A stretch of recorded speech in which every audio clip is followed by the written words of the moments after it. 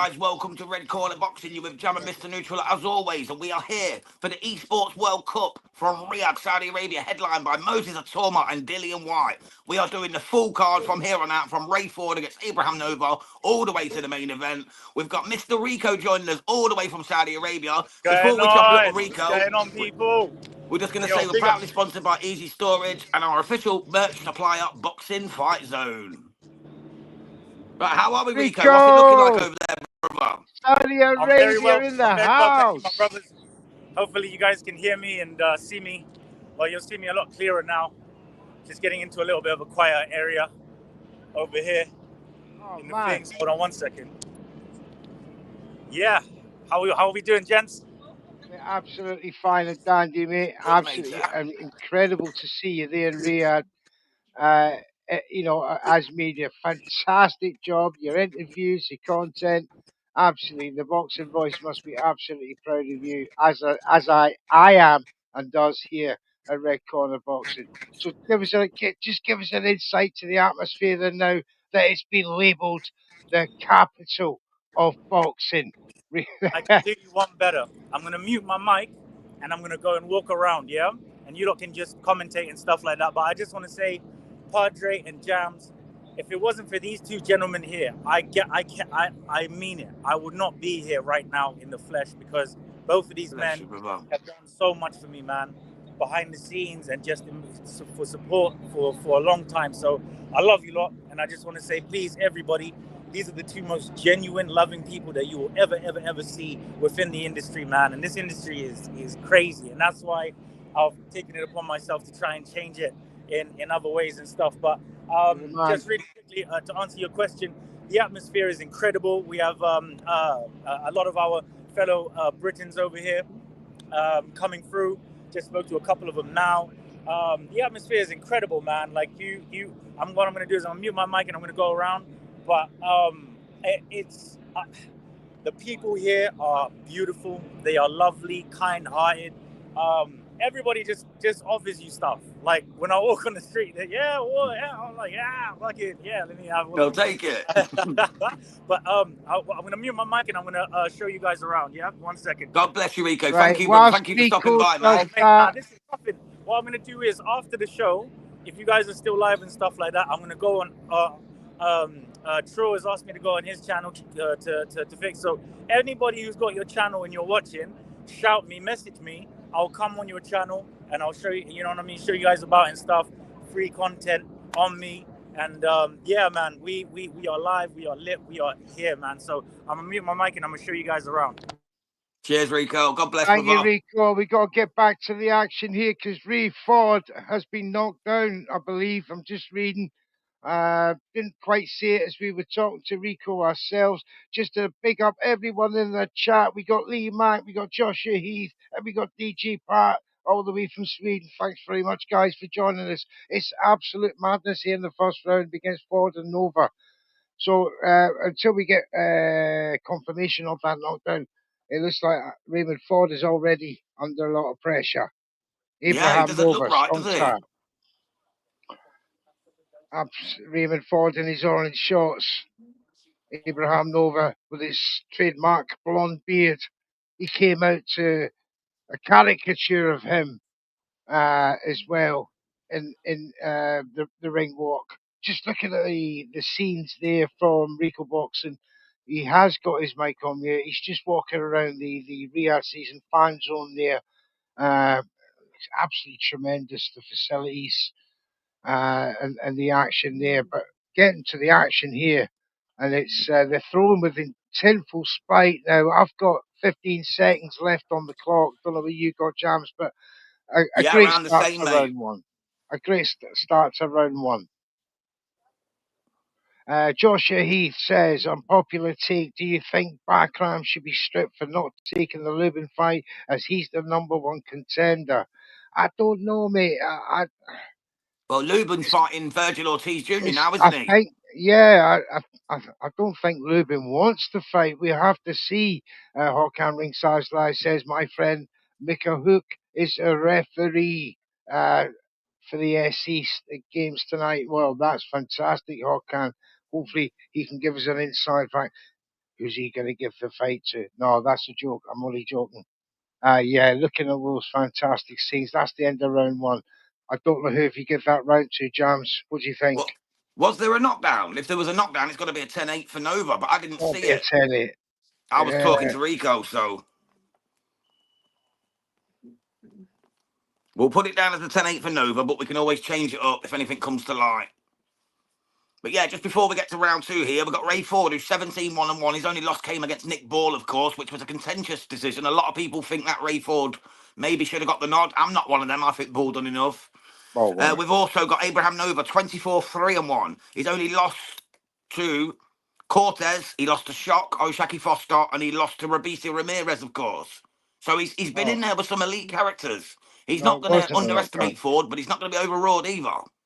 No, it was not a knockdown. Someone was having a laugh at me in the group chat. Is that what it was? Then it's a 10-9 for Ford. 10-9 for Ford. But yeah. Nova, he's looking big and strong in that ring. He's taller, rangier.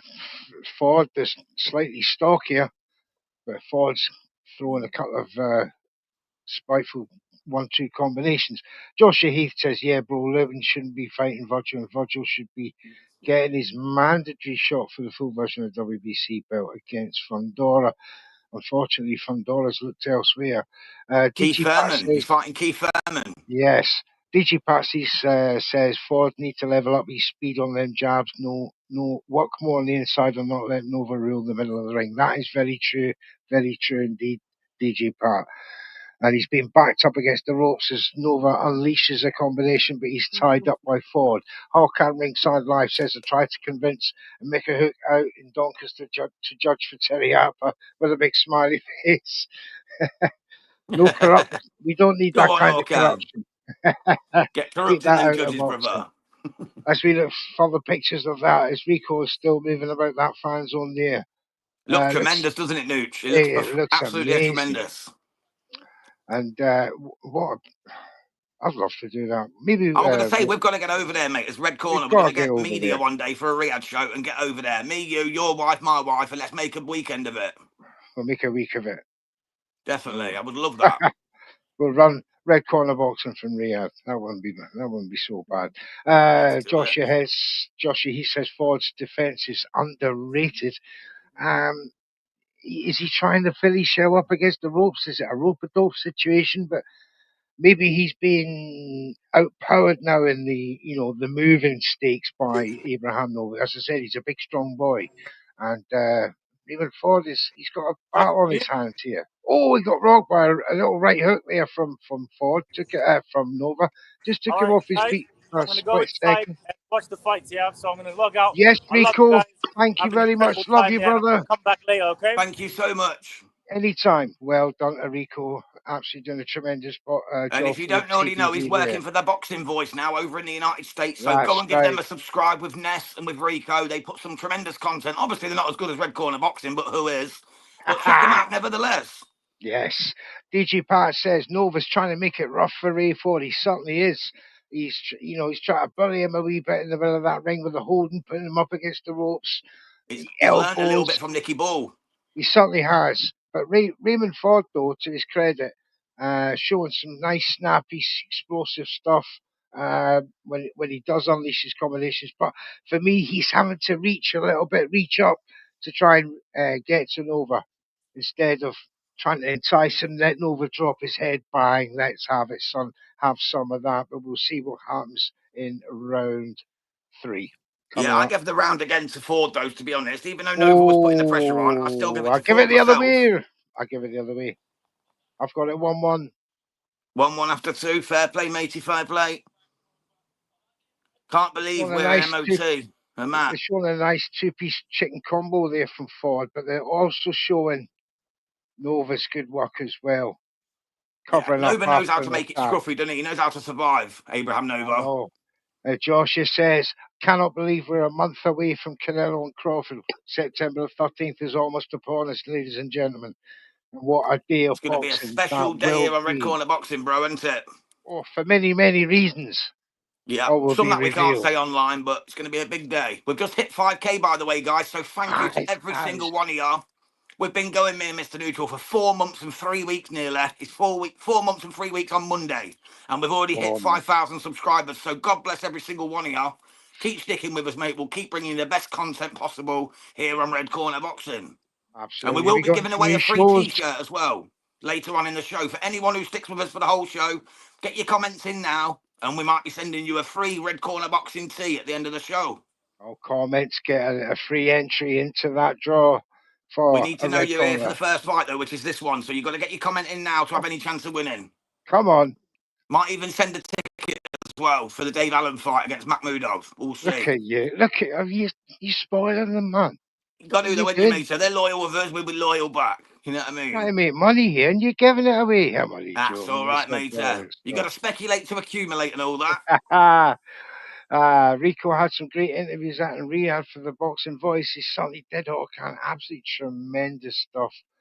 Joshua, he says, I can't wait for the Hugovic and Adelaide. There's questions to be asked about Hugovic for me.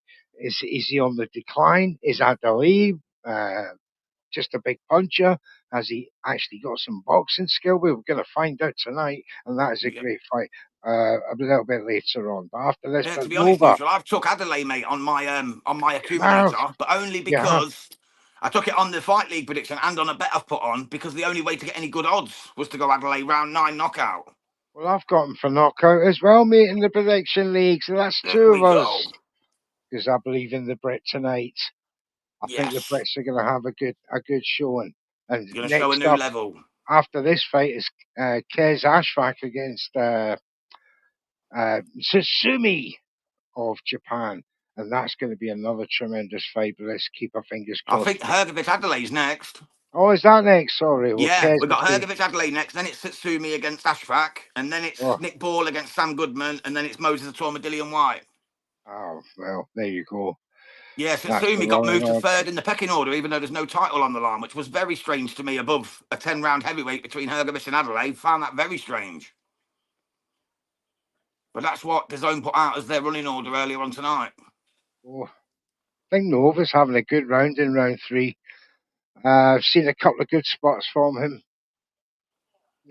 Raymond Ford is, he's more cat and mouse strategy now with Abraham Nova. So, yeah, there's still a very, very interesting fight to be had here. Joshua Heath says Hugovic caught Dubois with 15 right hands, but Adelaide has power that's like a mule kick. That's very, very true. Definitely. And it's until you get to such levels that you get that opportunity to land that big right hand, then you get you get to know a guy's level. But it's getting to them. He's got to keep winning. And David Adelaide's got a great chance to make a name for himself tonight with a win over a name like Filip Hugovic, who's been in there with other Brits. He's got Triple D was only lost, weren't it? Daniel Dubois was his only lost with Triple D. He doesn't want 2 in a row, and that could happen tonight. So we'll be keeping an eye on that. Obviously, we've got Hayito Tsutsumi, Kez Ashfaq, and of course Nick Ball, Sam Goodman. That's the only title fight on tonight, but what a title fight it's going to be. I personally have Nick Ball by knockout. Jams has what? What do you have? Nick Ball by TKO, bro. I had to go for Nicky Ball. Yes. And of course, it's Moses Itauma and Dillian Whyte in the main event. But back to this, round 4. Some titles on the line on that one as well. You got the WBO Intercontinental, the WBA International, and the vacant Commonwealth are on the line for the Dillian Whyte Moses Itauma fight. So it's a big platform to step up for Moses should he come through. There you go. Joshua Heath says Hugovic is a big test for Adelaide. There's no 2 ways about that. That's what I mean. You beat a name like Filip Hugovic, you go in places. DJ Pat, honestly, this card is scrappy, he says. Don't understand why it's even a PPV event. This should have been a free show because none of these have star attraction set for Itauma. And you've just answered your own question, my friend. You're paying 20 British pounds or whatever you're paying in your countries to see the next big star in Moses Itauma. Digipass says, Jams, here we go. What knockout for Nicky Ball. Ah, DJ Pat's know rubbing it. it in there, Jams. He's being competitive. The He claws is. are out. Young Sammy at SWS Boxing's took over my spot in 5th on the prediction league as well, so I've got to get that kickback on old young Sammy, I was going to say there. On Yes, young there's a SWS Boxing. I've point got to get my between shot you. back. There's only a point in it. This is how close it is here. What time does the start card? The card start even. The first 49, fight's on now, mate. 99. Ray Ford against Abraham Nova. That's on now, Lee. And then after this one, we've got Hergovic against Adelaide. Then we've got Hayuto Sutsumi against Kashashvak. Then we've got Nicky Bull versus Sam Goodman. And then Did we've I got hear Moses you? Did I hear Itauma. you right there, Nicky? But what? I don't know, it's just what I got used to calling him, Nicky the Wrecking Ball Bollock, you know what I mean? But I shouldn't say it on the channel. Hey Lee, thank you for tuning in, brother. We really appreciate you coming through, man.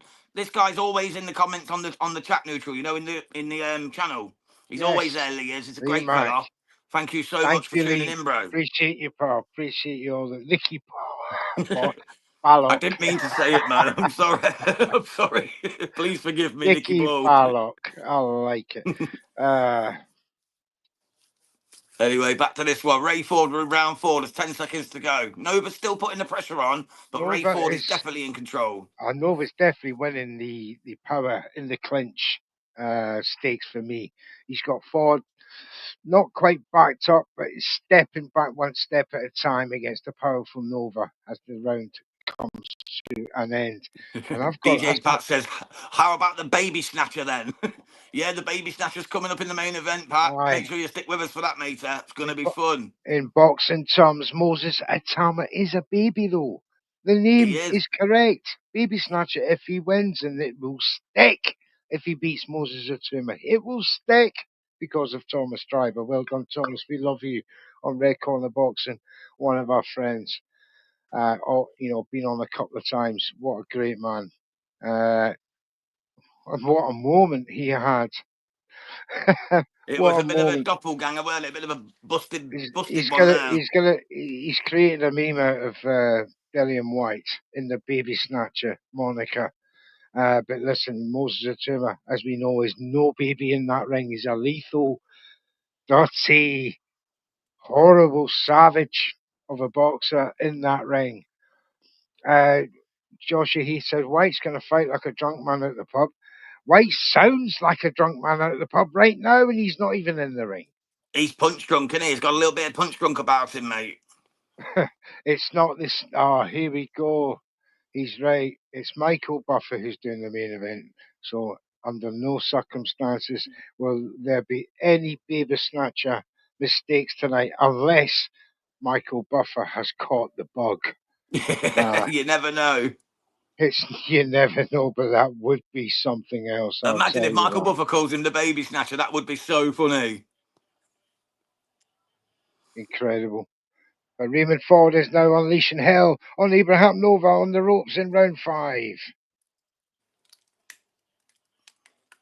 Is the tide about to turn here in round 5? I've got it 2-all, mate. I've got it 2-all after 4. You've got I've got it 3-1 to Nova. Wait, I'll take 2-2 as well. It's so close. But Raymond Ford's having a better round in round 5.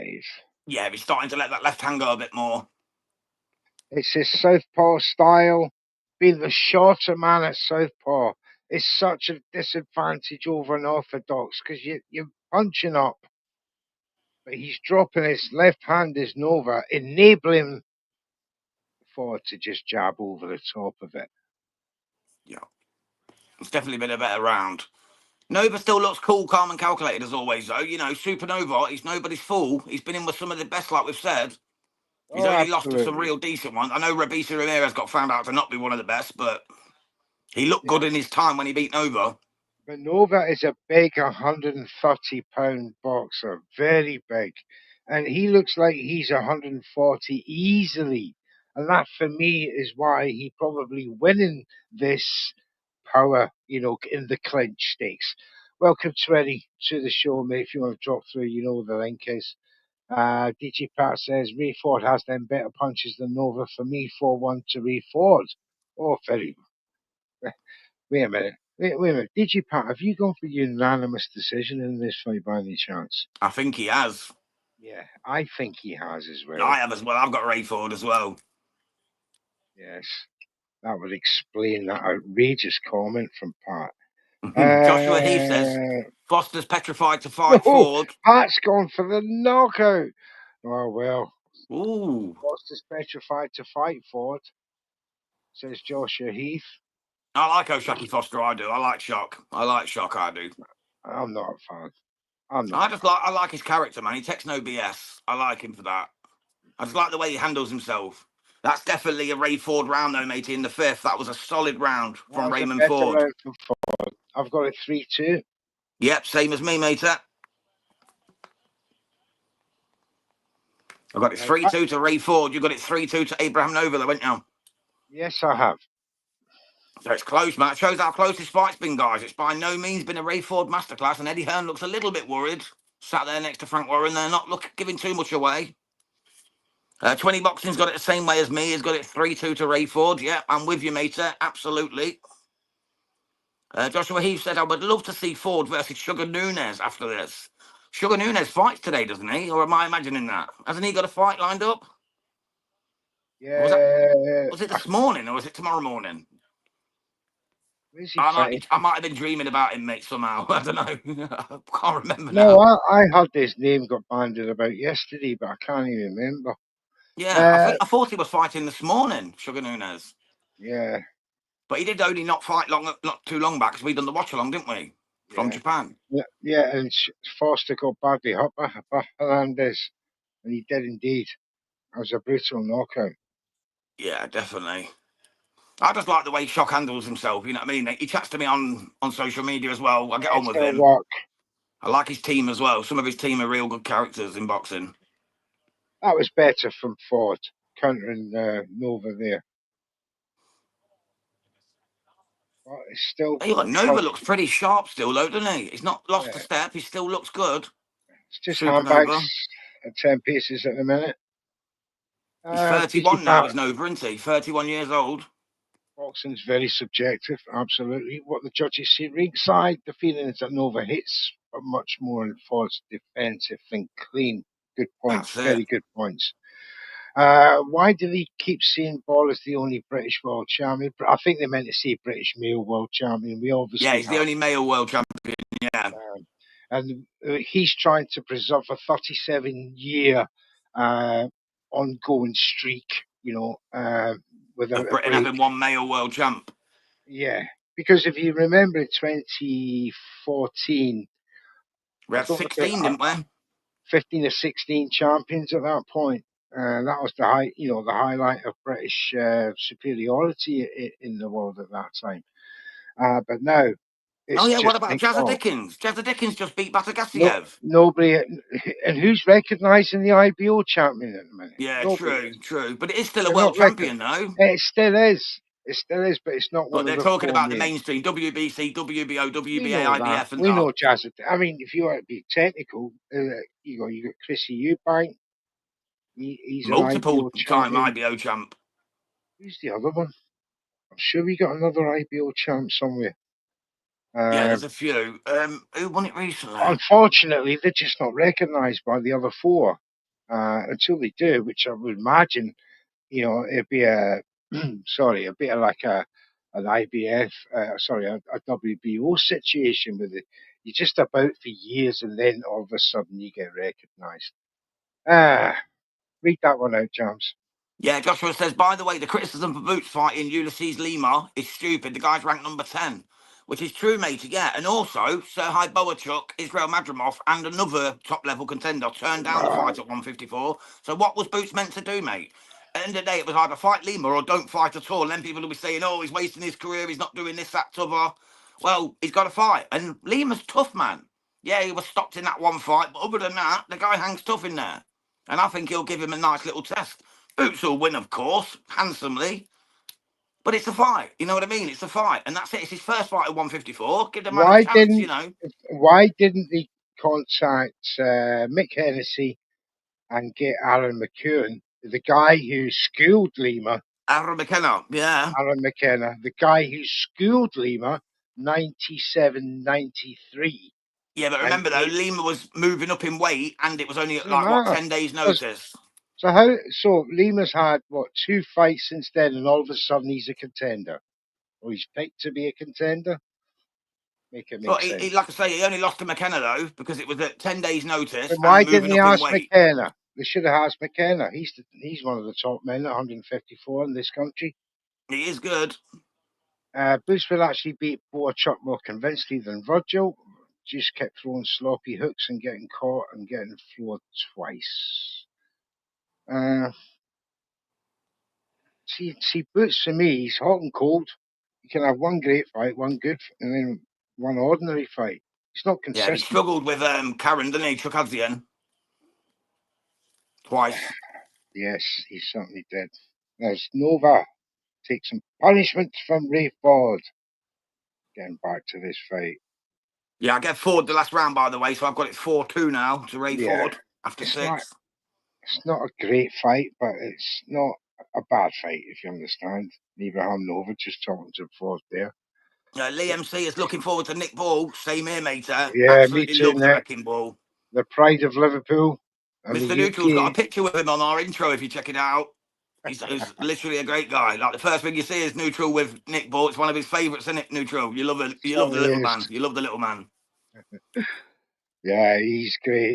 He is outstandingly. He's for his size, the way he dominates bigger men in that ring is just phenomenal. It's a joy to watch. I've watched him a number of times ringside, and the power when he hits, mate, the sweat just flies out the ring. I remember the Ronnie Rios stoppage, Yeah, battered that was battered him out fantastic. of the ring. Yeah, the Ray Uh, Vargas draw was a little bit tough, weren't it? It's a little bit tough, man. I think he should have well, got the win I there mean, myself. 5'2", and he's up against a guy 6'1", 6'6", or 6'6" giant. Yeah, or wherever he was. I he's mean, a lanky mudder. for me, he won that. DJ Pactor said Nova's looking a little gas now. Yeah, I'd agree, mate. He's slowed down tremendously. He really has. Yes, Ball was robbed against Vargas, says Joshua Heath. I agree, mate. And Lee says he beat Vargas. Yeah, completely agree with you, Lee, mate. I think so too, man. You were there for that one as well, Neutral, weren't you, for Boxing Media Hub? no, not for that one. Oh, was that That's the TJ Doheny? TJ Dehaney. That was that fight. He beat the shit out of him as well. He did, he Um, did. Sam Goodman's yeah, also beat him, though, hasn't he, TJ Doheny? Sam yeah, Goodman but beat him a couple of years back as well. I don't think Sam Goodman's going to be out. I mean, if you call the TJ Dehaney's definitely his best win. No two ways about that, because Yeah, absolutely. he hadn't fought anyone inside the top 43 other than that. His best win other than that was probably Cesar Espinosa. He was 21-1 at the time, I think, something like that. Yeah, he was ranked 43 though. So Yeah, and then he beat that I can't remember his name, Langfuan or Lampuan, whatever it's called. He beat him as well, who Lamtoon, was 20-1. yeah, Langfoon, that's it, that's the one. Lamtoon, yeah, and he was 70. He's ranked 79 in the world. Yeah, it's a So massive step up for Sam Goodman. That's what it's a people are not massive realising. step It's a up. They're huge not. step up. Thank you. I was going to say that they're not realising the levels that Sam Goodman's actually stepping up here. Speak Never of the mind. devil, look who's on the telly, mate. Look who's on the There he telly. We've is. got Nicky Ball. There's the man, the last remaining male British full world champion by the 4 major sanctioning bodies. He's got to do it for the UK tonight. He's got to keep the streak. 37 years. We don't want to make it a hurtful year. We've lost all the straps, but Nicky Ball hangs on to the last one. Come on, Nick. And I like Sam Goodman as well, so I'm not wishing any ill fate on the lad. I like Sam He's Goodman, a but good Nick Ball beatboxer. should be good. Too But good. this is like putting George Cambosis in at 140 against. He's a wrecking Tiafimo. machine. Tiafimo. It's not going to look good for him. But he could prove me wrong. And You be never know, the only mate. man. Stranger things have happened in boxing. He could be the only man to put down Nick Ball and keep him down. We'll see. But his record doesn't suggest it. If we look at his record, he's got eight stoppages from 20. Yeah, just to let you know, Josh, on that as well, 40%. Madrimov only turned it down because he's injured, though, mate. Madrimov's actually Yeah. carrying an injury. That's why he turned it down. That's the only reason. But Boots is Boachuk, I've got no idea why he Boots turned it is down. no bogey, man. Let's get Boots and Virgil Ortiz. That's the fight at 154. And the only person that can make that is Eddie Hunt. But what you got to understand, they signed Boots on a 4-fight deal. If you think they're going to throw Boots into fight after championship fight after championship fight, it's not going to happen because the WE situation doesn't allow it. He's not ranked with the other sanctioning bodies until he petitions them.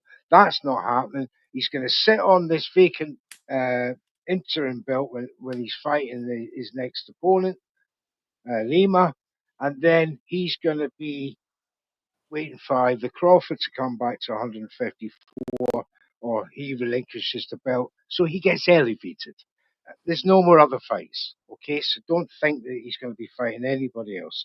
You don't think he'll fight the winner of No, Ortiz no, next year? He's this Lima fight guarantees him the belt because Crawford, from what I've heard, is not going back to 154. No, he's relinquished both the belts. No, he's not. He's champion in recess. So I thought he'd relinquished them now.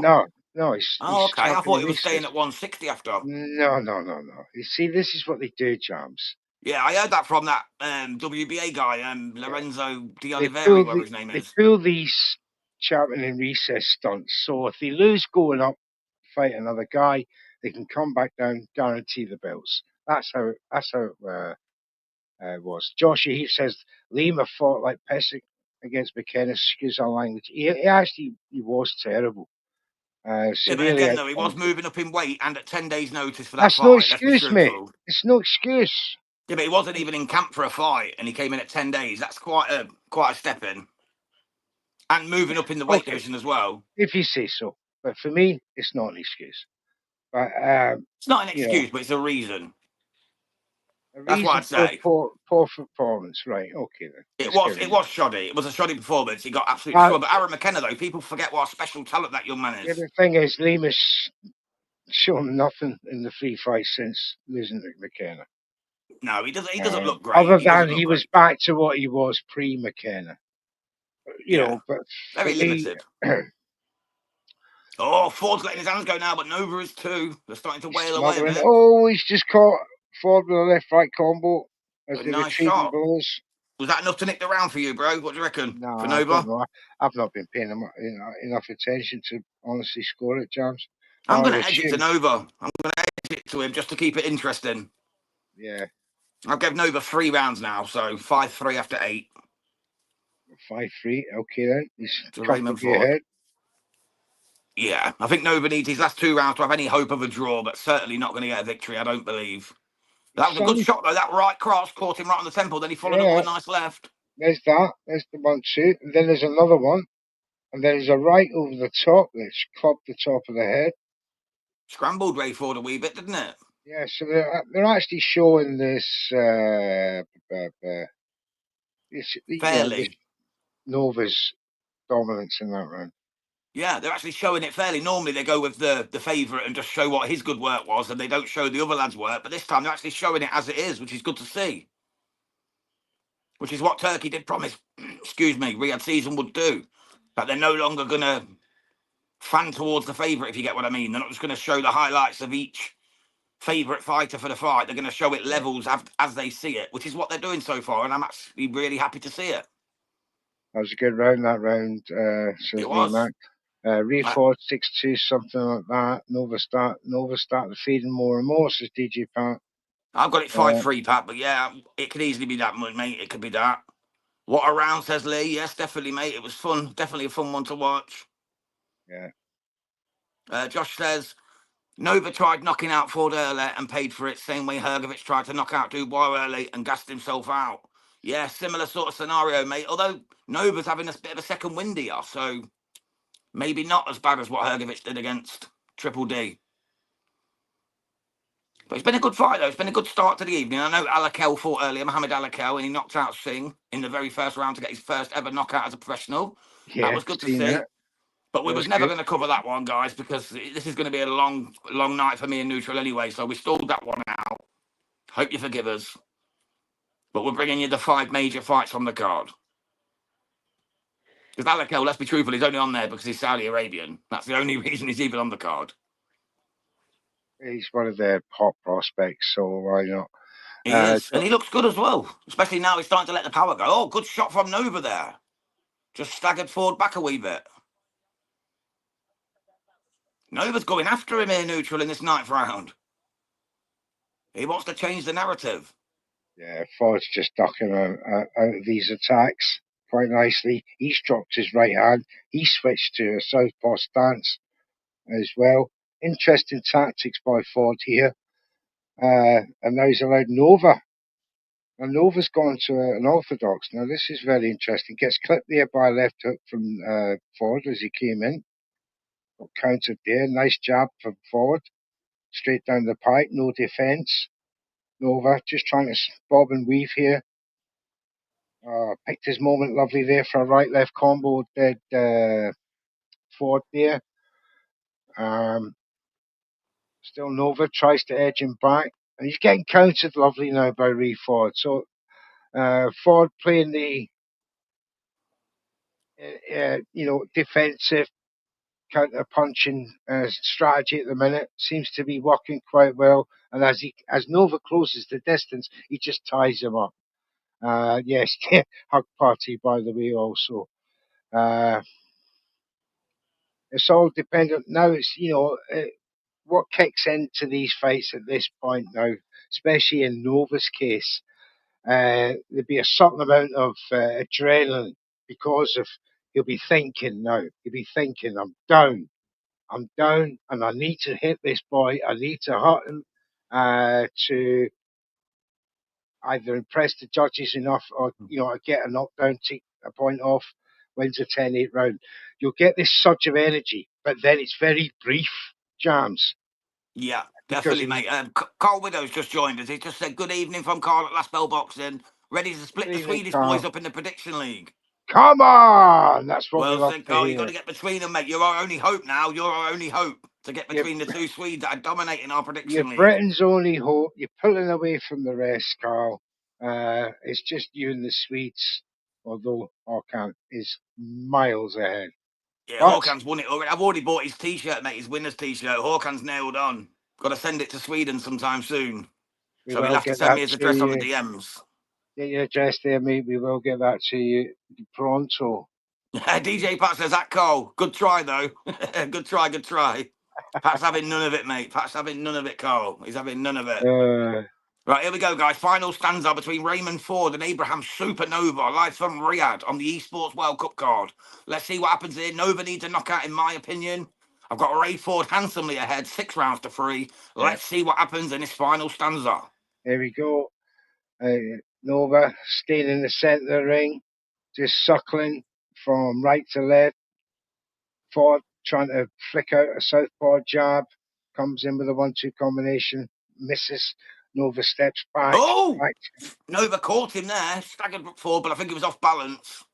Yeah, he was off balance as he was tumbling forward. Nothing, just a trip of the feet only. So has to be careful this final round. I think Still Joe Parker's stepping just rocked back. up in the arena. Big No, Joe. no attacks from Nova yet as he's cocking the trigger. One right hand, and now is the 6-piece combination with chips. He's looking for that knockout now with Supernova. He didn't hit home. This is what I'm saying about this adrenaline rush. How long will it last? With a minute 38 to go, and it's Nova pulling that trigger. Can he land it? Ford's trying to palm him off with his body. Nova is actually got him against the ropes now. Ford ties him up. Yeah, he's too slick for all that, any Ray Showing Ford. He's his too slick. showing his experience. But Nova's actually telegraphing that right cocked hand. Ford knows it's coming. Gets out the way of that one. Tries to sneak in a couple of jabs before Nova could get it off. A minute and 5 seconds to go. Over with a right uppercut. Ford closed his gloves, hit them. Tell you what, Overhand I got right. this massively wrong. I thought Ford were going to win this at a canter, but Nova's made it very, very interesting. Although I've got Made Ford a still fight. winning the UD. Oh, Nova with the right It's been hits a good home, fight. but it didn't make an effect. What's that? Eddie said, Lee Max says, does it still feel weird, guys, seeing Eddie Hunt and Frank Warren sat by each other? We're the best of buddies now. They're making They're good money with pals each now, other. mate. Turkey made them shake Ah, hands and hold hands. They're all in love now. They're buddy how, buddies. how funny Best life buddies. changes. Football friends. Football friends. And now it's gone. The adrenaline's gone from Abraham Nova. Yeah, he shot his last bolt. He shot his bolt. Tired punches as now Raymond Ford turns the table and is now hunting down And that's the end of the Nova. round, mate. The last round, I'm going to give it to Nova. That's the end of the fight. I've got it a bit closer now. I've got it 96-94 for Ray Ford. There you go. Jams has scored it. 20 Boxing's got it 20. 7-3 to Ford. There you Thank you, go. 20. We're expecting a 97, 93, 96, 94 from the judges at least. Get your scores in there. Could be one of the others from the judges. Lee says, does it still feel weird, guys, seeing Eddie Hearn and Frank Warren sat by each other? It does, mate. It still does. Like, they hated each other, didn't they? But now they're all bosom buddies. Yeah, that's Nova due shows to what he wants, and it's useless against Ford. He tried, mate. I'll give him credit for this performance. Joshua Heath just says, quickly, thoughts on Turkey wanting to make Benavidez versus Beterbiev in 2026. I think that's a good fight, man. well, Although, in the absence of Bevel, why not?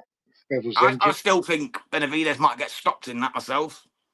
But we'll have to Oh, see. We've seen David Morrell hurt him, mate. So imagine what Beterbiev can do to him. It could absolutely spark the guy. But we'll see.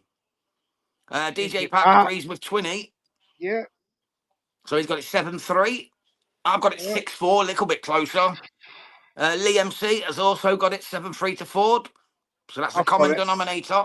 I've got it a draw. Have you? A draw. Wow.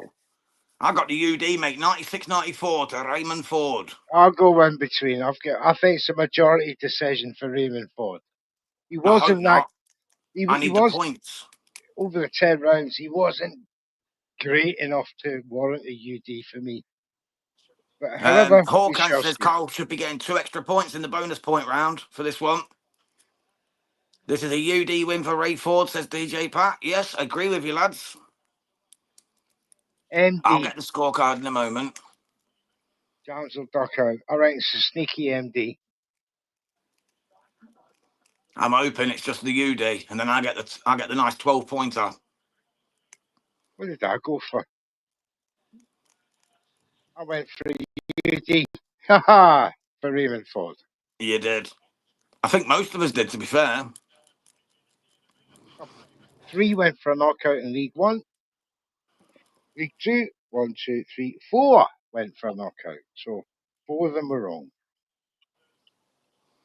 Josh says quickly, me personally, if it happens, Beterbiev will knock Benavidez out. Beterbiev is good at closing the distance with his feet and won't give Benavidez any space to reset. I'm with you on that, Josh, mate, as usual, to be fair. Sugar Nunez next for Ray Ford, says Carl Widow. Yeah, need to see it, mate. We need to see it. Right, I'm going to duck out a step, bro. On you go. Well, a good fight there between Raymond Ford and Abraham Nova at £130 to start off this main event card here with Red Corner Boxing's Watch Along. We'll be here all night for all the remaining 4 fights. Hope you join us for that. Right, Remember, Ray get your Ford's won by names. UD, mate. 96, Oh, 94, 97, there's one. 92, 93 times 2. There you go. We called it here. We did.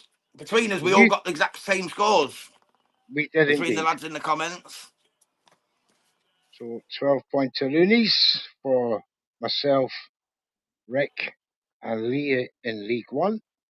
And me in League One, which is always nice. League 2, that was for us rather. And let's see, Raymond Ford, 12 points for Carl, 12 points for James, 12 points for Brett, and 12 points for SWS, along with Darren and Ra.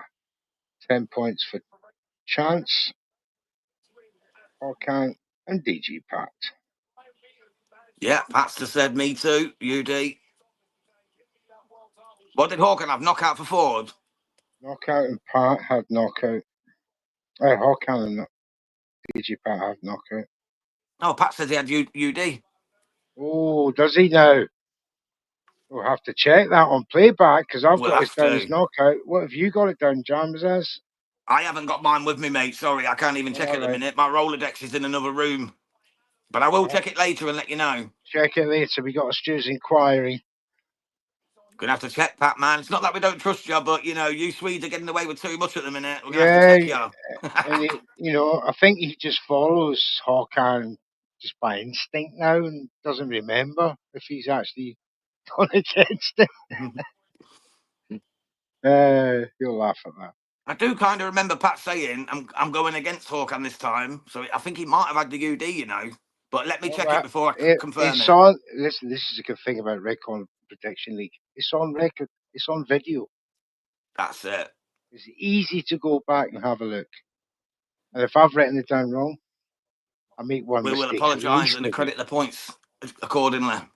Pat says, on my sheet, I've got UD. I think you might have done, Pat, to be fair. We'll check it out, mate. Don't worry. You'll get the right result, I promise you. You know, we're Right, only human. We do make I'm mistakes. gonna check it right now. 1 minute. Okay, brother. No worries. Well, next up then, we've got Philippe Hergovich, El Animal versus David Adelaide. This proves to be a good fight up at heavyweight. I've took Adelaide by 9th round KO, but only because the odds were so bad on my boxing accumulator, I had to put something a little bit tricky in there. Hergovich should have too much for Adelaide, in truth, if we're going on current and previous boxing form. The only man to stop Hergovich was Daniel Dynamite Dubois, of course. Adelaide has lost himself to Fabio Wardley by KO in the round 7. So both men know how to be starched. Both men carry concussive power. Hergovich has seemed to have lost a step lately, though, in my opinion. But we will see. DJ Pat says, if I am not, I'm totally out of here. I'm off here. I think you're right, Pat. I think you are right. I think you did have the UD, brother. Just stick with it. Neutral's just going to go and check for you, pal.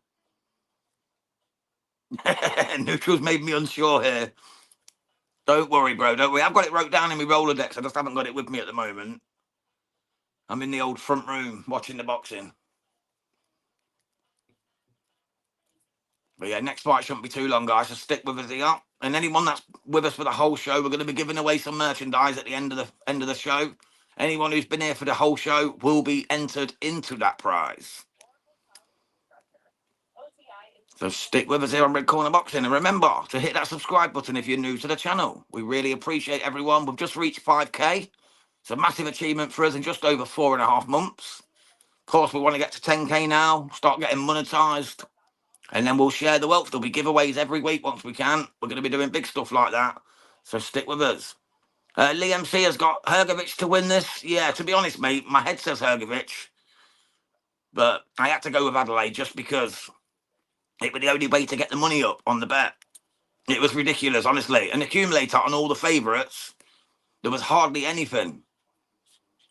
Oh, bless you, Lee. Really appreciate that, man. Honestly, it's people like you that make us want to do it, mate. So God bless you for that. Really do appreciate you coming through. We put in a lot of work, mate. We put in a lot of work to grow the channel. So we really do appreciate people like you that have been there since day dot, helping us out. God bless you all. We're just waiting on Neutral to return with the DJ Pat saga. Let's see whether he took UD or a knockout on the Ray Ford fight. Serious points are underway.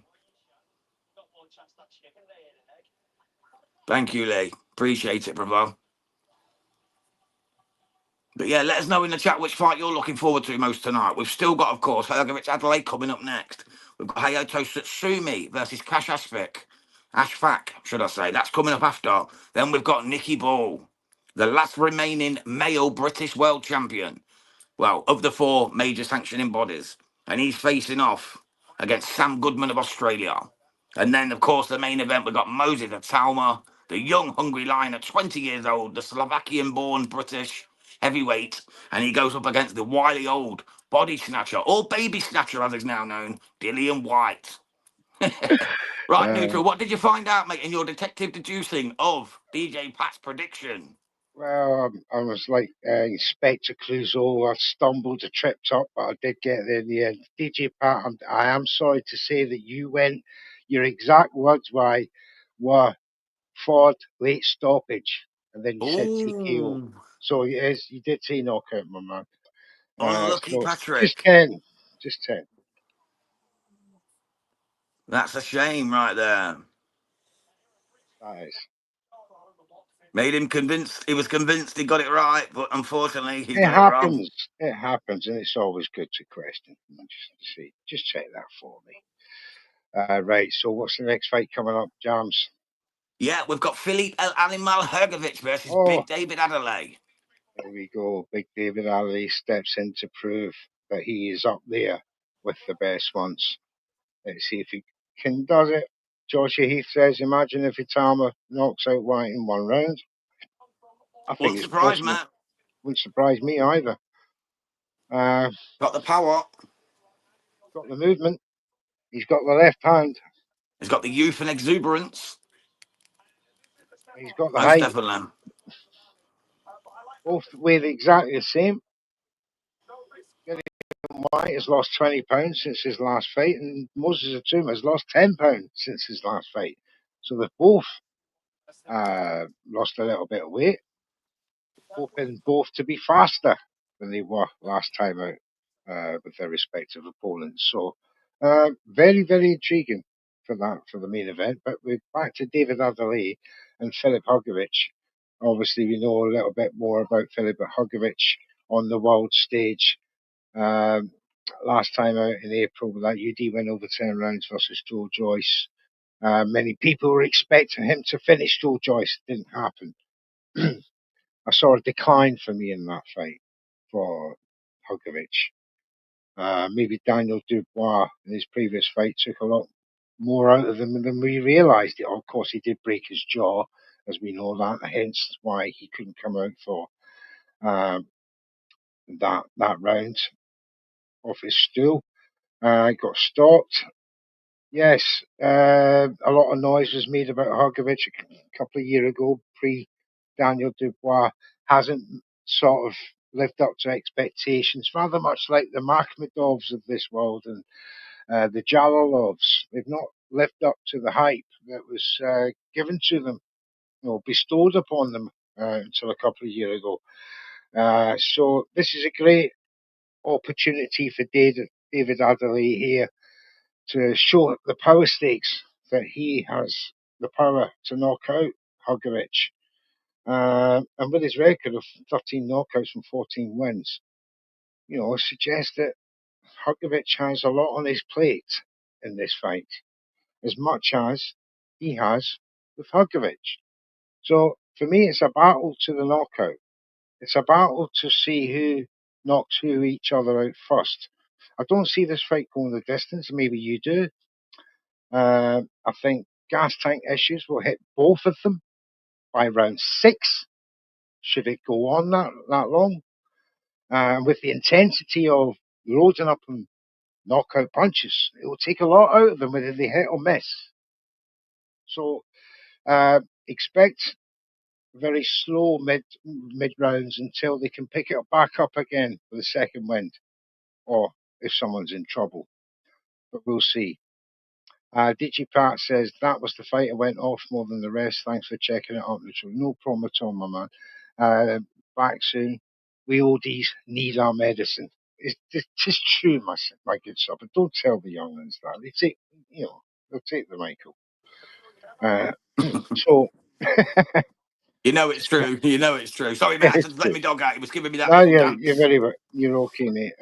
We kept the fans going as a tumor is walking through the arrival gate at Riyadh. He's Biggest in the stage of his building. career.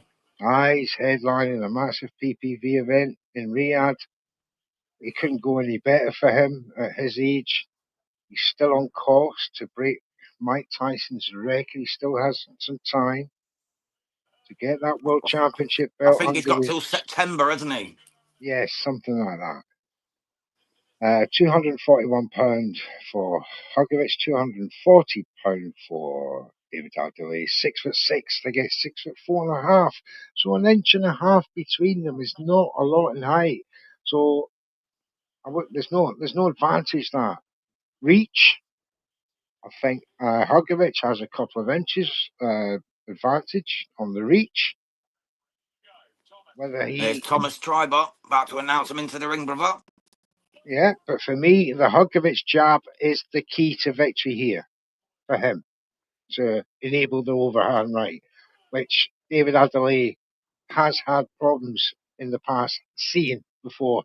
But the great Thomas Tribot is in the ring. He's now announcing the first fighter to come out, which will be David Adelaide. Big D. Great name for a man, that, isn't it? Big D. Yeah, he's But the enjoying ladies himself love out that. there. Absolutely enjoying himself out there in Riyadh. Look Let's at hope him. he didn't make the mistake of turning down the Dave Allen fight and not rematching Jamie TKV to step up and take on Hrgovic in this fight. Win or lose, I don't think he could do much wrong here because He's probably got triple the bag, probably more than that for this fight. exposure-wise, this is invaluable exposure at this level. And it's also for the WBO Intercontinental title as well, which is a good stepping stone towards a world title shot. Any one of those belts, any international belts, intercontinental belts, golden belts, whatever you want to call them, they're the stepping stones to the big ones. And That's that's why it. they're there. That's why they're there.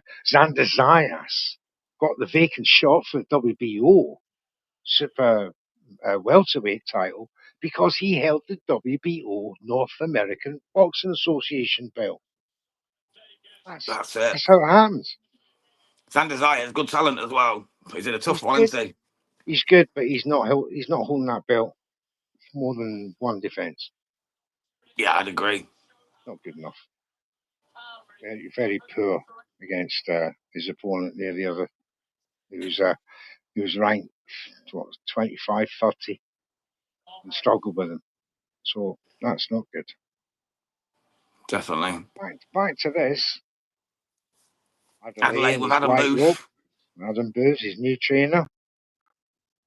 And both Could of be them a have good got new move. trainers here, actually. Sorry, Itauma's got a new trainer as well. It's Dillian. Yep, they all have, mate. Here comes El Animal, Filip Hrgovic, the champion, the WBO International champion. El Animal from Croatia. Let's see what he brings to the table in this fight. I'm looking That's forward to this. typical. Adelaide's only 28. I know he's been around a while, but Adelaide's still quite young. What's Hrgovic now? Absolutely. 33, 34? It's got to be. Hrgovic is 33, Croatian. 33. But again, he's got miles on the clock in fights. Yeah. He's not He looked went. as good since that Daniel Dubois lost either, has he, in truth? Oh, Let's be honest. He's not he, looked the same. he's not looked the same since Zhang for me. Yeah, took a lot out of him. I thought, he got cooked against Zhang a wee bit. And then he had these other, big fights, big knockouts, hard fights. I think he's had a lot of time on the clock and is declining.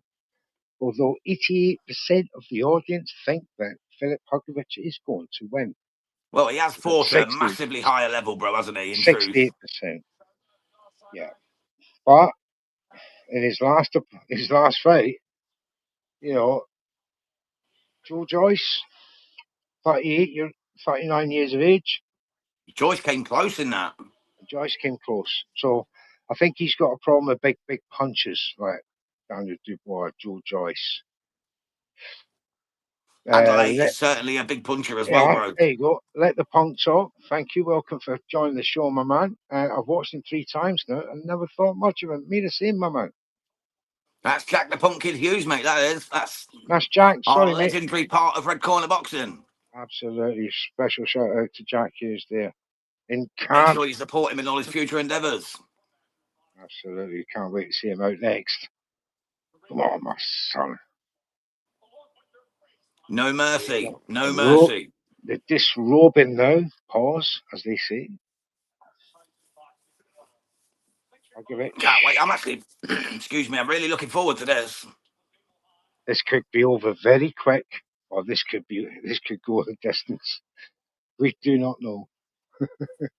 It could be a 1 rounder, could be a 10 rounder, but either way, it's going to be fun to watch.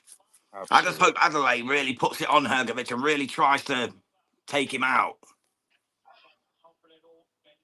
A nice cold bottle of Boxweiler. Big up yourself, mate. One of my favourite people from the chat. He's always on the channel chatting with me. Great lad.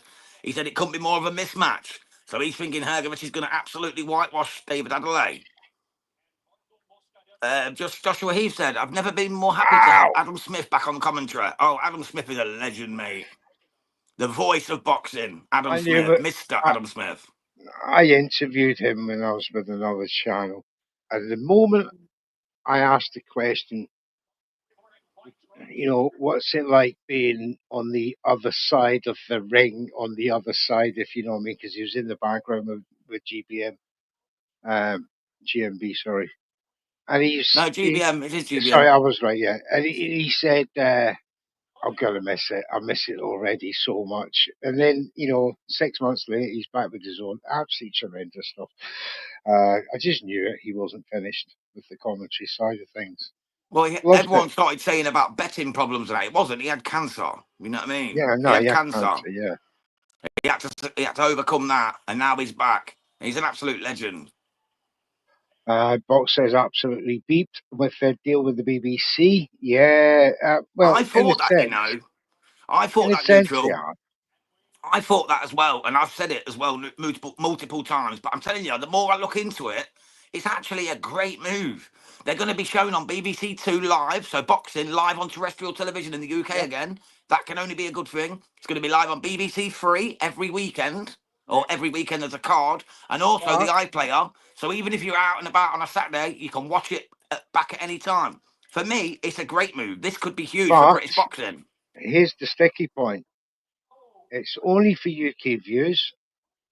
People outside the UK cannot access the fights, and they cannot access playbacks because BBC don't allow their stuff to go on YouTube. So Yeah, that's the thing. Yeah, that's the how only does downfall. how does the outside world get to see British fights? They don't. That's what worries me about Ben Whittaker, They have Caroline to pay. Dubois.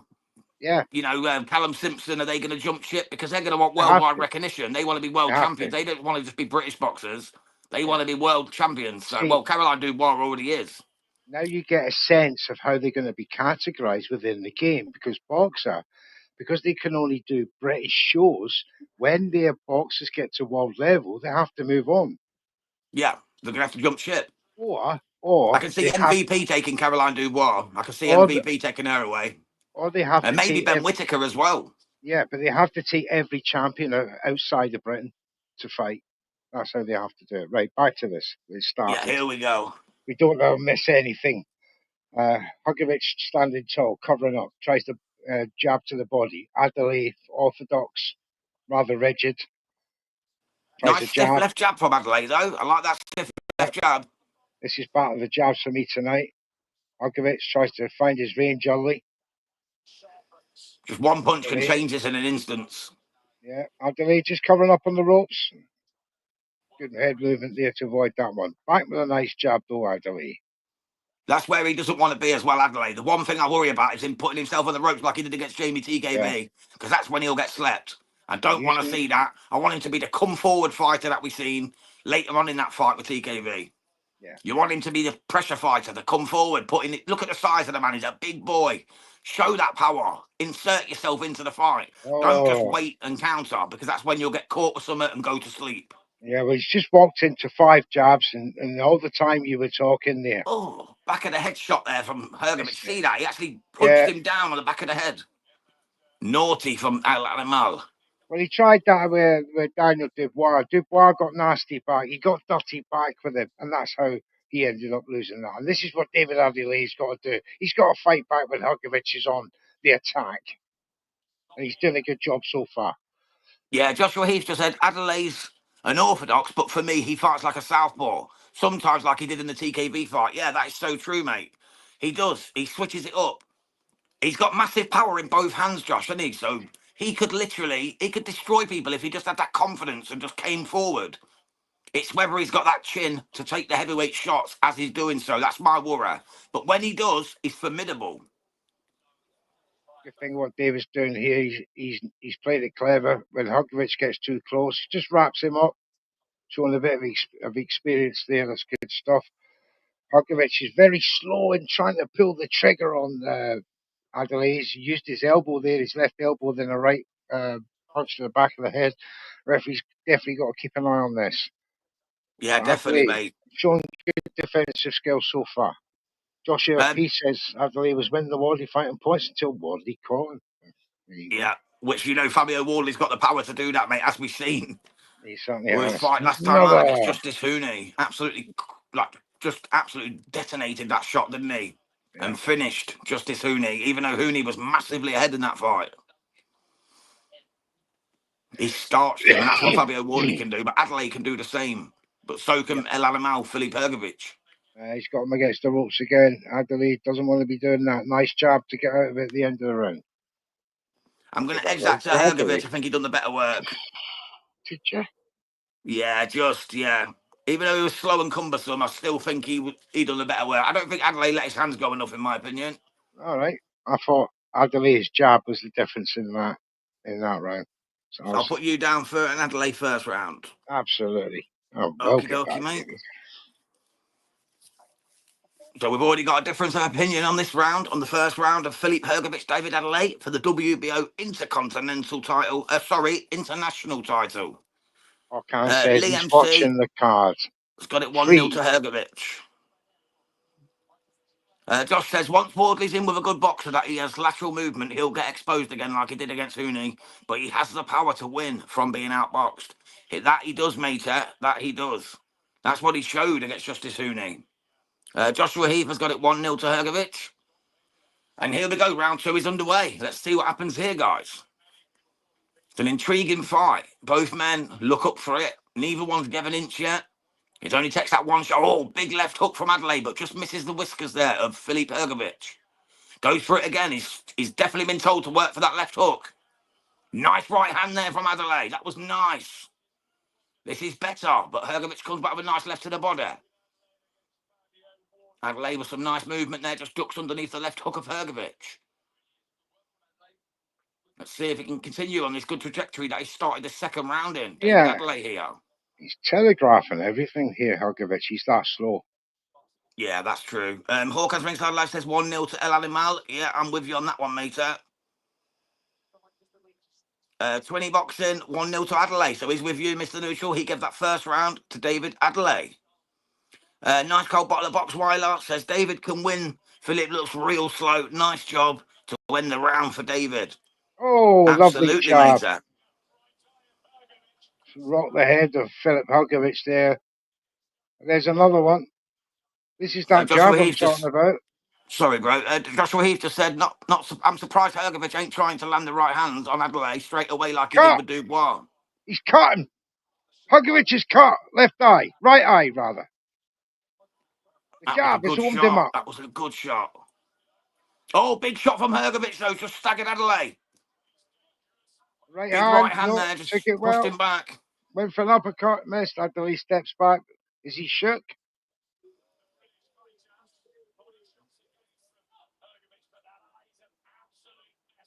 Yeah, he's cut bad now. That's a mess. It's an absolute mess, that eye is. It was a lovely jab. Oh, look at the claret. It's going right into the eyeball as well. That could be a real problem for Hrgovic going forward. This could push him into going for the knockout, though, which could be David. Absolutely worrying for David. He caught him there. He stuck out the tongue, which normally means it's hurt. I think Hrgovic is looking for him now. This could be the end for Adelaide. This is looking good so far. I think this fight could go 12 rounds is just nonsense at this stage right now. 10 this one, mate. It's only a 10 because it's not a full title. Oh my goodness. The only 12 rounder tonight is Nicky Ball. Absolutely teeing off from one another. Adelaide, though, he's looking good. Don't think Hrgovic is. There's another right hand from Hrgovic. They're just bouncing off Adelaide right now, showing no signs of being hot. But having said that, He still wants to keep that pressure on, like good pressure he put on in this round. Oh, lovely check left hook from That's Adelaide. an Adelaide round for me, that one. See? I got it 2-0. That cut is bad, bro. That cut is bad. Oh, it's pushing out of his right eyelid on the top there. It's cut seriously. Now, No, Josh, mate, it's a 10-rounder. It was always a 10-rounder from the start. Ring Magazine made a mistake when announcing it as a 12-rounder. It's always been 10 rounds at the very start, mate, since it was negotiated. 100 XP, I think that's X points on your chat. Here you get. Yeah, you can become our #1 chatter, basically. Yes. So every time you comment, you become like further up in the rankings, and we have #1 fan. Like at the minute, Joshua Heath is our #1 fan, and for the lives, it's Hawk and Ringside Live. Nice cool bottle of box wire that says, "Come on, David, now let's get the jabs winning this drill." That cut off. Yeah. I said the key to victories here is a jab. And I thought it was going to be Hrgović who's going to be winning by jab, as the referee now stops the fight to have the cut looked at. The doctor's having a look. It'll be a no contest if he stops it. Oh, it's going on, thank God. 20 Boxing says 2-0 to David Adelaide. Fair play, 20 mates there. I'm the same. If he goes back to count back, if he gets to round 4, I'm pretty sure this is going to look good for Adelaide if he can continue the way he's done for the first 2 rounds for me. That jab is the weapon of choice. Now he can see he's got a bit of a problem here, Adelaide. Does he want to open up that eye further within the next 2 rounds and get it stopped, the fight, and it's no contest, or does he want to concentrate on the other side of his face to avoid opening up that cut so he gets to round 4 and gets to a count back? Now, what would you do? Put your comments in the chat. If you were David Adelaide right now, does he open the cut up or does he go and avoid it to win the fight on count back? Well, neutral. Was it caused by a punch or a head clash? Yes. If it was caused by a punch, then obviously it'll be a TKO win. If it was caused by a head clash, it'll go to no contest. That's true. I've no doubt that his own team are going right back now, but I'm pretty sure I've not seen a head clash in this fight yet. So the referee didn't call it as a head clash either, so that's good. That's better. Hrgović now coming back with some nice, powerful jabs. He's been the dominant force in this round with 1:40 to go.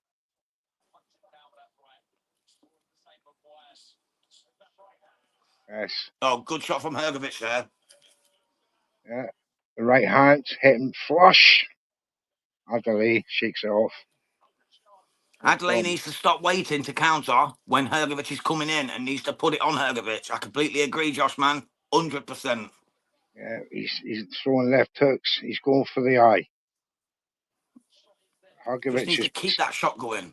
Keep him busy with that jab to try and keep Adelaide away from it, but he gets caught again. Hrgović gets caught again as he comes in with a left. Adelaide is having fun out here. He's looking good, man. He's looking good. 20 Boxing said it was called. Oh, just turn the chat off. It was caused by a jab. Yeah, I thought so. This is tremendous.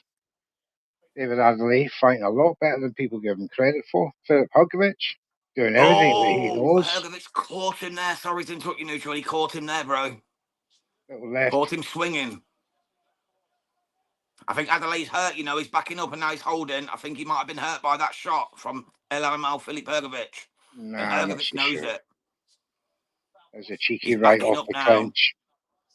I think he's quite comfortable. Massive left hand from David Adelaide, and Hrgović is rocked. He's ready to go. He's just wrapping him up. What a left hand that was from David Adelaide. Caught him flush on the button. The referee jumped in there too early for me, because I tell you, Adelaide could have got rid of him there. I thought he took it well for me, James. That was a cracking shot. V-Max says, just keep jabbing that right eye. Now he should be. From this point onwards, it's round 4 coming up. From round 4 onwards, nothing but left-hand jabs to the eye. Because that'll open up, it'll get stopped, TKO. Thank you very much, job done.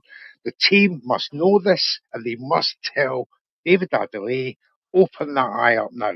Open it up. Because we'll get this fight over and done with. Let's use our heads, use some strategy, get it done. This is a massive win if he pulls it off. Oh, that left hook off the ropes was beautiful from Adelaide, and Hrgovic looks stunned. Look at him, he's giving it an old stanky leg as well. Check hook. He took it well, I have to say. Lee MC has got it the same as me, mate. He's got it 2-1 Adelaide. That's exactly where I'm at, brother. 3-0. Joshua Heath says, wait, so did Adelaide have to vacate the British title for not taking the TKV fight? Yes, he did, mate. TKV He is did. actually British champion.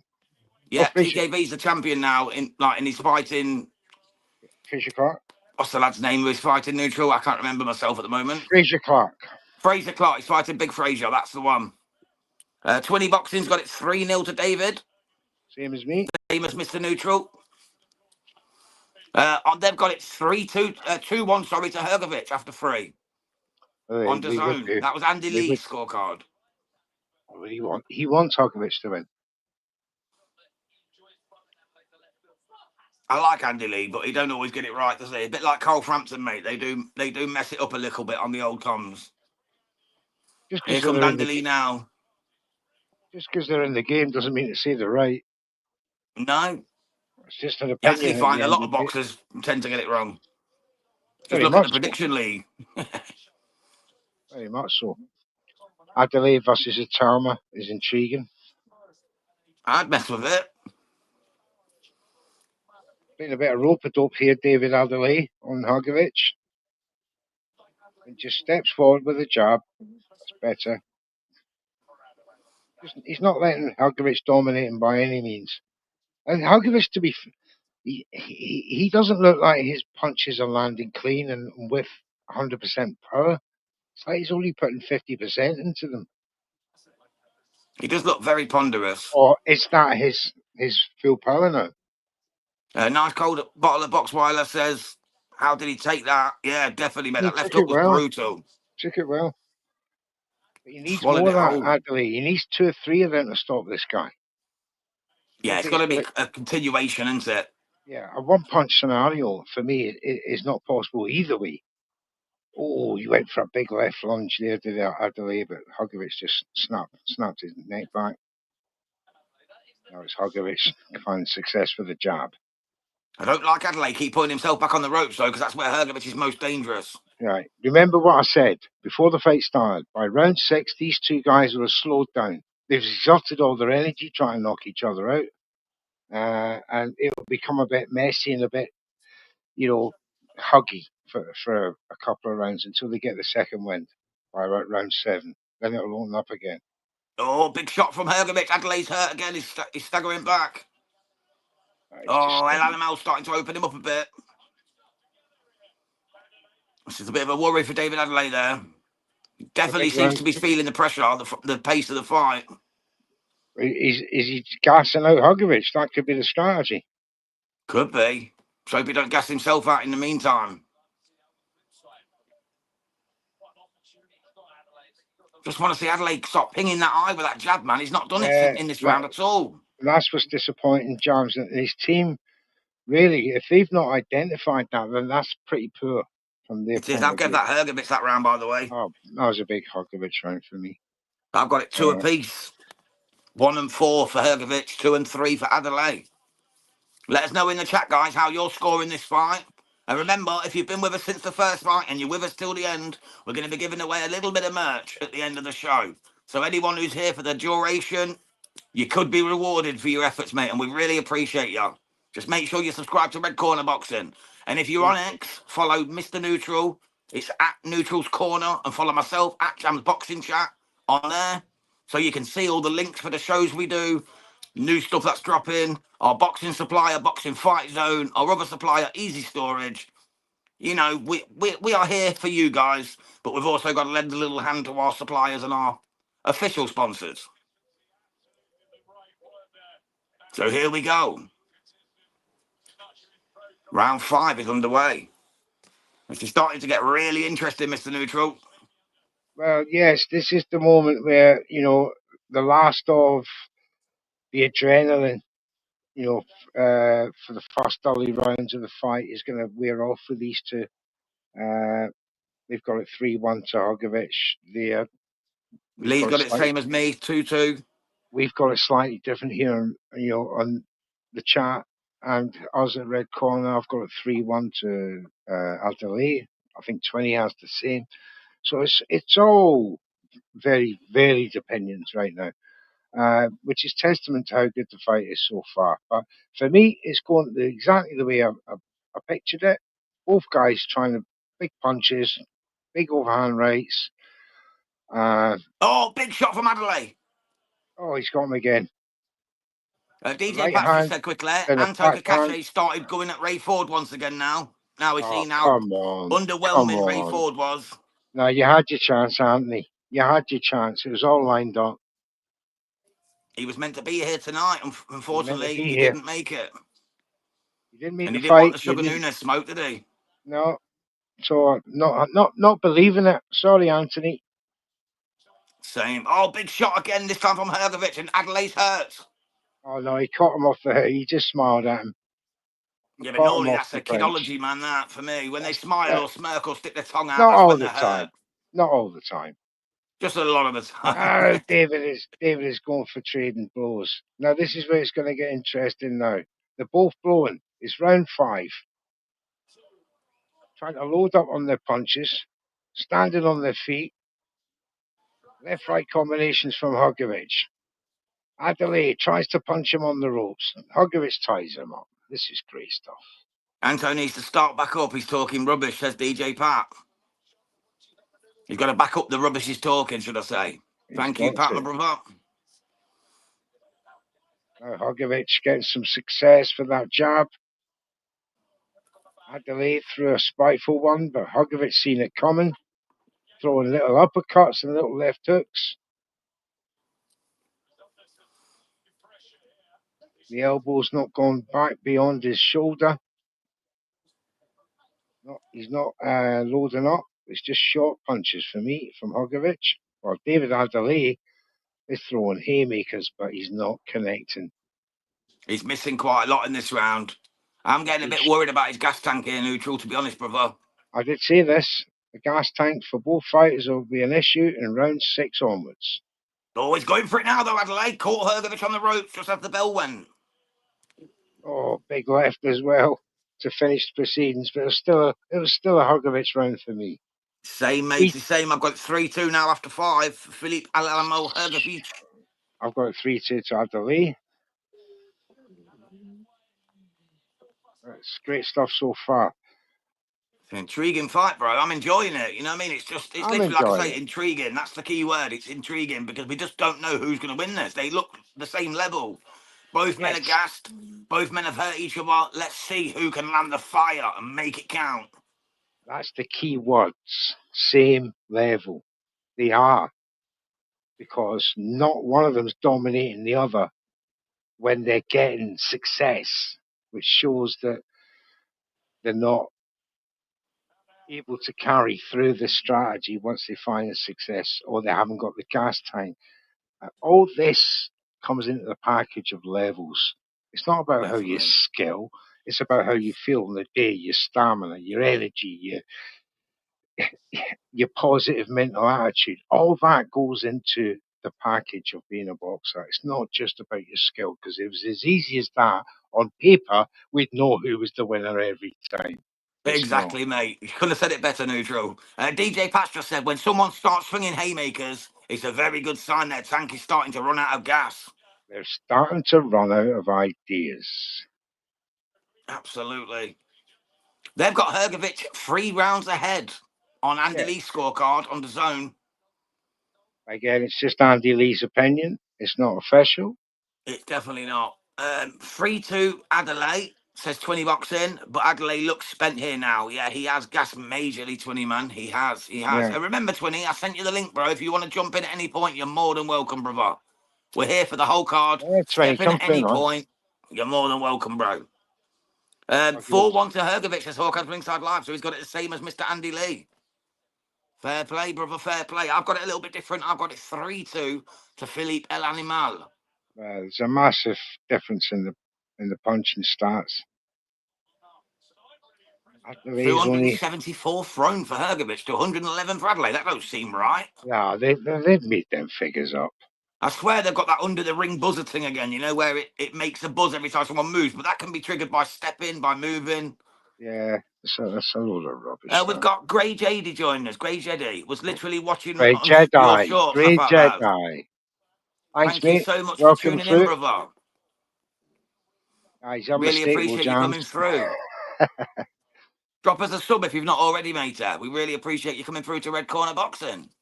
We're here for the whole card, mate. So after this one, we've got Sutsumi against Cash Asprak, and then we're doing Nicky Ball against Sam Goodman, and then, of course, the main event between Moses Itauma and Dillian, the baby snatcher, body snatcher White.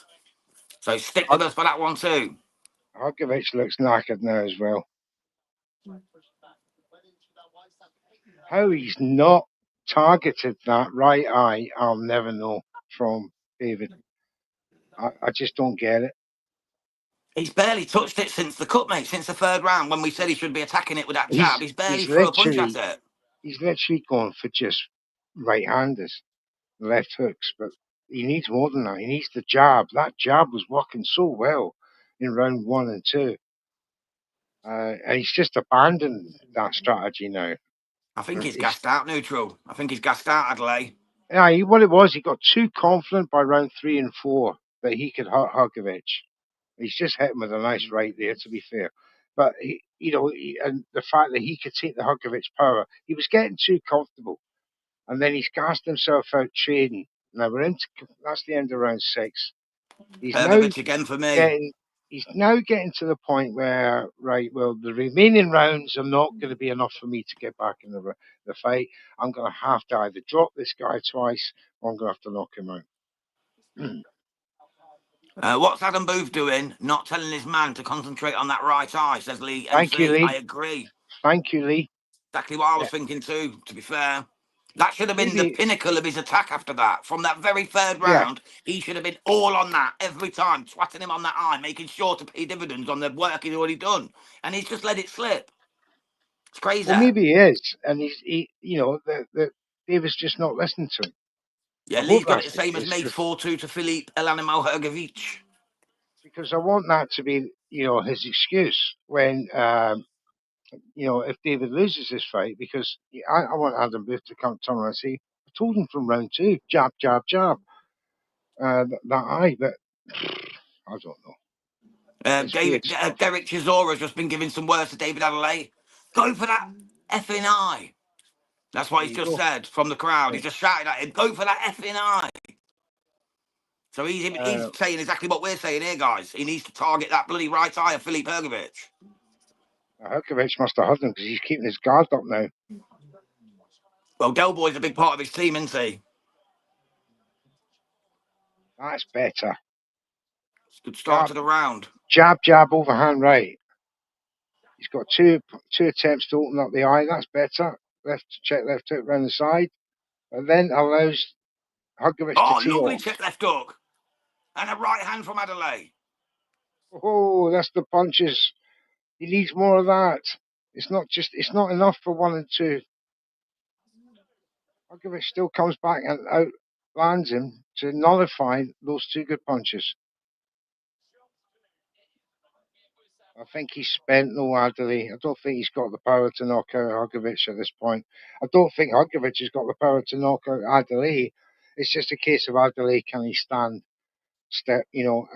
be standing in round 10. Yeah, it's the tiredness of Adelaide that worries me. Yeah. But he's doing well. He is doing well in this round. It's been a better round, but he looks shattered. Look, the ref can even shove him back with ease, and the ref's like 5'2". Here you go. Hergovich is coming on him now. This could be dangerous. Adelaide's just throwing the haymakers now, the bolo shots, the wild left, wild rights over the top. And that's a sign of a knackered man. Yeah, he's just leaning on him now, Hergovich. And Adelaide's jogging on the spot as well, trying to get the blood moving, trying to get his muscles relaxed. And it's just not going to work, man. Hergovich has found his second wind that I was talking about.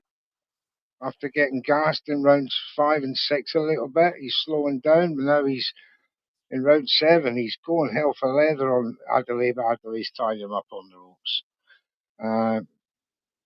It's been the theme of this fight for most of the night. He does. I just want Hrgović. to see Adelaide just throw one good right hand on that cut and see if he can open it up and make a mess of Hrgović, and he could have this stopped. But he's just not doing it. What is Adam Booth telling him in the corner? Really don't know, but it's a missed opportunity, James. There's no two ways about it. That was better. He just threw a nice check left up there, little spring up, straight over the top, nice and smooth. Let's see if he can continue the action. Yeah, but it's levels here. There's no Hrgović is snap left in the punch either, is there? starting to show that higher level now. It's another He's too, Hrgović round, unfortunately. Even though Adelaide started the first minute very well, the next two were Hrgović all day long. yeah, he's too experienced now. He's shown his experience. He was in it for 4 or 5 rounds. He had the opportunity with the cut. He's got 3 rounds to go, 8, 9, and 10. Adam Booth, well, sorry, Adam. If you haven't told your man what you should be doing now, which is obvious to everybody else, this is on you, mate. Yeah, Otherwise, I'd it's agree, on mate. David. I'm just going to nip to the toilet, Neutral. I'll be 2 All right, seconds, brother. on you go.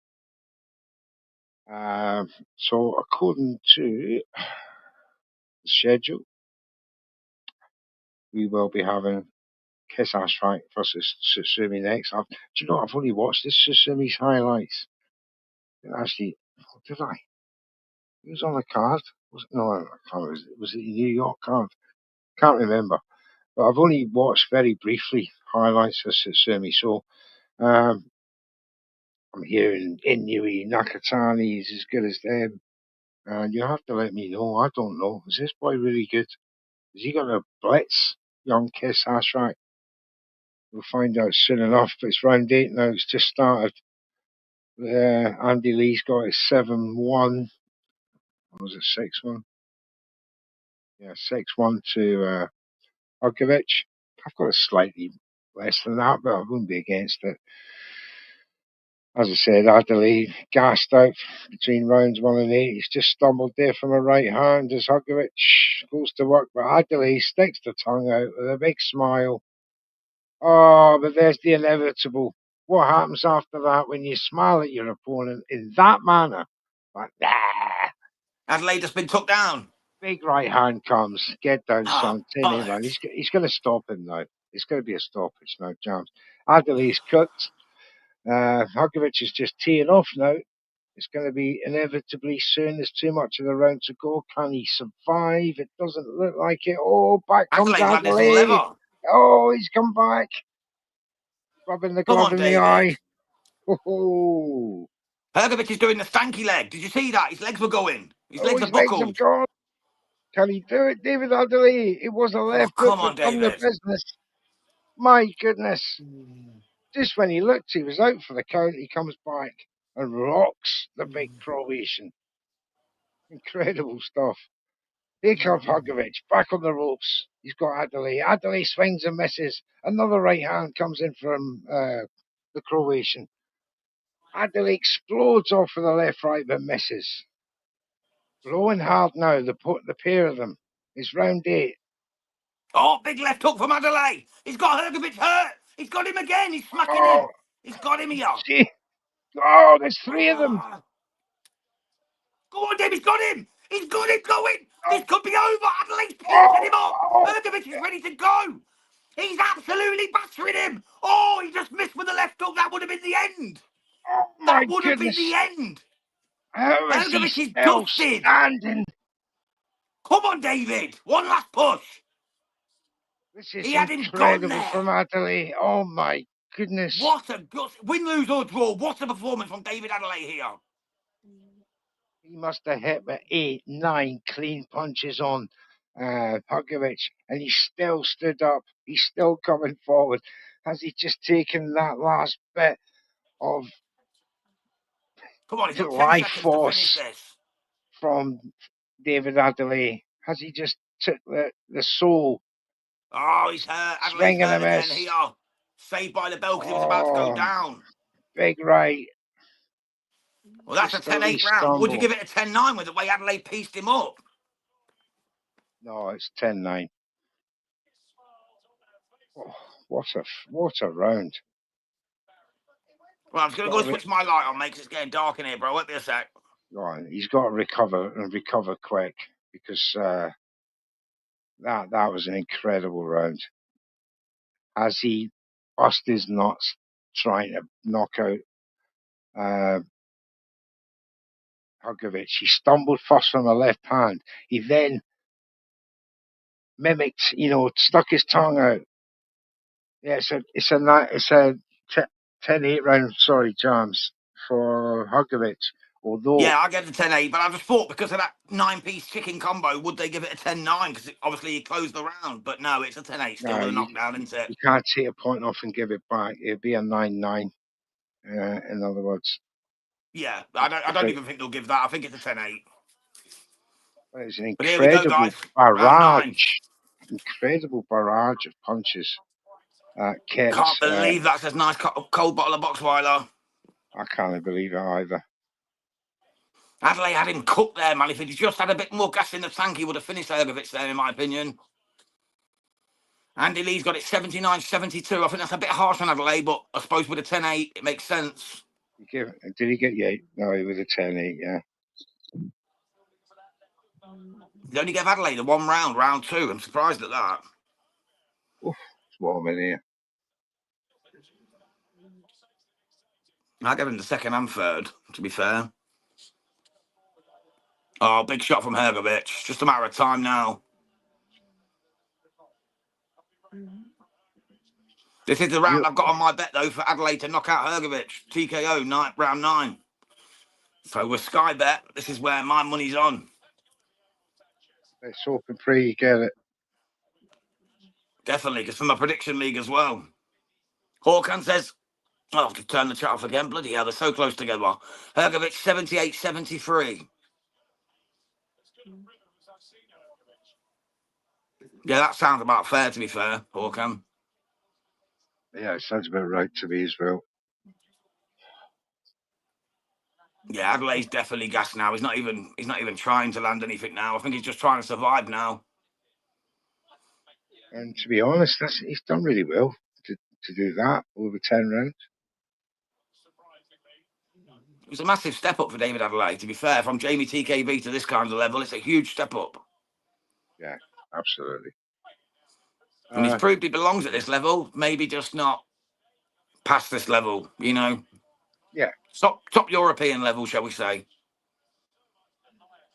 Lower world level. Just shows you how good the British heavyweights are, in world standing in heavyweight boxing, because David Adelaide, he's probably not even in the top 10 in the country. And here he is with a bona fide world level boxer.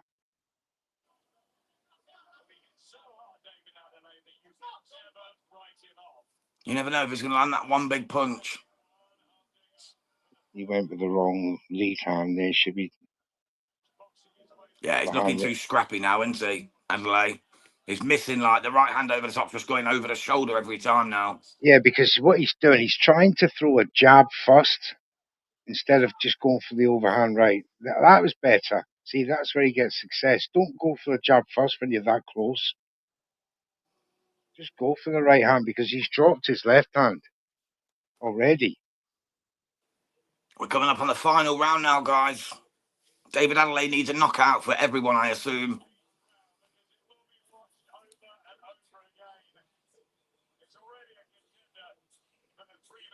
Yeah, just showing that round 8 again.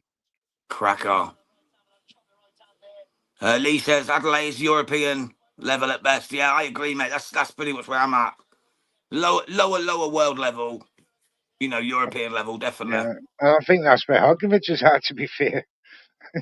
DJ Pat says Adelaide versus Triple D would be something. I'd see him in with Daniel Dubois, but I think Dubois would take him, to be honest. Yeah, that's a tremendous fight. Where does Daniel go from here? Well, he's just got his new management team of Mr. Sam Jones. Yeah, which will get him possessions at least, because the WBO have put him back in at number 5. WBC have ranked Daniel Dubois number 2. Number 2, yeah. I was just going to say that. So he's guaranteed a big fight or some, in his next fight, regardless for me. So we'll wait to see. But Hrgovic comfortably ahead in all cards. Only takes one punch, though, to change the narrative. I didn't think this would go the distance. This has been testament to the chins of both boxers in this fight, considering both have got terrific knockout records. So it stands to reason that the chins have won the day for me in this last round. So far, there's 2 minutes now to go in round 10. And it's the same as it has been for the last 4 rounds. They punch, they clinch, they let go. A couple of punches miss, one punch gets through, they clinch, they let go. There you go. So this will end. This will end as I said it would be, mate. They get tired, they'll throw a couple of punches, then they'll hug it out for the rest of the fight. Having said that, it's been entertaining enough to warrant getting excited about. It's been a good performance from both boxers on the day.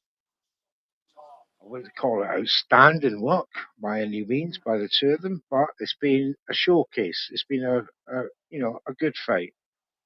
Would have been better if Adelaide had pinged that eye up, like we said from the start. After that cut, he should have been targeting that, but he seemed to forget about it. Well, this is where ring IQ comes into it, doesn't it? That's it.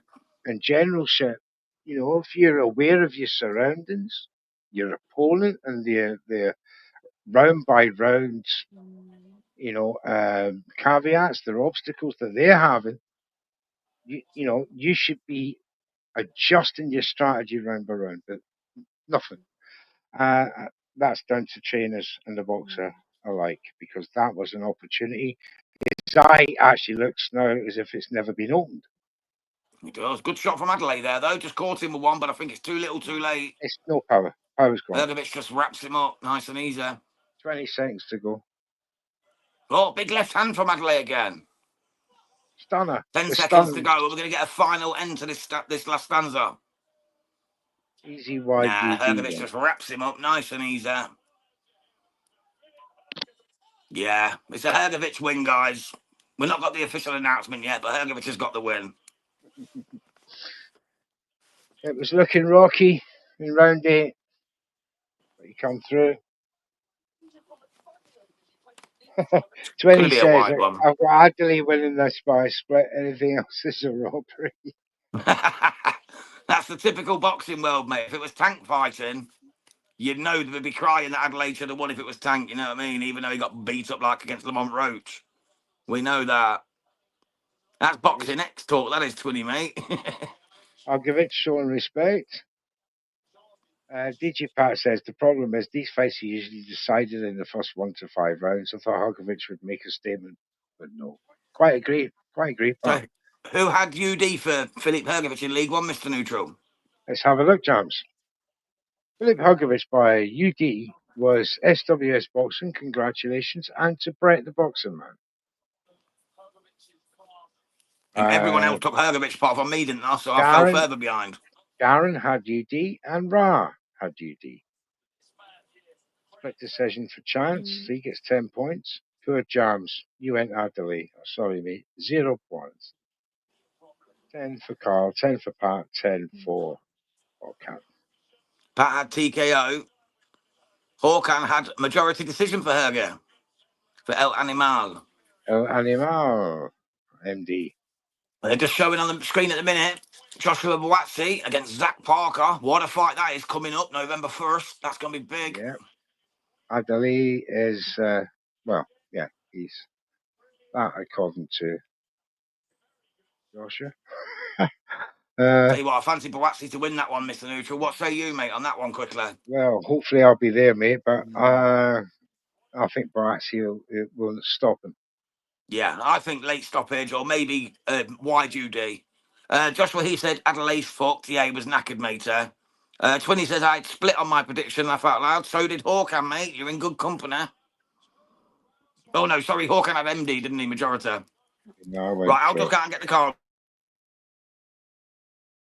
Rick got 12 points. Well done to Rick in League Two. Nil point for me, 20 and Jack. 10 points for Lee, Ryan and Ash. Adelaide let himself down for not going for the right eye. Absolutely 1,000% correctly. It's astounding. It's a severe, strategy Yeah, Hergovich has miscalculation. got the UD, mate. 99, 91 and 2 lots of 99 to 90. Well, he didn't give a round. Didn't give him a Well, round. with the 10-8, I think that paid a little bit, took the 1 round off him. Ah, yeah, took one round. So, yeah, they give him a round. Somebody give him 2. There you go. And 2 But rounds that's for the it for first that judge. for this fight. At least next up is Kazachstan Hayato Satsumi. Hayato Tsutsumi, the big punching Japanese Orthodox, coming here with a big reputation. In only his 8th fight. So, yeah, he's only got 4 by knockout. Yes, So, I've took him for the stoppage though against Cash Ashfaq. I've took him for the stoppage on the prediction league. yes, a lot of people have. In He's a fact, talent. everyone bar Brett has gotten for the knockout, and everyone bar Rick. So, nice cut of the box while it says, what's next for these two then? Now, that's a great question. That's a great question. So, David Adelaide, right, he's given up his English title to fight this fight. However, he's just done 10 rounds with top European stroke fringe world level boxer.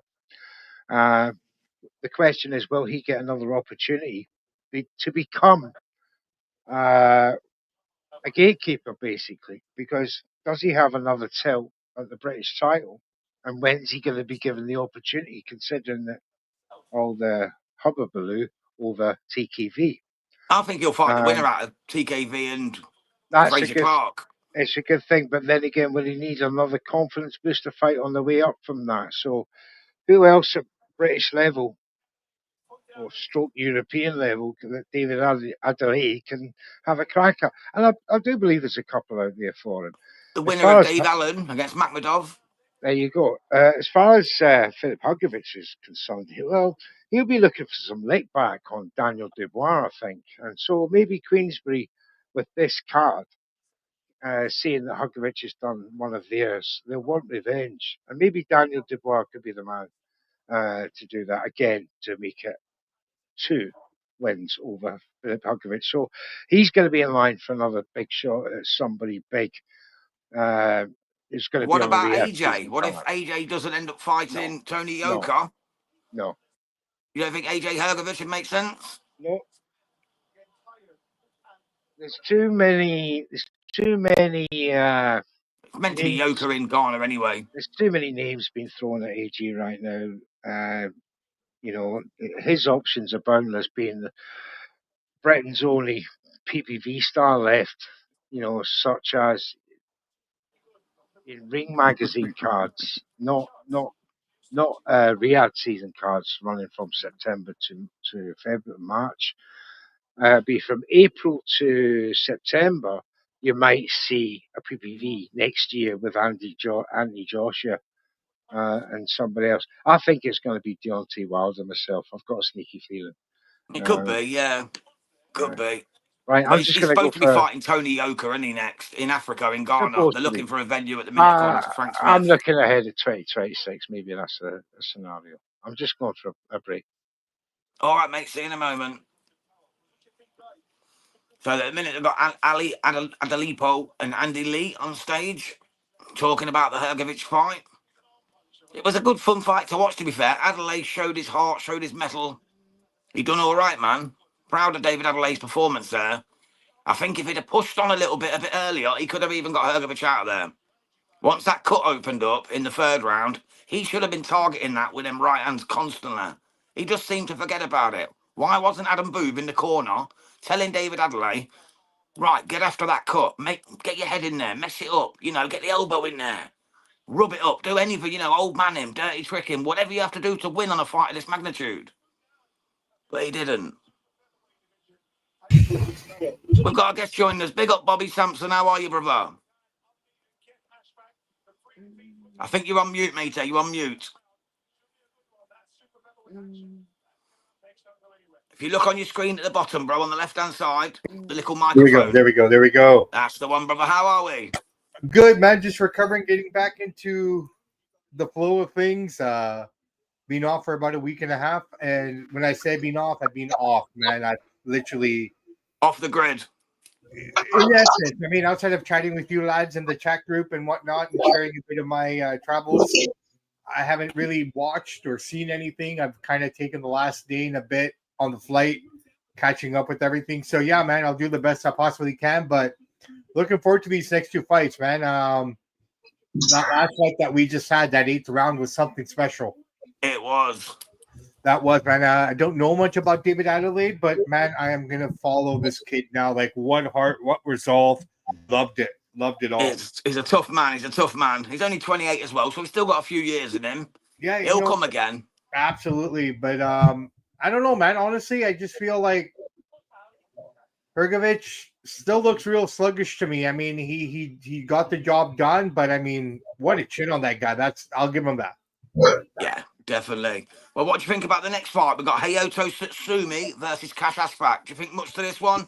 I don't know how this is third from top compared to the other two, Ray Ford against Nova, and then obviously Adelaide Hrgovic.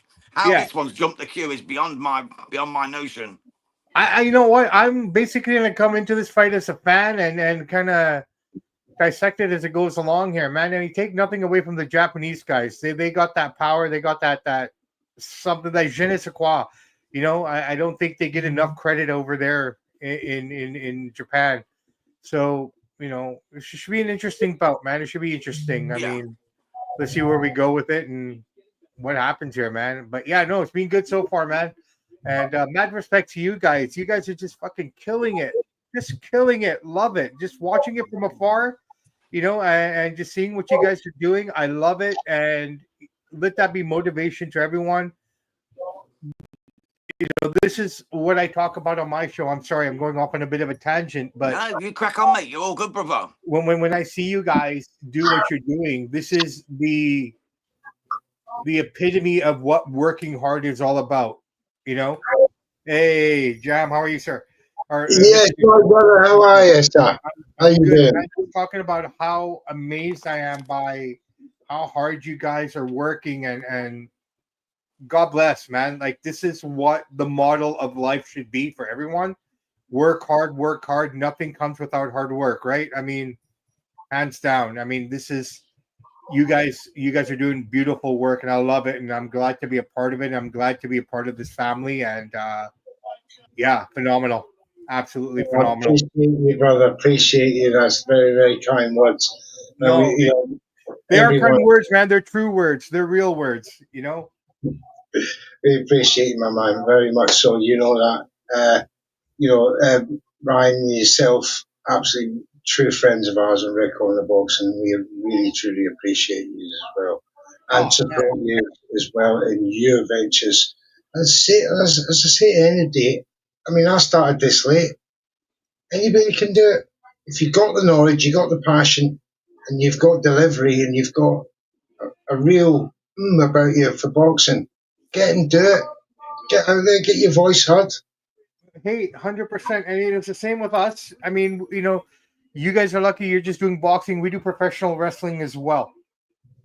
Right? So from that perspective as well, like we're constantly, like, if you think about it, you guys are lucky. You got Monday to Thursday kind of technically off. We're going Monday nights, we're going Tuesday nights, we're going Wednesday nights, and if we want to go Thursday nights, we can. Then we got Friday, then all the boxing. But hey, I'm not complaining. I'm just saying, without hard work and passion, none of this is possible. I don't care what anybody says, right? Unless you're one of those guys who creates content that's really, you know, cringe or you know what society wants. They want to see a car crash, right? They want to see other people's misery. So if we were creating that kind of content at the pace that we are here with what we're doing in our niche, we'd be millionaires now. This is true. It's true. Absolutely, But we're doing, 100% true, mate. Like, if we put fake boxing narratives all over the internet, we'd be but millionaires already. But we don't do that. We The only big put out thing real for stuff. boxing no, is and money. then my approach with all of it is I could pick on, like for example, I could do a whole show about how fat David Benavidez is now, right? Right? But I don't go that path because I want to do it the honest way. Yeah. If that makes sense. You know what I mean? Yeah, of course. Yeah. Like, and David's a good friend of our show. I did a great interview with him. I went to his studio and talked to him, and we become friends and whatnot. So, when I talked to him, I knew I could pick up on the whole, the drug stuff and everything, but I never touched it. And because I never did, I knew that he appreciated us more for it. Yeah. Yeah. I was the same with the one and only Ibi Abuki. When I interviewed him last week there, I never went near. I never went near the court case or his prison spell. Well, And it was, there's enough and people it out was there who great. want to capture that shit, right? With me, with my style, our style, I want to look at you and say, okay, Mr. Neutral, you got done in. I won't even mention it, but I go, you had some difficulties at one point in your life. How did you overcome those? That's the lesson I want. I want people to hear how you overcome difficulty, how you overcome defeat, how you overcome the psychology, right? Like getting in the ring is one thing, but it's that psychology that plays a big role in everything. It's like when you train, the weightlifting and weightlifting is just only maybe 8% of it. It's your diet and your will and your desire and your mental capacity and your heart that make up most of it, right? So that's what I want to sell. I want people to wake up and be like, yeah, I can do this. Yes. That's it, mate. It's Right? spreading positive energy in it, rather Absolutely. And what I than realized hate. was, You know what I mean? There's enough I've been hate in the going world without us piling on, isn't there? 100%. I've been so hard at this for 2 years that I finally had a week off last week. And I tell you what, the first 3 days that I was off were the hardest days of my life. Withdrawing from it, you know what I mean? I didn't have my missus told me no laptop, please leave your laptop at home. So I left my laptop. The only thing I brought was 2 lapel mics and a little tripod, just in case. And sure enough, it worked out. I had to do a couple wrestling podcasts that they were looking for someone to join them on a live with another very similar to what you guys do. I do this with a group in the States. So is that William Wrestling? No, William is actually Chance, just so you know. Oh, is it? Oh, I didn't know that. I didn't know that. It is. That's Chance. He's off his son's YouTube channel when he does that. Oh, okay. Very good. Yeah. No, this is the Wrestling Society Network. So we kind of joined up with a network that does a lot of Patreon and stuff like that out in the East. So I've kind of jumped in with them here and there to help them out with whatever, right? I'm always available as best as I can be. If you guys needed me last week, I could have probably come on. But my missus was kind of giving me the look, and I said, okay, you know what? This is family time. So yeah, well, we had a slow week in boxing anyway. Last week and the week before was some of the worst weeks of our life, Neutral, weren't there? We ended up doing a BKFC card for 4 hours.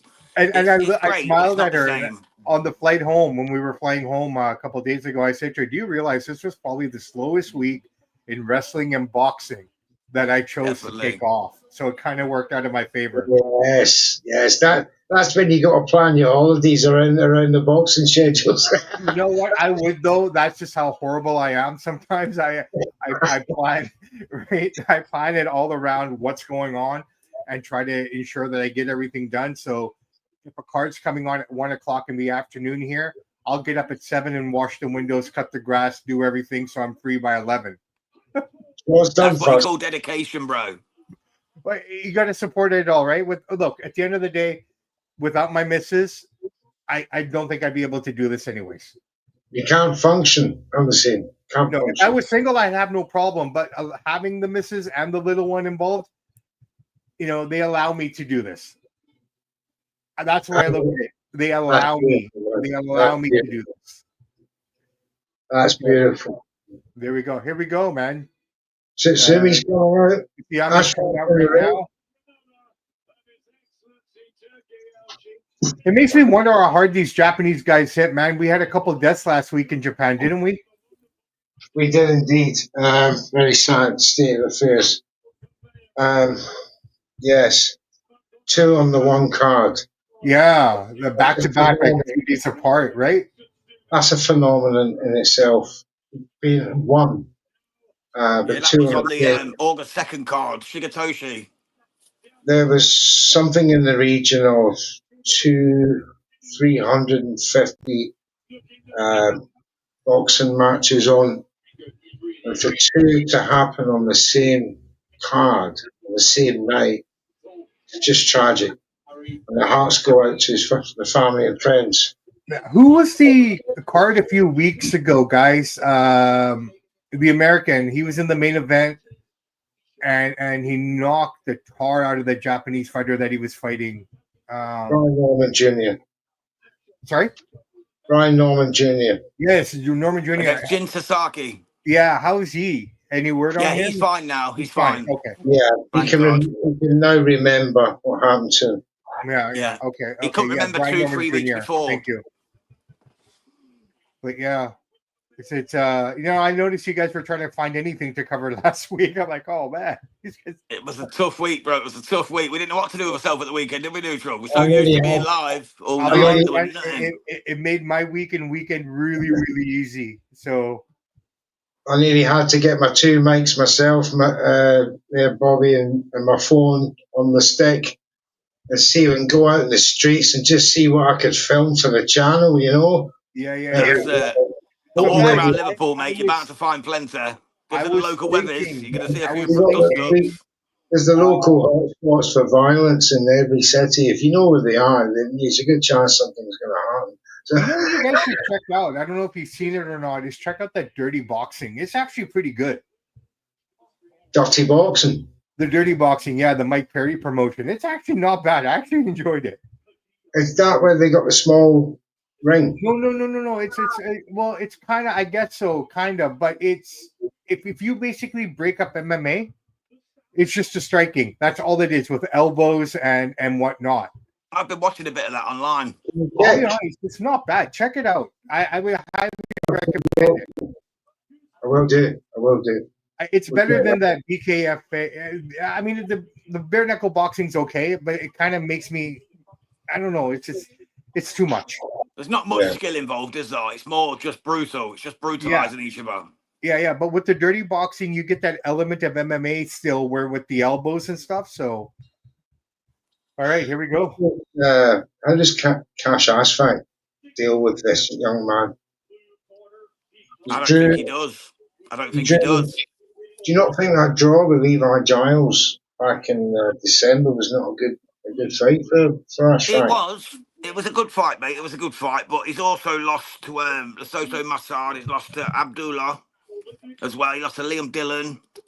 He lost to Mark Leach, who's like, area level at best. Right. This is a tune-up for Heiso Susumi, and I expect him to get the stoppage here. If he doesn't, it'll be a disappointment in his opinion and mine. Is this an 8-rounder? This is 10 rounds. 10 rounds. So 10 rounds for the pair of them, the very first. So tell me, his 13-3. No, he fought a 10 rounder last time out, Jaime Abolida. But he knocked him out in the third. Sorry, Bobby, you were saying. No, I'm just saying. It just enlighten me with this 13-3 record. What's the quality of that record in your opinion? Sutsumi, he's not really fought anyone of note yet, has he? No, not Sutsumi. The fellow from Leeds. Sorry. Oh, Cash Ashback. Yeah. He's fought some okay level fighters, but it's area level at best. So would you guys say this is his biggest test of his career? Oh yeah. 100%, mate. So okay, very cool. He has more experience. Chisami's only coming in at 7-0. 7-0, 4 knockouts. So I'm not. He's not. I wouldn't say he's a nailed on knockout merchant right now. Doesn't guy look like his first 3 fights were only 4 rounds? Doesn't what's this? Sorry, can you tell me his name? Ali. Ali. Cash Ashback, sorry. Doesn't he look like Dave Sani's cousin? He does look a bit like Dave Sani, yeah, he does. He's actually a really nice guy, Cash Asfrak. I've spoke to him before. I think I had him on Boxing Media Hub on the old channel Nice me and body Neutral shot. used to work for. All right, we're into the first round here, lads. First body shot to Susumi. Nothing happening now. Tell you what, though, Attempted lads, the grab. only thing I don't agree with about this fight is how this ended up third from top. Like, why was this above Filip Hrgovic Adelaide and Raymond Ford Abraham Nova? How did this fight get put in the middle of it? I don't understand that. This should have been the first fight after Alakel. I would say Boxing politics. I think exactly. I think it's boxing politics. We have to look at where this fight's emanating from. And, Yeah, they're trying to get more Japanese viewers as well, aren't they? Let's be truthful. well, you got the Japanese side of it as well, but then you also have the Saudi side, right? Yep. Yeah. You got the British Muslim as well. There you go. So it's a little bit of everything. But none of that really matters. I mean, at the end of the day, none of the other fights really deserve to be on top of the others. You know, I think they're going for entertainment value as we get towards the main and co-main. Yeah. These two are probably going to be more entertaining than the previous fights. More brutal, I'd say. The one thing I've noticed is because most of the Japanese guys I see fight are small. This guy's pretty big, man. Yeah, he seems a couple of inches taller. Yeah, than like Japanese guys are usually small, so it's kind of interesting to see this guy. Yeah, this is 130 pound, mate. Super feather, this is. He's a huge 130 here. Then He is. he's Now, massive. this is Ray Ford's weight. Now, if you both were bigger than Ford and Nova did. I think they're manoeuvring that neutral. I think that's the manoeuvre. I think Satsumi wins, and I think they might be looking at Ray Ford down the line. how many times have we seen on two fighters have been fighting on the same card end up fighting on each other on the next card? That happens That's all the it. time. Yeah. Been a good start from Satsumi. Although Cash is still having a go. He's popping out the jab, but Satsumi looks too big and strong and too technically gifted for him so far. Nice two-piece combo at the end. Yeah, it's a 10-9 for Satsumi for me. I think I'm a little bit behind you guys. Where are you at in the round? Round's over. Round's just finished. Okay, I'm 30 seconds behind you. Okay, no worries, mate. That's all right. By the time you get to the end of the round, it'll be the next round. We'll make it work. You We'll pick up make it work, the- mate. Yeah. You are all the way out in Canada, so it's expected. Nah. We had Rico in earlier, Bobby, who came in live from Saudi. He just showed us around, took us through the fan zone and that. He's doing reporting out there for the Boxing Voice. Nice. It was really good, man. He got us some good views and that. Very cool. He looks very really cool. busy over there. Like it looks a good show. Yeah, I know. I mean, the crowds are out. It's beautiful. It's really hot, so people are looking for something to do, right? That's it. Like They I know love the you guys. boxing over there now. It's a great place to socialise in that fan zone. Meet new people. Well, if we Like me and Neutral were saying earlier, bro, we're going to get over there, aren't we, at some point for a Riyadh season card. Tell you what, you and Chance will have to meet us over there. We'll all do like a double channel special out there. We'll get media accreditation. You know what? We'll work it out. We'll work it out. Right now, we're looking at to get to Allegiant Stadium for the Canelo card. Oh, nice. We're hoping to. Let's see. Hawkins heading over to Orlando for the MVP card next week, so he's going to drop cool. us some content from there, which will be Very good. Cool. Yeah, and we'll drop something, but Vegas is just so expensive, man. It's not the fight itself; it's everything else that involves to get there. They don't make it easy for people. No, this is very expensive. Hotels alone are absolutely phenomenally priced. Honestly, I'm almost it's a 2-hour flight. I would leave Saturday morning, get there for the fight, and then leave Sunday morning. Just go straight back to the airport and hang out there. Yeah, save you a couple of grand. Easy. I wouldn't even massive shot for Satsumi. Cash facts hurt. That was a Oh, lovely little big kick right uppercut. hand. Yeah, big check uppercut. Sort of paused. Hawkins ringside live just says, big up Bobby Sampson. Thank you, Hawkins, my What's brother. up, Hawkins? How are you, brother, man? Shirt's on the way, brother. Shirt's on the way. Something Oh, is. yeah, you've sent him a Samp and Chance podcast, haven't you? Yeah, we're gonna send him one, and maybe after send me your guys' detail. We'll send you guys a couple, and maybe you can send me one of those sexy. 100%, mate. Yeah, definitely. I'm a hat It's guy, just- so I'll tell you what I could have done. I could have sent a hat with Hawkeye to send from America. It would have been a lot cheaper. I should have done that. But we'll get it sorted, mate. No problem. Ooh. Ashfax had to wake up now. He's took that big right hand, from Tsutsumi, and now he's having to fight. Tsutsumi's hunting him down. He's finding his groove now, feels like. He's on his toes here. Yeah. He's the punch and move, punch and move. That's the strategy now, because he's Just a been matter of time. covering up now, allowing Tsutsumi to pin him down. Doesn't want to do that. That's better. Come out flying. Come out punching.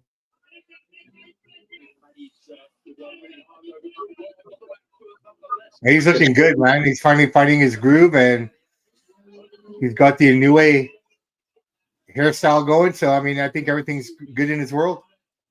Yeah, he's looking fresh. The hair's bigger than his head. There's a couple of Satsumis, isn't there? I don't know if they're brothers or not. You got Reito Satsumi as well, ain't you? Is he a brother of Yamato Hayato? I'm not sure. It's good But to there's be. two Satsumis that are both decent boxers out of Japan. I think It could Tatsumi just could be a be common like name like Smith, but Exactly. I just said that. Smith. that's Oh, he's down. He's down. it was always going to happen. He's Catch taking, backs down in round two. he's taking account. He's taking account. Survives the round, but that's a 10-8. Hayato Satsumi.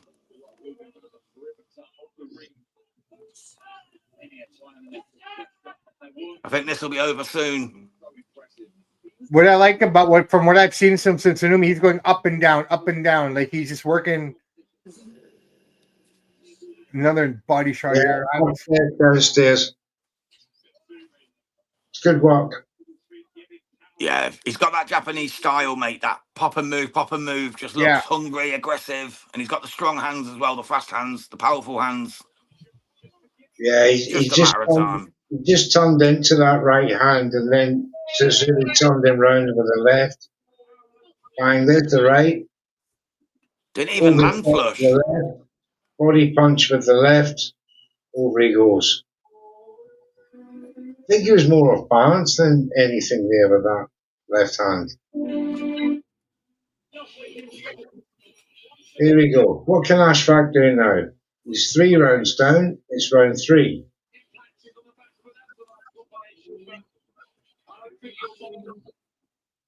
Oh, Bobby, can you just turn your volume down, mate? It's just coming through a wee bit. Yes, sir. Done.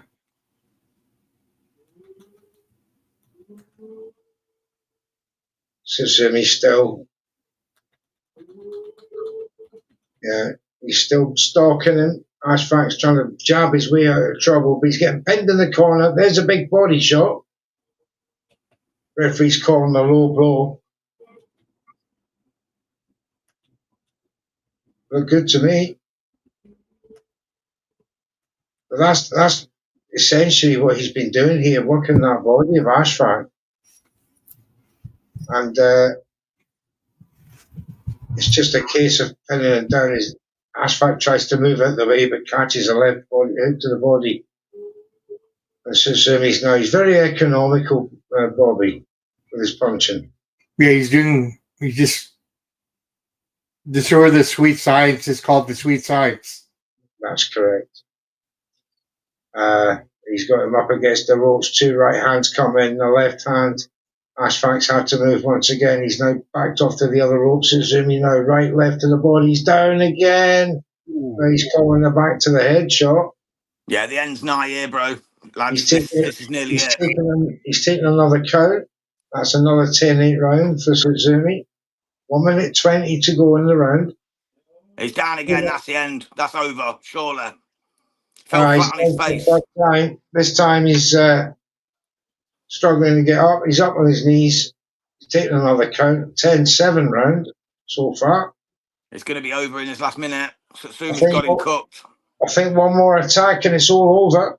Yeah, the ref's going to step in. There you go. TKO victory. It's over. Round 3. Hayato Satsumi with the TKO win, just like I predicted in the prediction league. Get up. Yeah, but the thing is, everybody did, mate. Oh, you're kidding. No. Can't catch a bloody break this week, can I? Can't catch a break. Oh, I love Well. Hey, Bobby's joining the Prediction League next season, by the way, starting September the 4th, I think it is. Bobby's Yeah, going to be joining us in League 2. I'm gonna give it a shot, man. I love having to work my way up. Yeah, you'll be It's starting in League 2, though, not League 3. You're going to start in League 2 because you were the first to apply, so the first Dude, to accept the invitation. put me in League 3. I want to do like Brentford, work up my way You all want the to go way all up the to way the up? championship. Well, we'll see, because we don't even know if we're doing a League 3 yet. We're thinking about it. It depends how All many right. applicants we depends get. on how many people Be the apply. lowest league possible, man. I wanna show everybody. I want to be that guy. I don't want to be like Fulham. I want to be like Brentford. Fair enough. Fair enough. Oh dear. Outside of Liverpool, Brentford would have been my local if I was still living in the UK. Yeah, the Northwest London team. Yeah. West London. It's about a 10. Their pitch is a 10-minute walk from my house there. Beautiful stuff. Beautiful stuff. Who's that, Well, Fulham? I don't like Fulham, man. They've No. always been my arch enemy because Fulham got up before Brentford did. Yeah. And then they got knocked down. Then they came back and they get knocked down. At least Brentford worked their ass off, got all the way back up there, and they haven't left. I worry about them this season, though, Brentford. that's Losing their remarkable. manager and most of their best players. I worry about them this season. Yeah, fair enough, man. But I mean, the season's only started. I mean, look at Liverpool yesterday. They finally got it going. Yeah, it was good. It was good in the end. It was good It in the was end. good in the end, but a Ekitike little looked shaky. good. A little shaky in the middle. Yeah, definitely. Definitely. But But great win there for Susumi. That's absolutely fantastic work from the Japanese star. He moved to 8-0 with 5 knockouts. Yeah, and when I look at the way he fought, he made it look easy. Like he didn't look like he was working very hard. He was just very tactful and sniper like with the shots. You know what I mean? Yeah, but it was just natural to him. It was all natural, wasn't it? Yeah, he just didn't look like he was putting in mass amount of work. Easy night here for him. Big question. Does he beat who, sorry? Does he beat Reeve Ford now? No, not in a chance. You know what? DJ Pat says, Jam, Jam, remember one thing, stand proud for you. You never walk alone armour. You know that, Pat. You know that. Always, mate, for the you never walk alone Liverpool massive. No, absolutely. But the way I kind of see it, if he's going up against Ray Ford, just based on what I've seen from Sasami, that's going to be a really hard fight for Ford, man, based on what Ford looked like tonight. Granted, he was going against a Nova on short notice, but I don't think this would be as easy as many people might think, man. I think this guy, Sasami, would give him a run for his money, man. He would. I'd rather see it down the line, though. I'd rather see it in a couple of years. I think it's too soon for Sasami after 8 fights. I know he had a good amateur career. Ray Ford's on a bit of a different trajectory at the moment. No. It's not making a case for the fight. It's would he beat him if they were fought? If they were to fight now, it's not a case of making the fight. I'd go Ray Ford. I think Ray Ford would knock him out. Brother, I'm going to go the other way, man. Not just to go against you, but just to make it fun. I think Tsunami would just give him the tsunami. Yeah, fair comment, mate. I like the play on words there, definitely. I'd like to see it, but for me, I think Ray Ford would be a bit too big and strong for this stage of his career. He's a bit too young, a bit too green. I just think Ray Ford would have too much. I think he'd stop him. But if the fight was happening in 2 or 3 years' time, the shoe will be on the other foot. I think Satsumi then would be the guy. And Ray Ford might be on the decline a wee bit, and then I think maybe he takes him. I think it'd be too soon. I think it'd be a rush job and just too soon. Fair enough. They said that about Loma and Usyk. Well, yeah.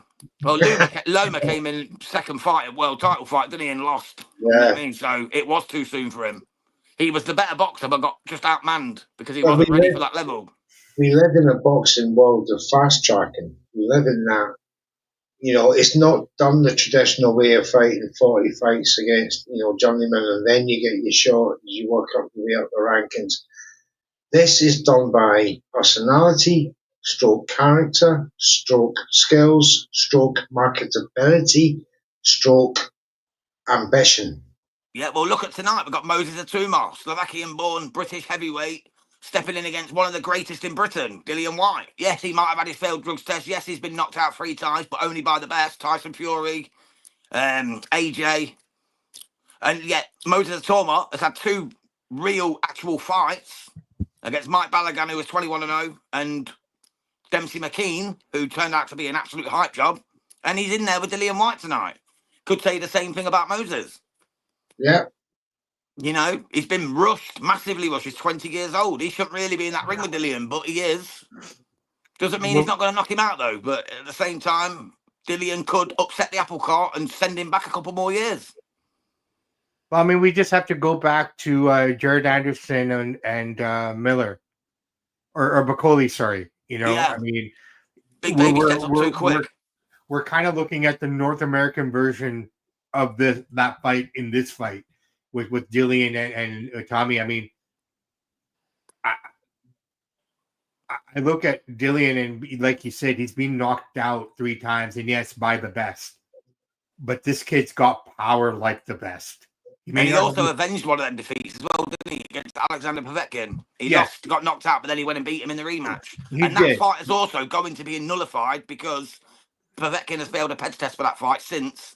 And his whole history of fights over that period is going to be stripped back. So Dillian Whyte will actually go to 2 defeats by 2 knockouts. But the 2 guys who knocked him out had mass power, but had the skills. But he's going up against a guy tonight who may not necessarily have that skill set yet, but already possesses that power, if not more, being the younger lad. Yeah, and he's got the confidence as well. Right now, going into this, I mean, that could actually play against him too. So, I guess we won't know until that bell rings and we start, right? Exactly. The beauty of it, man. We can talk all the crap we want until that bell rings. We don't know.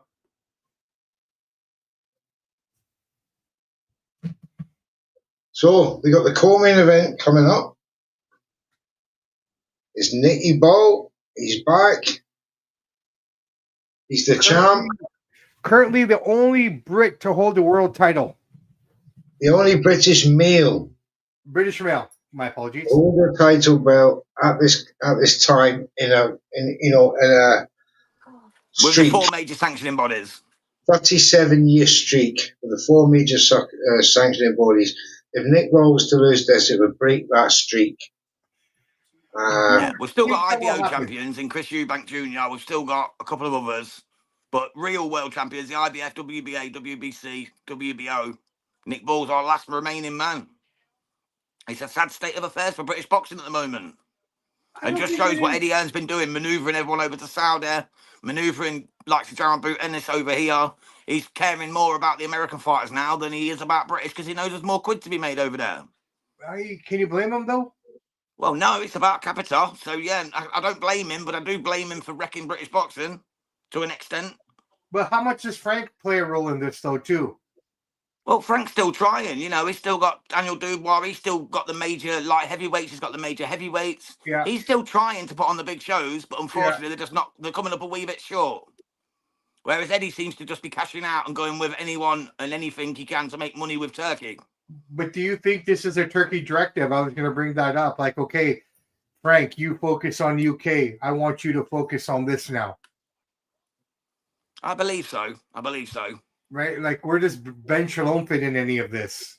Well, he's just signed that deal with BBC, which at first I was massively against. I thought it's the most ridiculous thing ever. Fighting on BBC iPlayer and all that. But it actually turns out they're going to be on terrestrial television every weekend when the shows are on BBC 2, BBC 3, which is huge in the UK. I wouldn't think it's every weekend. They haven't got a stable for that. Well, no, I'm saying like every weekend there's a show on, I mean. Like every time there's a boxer show on, they're going to be live on terrestrial television for the first time in, 30 years? 20 years since the last time we had terrestrial television showing live boxing, other than Channel 5, of course, with Harlem Eubank and Wasserman. Well, but we know how shit them cards are. Look at the state of North American boxing. For the first time now and since lineal boxing, there's no major broadcaster. Everything is streaming now in North America. Yeah, your last one's gone now, isn't it? Yeah, ESPN was the last one. There's no one carrying boxing now.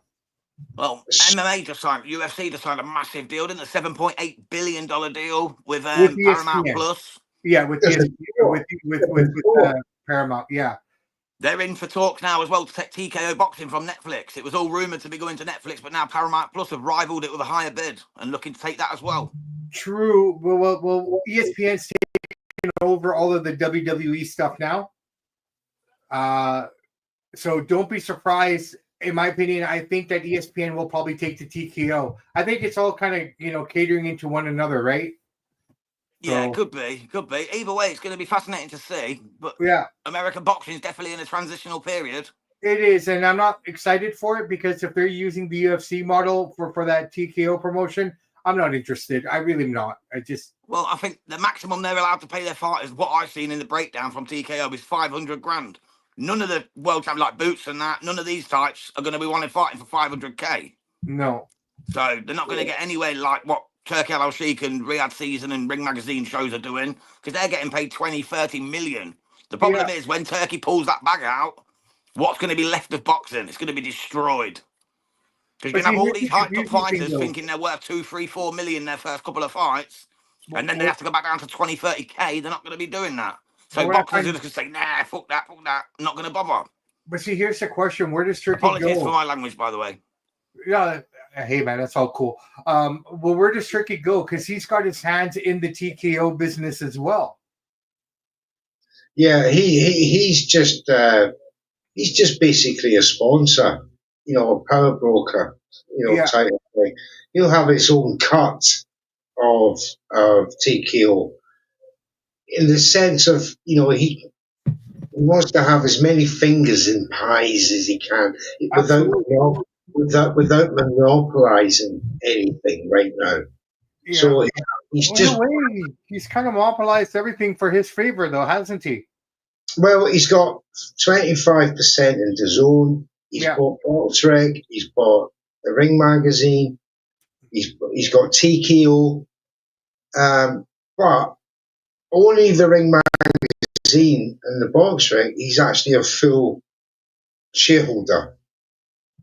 So he's going to put his fingers in as a part shareholder in these other entities within boxing. So when Saudi Vision 2030 is done, and the infrastructure for the Saudi tourism industry is set in stone, that's when Riyadh season starts to change model, because no longer will they be throwing, let's just say it's going to be managed a lot better than it is now.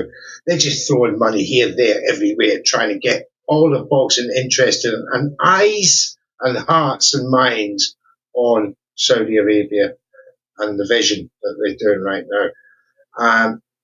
I get it, but when 2030 comes, like somebody said, what does Turkey Al Sheikh do then? Does he leave boxing? No is the answer. He's not leaving boxing. He has bought foundational stakes in companies to keep him within boxing, and not only that, to have an influence, a say in how things are done. And these small shares that he's bought in these companies will grow over the years to 2030, almost to full control if need be, because I can see DAZN ended up in Turkey Al Sheikh's hands, personal hands. Never mind Riyadh season and the King's ambitions. Turkey Al Sheikh will own that after 2030, the way he's going, using his own private money, not the PIF money, otherwise known as the Sovereign Wealth Fund. That's all got to go to the infrastructure. Although they can take small amounts of it to make passes for these fights, they're not going to do something ridiculous. Now, when 2030 comes and the infrastructure is in place, like Vegas was built, when that's done, it's then a case of merely booking events. There's no more throwing money willy-nilly. It's all going to be managed properly. Because look what happened to Vegas right now, people. It's dying. Yeah. An old model.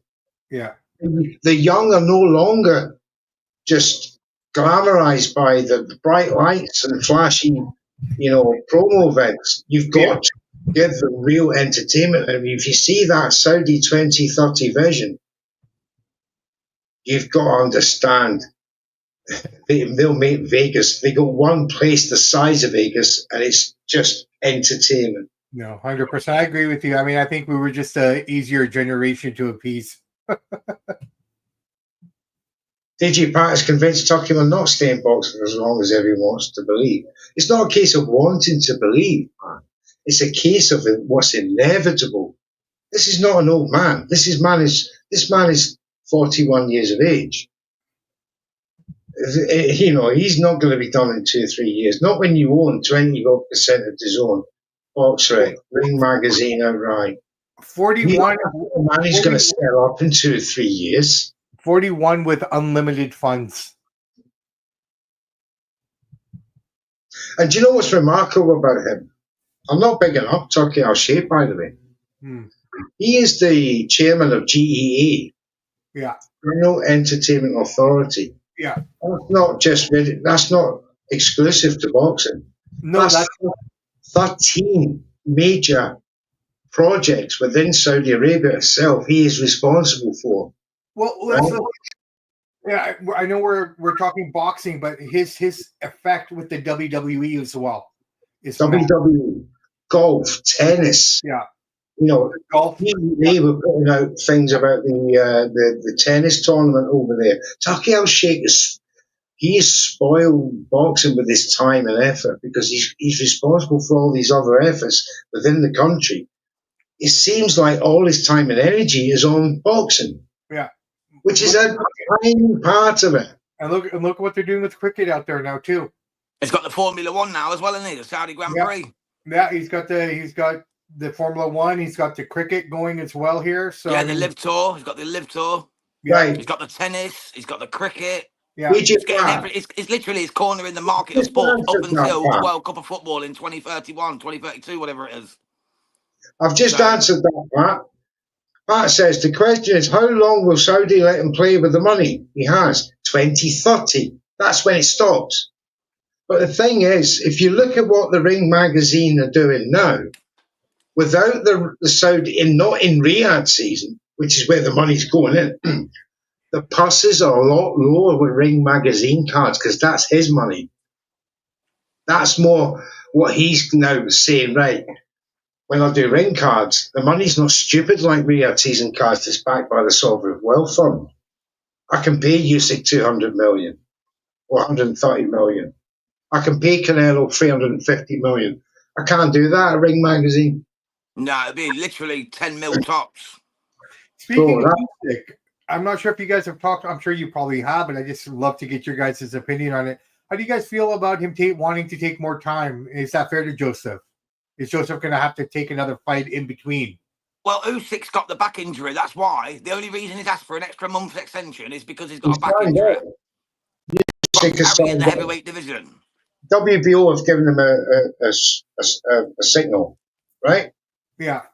So the question is a very good question you said there, Bob, because Joseph Parker's got a problem. He's guaranteed to fight now with the WBO, right? Yeah. He's guaranteed a shot, should I say. Mm-hmm. The fight may not happen, but the thing is the shot will. Now, the shot and the fight are two different things. The shot is for the belt. Yes. Right? If Usyk fails after his exempt certificate is ran out, if he fails to negotiate the fight, he loses the belt. And Joseph Parker picks it up free. Okay? Now, the question is, if he takes another fight, he loses that shot if he loses. True. Damned if you do, damned if you don't. Damned if you do, damned if you don't. And this is a major issue in boxing. Sam Goodman is coming out onto the stage. There we go. He's gone very quiet. You know, out of all the Australian fighters, I don't think enough credit goes to Goodman here. You know, I think all the focus is on Zoo and George and Paro. Guy Nicholson. Yeah. But I think Goodman here, I don't think he's going to win tonight. I wouldn't have picked him if I was in your league. But I think this is going to be a good challenge for Nicky here. Yeah, it's a good test, mate. Sam Goodman's a good fighter, but let's be truthful, he's not fought anyone of that real high note. He beat TJ Doheny, didn't he? Probably Yeah. his best win to date. And then he beat a couple of other guys. Espinosa, he beat, which was quite a good win, actually, because he was 21-0 at the time. He beat, I can't remember his name, Neutral. You knew it. Lanfone, whatever it's Lampoon. called. Lampoon. Lampoon. He beat Lampoon, who was 20-0 at the time. So he's got a good couple of wins, the Australian. He's a very tough fighter. He had then 2 very unfortunate pullouts against Niue and Niue, which was a massive shame because that would have been a fun fight. But for me in this one, Nick Ball's just a little bit too tough. In essence, though, that pullout could have probably saved him as well, though. I think White, pay-per-view HD. Yes, it is, mate. If you keep tagging it in, though, I will block you up. Oh, he's done it. He's done it. All right, he's going. they get warned. Off your top, sunshine. Sorry, we have none of that nonsense on Red Corner Boxing. No, we pay for our boxing, mate. We pay for our boxing. We don't fuck with them fire sticks. Excuse my language once again. So, Nick Ball is coming out now. 87% of the audience think that Nick Ball is going to win this. I personally think Nick Ball is going to stop him. The only time I went against Nick Ball was against Ronnie Rios, because Rios is a friend of our show. He's a tough guy as well, Ronnie Rios, and Nick Ball smoked him up, so... DJ Pat, Nicky Ball will stop Sam Goodman around the 8th or 10th round. It'll be too much for Ball and his style as a boxer. I totally agree with you, sir. It's the way he has stopped maybe 3 of his last 4 opponents that is the keys here. That was a tough one for us to watch because we had Ronnie on the show. He was gracious enough to come on 2 weeks before the fight. I love Ronnie. And what an amazing guy. If you guys, you know what, I will try to connect you to him. He's just awesome to talk to. We'd love a chat with him, mate. We've never spoken to him, actually. If you can get him on, that'd be great. I interviewed Ronnie when at the Nick Ball fight. And he's such a nice guy. And at the end of the interview, he went, "Oh, I love your watch." I just had a little, just a wee normal watch. And it was his focus was not that of, someone who was, I would say, inundated with fear or anything like that coming to the UK to fight Nick Ball. He was so relaxed and so welcoming, talking to him. And, he was, nice watch, mate. I thought that was cool. And it cost me £20. I'm not. Looks can be deceiving, brother. Looks can be deceiving. All I wear is a wedding ring. I don't wear jewelry or flashy watches or nothing like that. You know what? When I look at Nick Ball, he reminds me of the UK version of Pitbull Cruz. Yes, with that. Yeah. A ferocious style. Yeah. And plus, I mean, the stature and just the build, they kind of look the same. Yeah, they've got that messed up face, that wrecking ball face. I was going to ask you, Bobby, you watched the Nick Ball against Ray Vargas draw. Who did you see winning that in truth? Honestly, truthfully, I would have given it to Nick Ball. Yeah, same, mate. Say, what about Nick Ball, Raymond Ford? How did you score that? Because a lot of people gave it Ford. I personally just edged it to Ball by the skin of his teeth. I edged that one to Ball as well. Again, it's just he did a bit more for me. His shots were connecting more. And again, that's the problem. I don't know how the judges see it. It's what they see, right? Yeah, but 3 different sides of the ring, bro. Yeah. So I almost say that judges should be upstairs. Yeah, watching it on a TV screen so they can see exactly what happens. I said exactly the same thing for a long time now. They should be in a separate room, so 3 judges, and you have 1 supervisor in the back making sure they're watching the fight. Because how many times have we seen them cut to the judges ringside? One guy's on the phone during the fight. Yeah. Manny Pacquiao against Mario Barrios. Exactly. You done the watch along with 20, didn't you, on this channel? Yeah. Literally, when I watched the replay, one of the judges, as they were announcing it, was still on the phone. He'd been on the phone for 10 minutes. Exactly. So what are you watching? Can't be concentrating. No. Can't be concentrating at all. No. He's got Dane Kane in there holding the belt for him. His teammate from the Paul Stevenson gym just up the road from me here in Anfield. And there is Paul in the background. Literally half a mile away. There's Paul there. He's obviously his trainer. That was the first interview on this channel, Neutral. Do you remember? The very first day we started the channel, you had the Paul Stevenson interview, mate, and a short. I did it as a short. Cracking lad, cracking I was, lads. Knows I his was a boxing. bit away from Nicky, but he'd had enough and walked off. Here we I go. was, Sam I Goodman was, looks nervous, man. Nick Ball looks venomous. Come on, yeah, the Wrecking Ball. Here we go. The Wrecking Ball versus Sam Goodman. Britain versus Australia. Our last surviving male world champion, Nicky the Wrecking Ball. Here we go, guys. This is it in the super featherweight division. Featherweight division. My bad. Joshua Heath says Goodman will use his movement to evade the Ball's front ball, but eventually Ball's body shot will wear Goodman down and Ball will stop him around 10. I like your thoughts there, Josh. I like your thoughts. Let's see what happens. Here we go. We're underway. Round 1 of 12. This is the only 12-round fight on the card because it's the only genuine world title fight. Let's see what happens here, lads, on this Esports World Cup Queensbury and Riyadh season promotion from Riyadh in Saudi Arabia. Nick Ball's come out as usual like the Wrecking Ball. Lee MC has just said, come on, the Wrecking Ball. You know it, brother. Come on. Obviously, we show no favourites on this channel. But of course, we call Red Corner Boxing. We want the bloody Liverpoolian to win. If you don't know that, you're daft and you shouldn't be here. No offence. Please subscribe. yeah, man, Jab's excited as usual, ladies and gentlemen, when it comes to an Englishman. Can't Fighting help for, it, mate. well, it's Sam Goodman and Nick Ball in the centre of the ring. A minute gone. Sam Goodman has just been throwing out some nice jabs, but nothing of any note. Nick Ball's been throwing a couple of lunging bombs.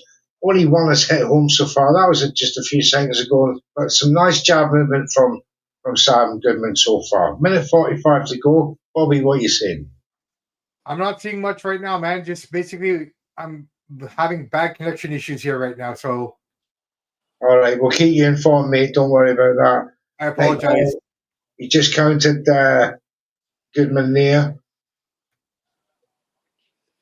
A moment Ball would ago. give Inoue problems with his style, says Joshua Heath. Thing is, Nick Ball Was gives cutting off the anyone ring. problems. He gives absolutely anyone problems, tall or short. It's just his style is so awkward.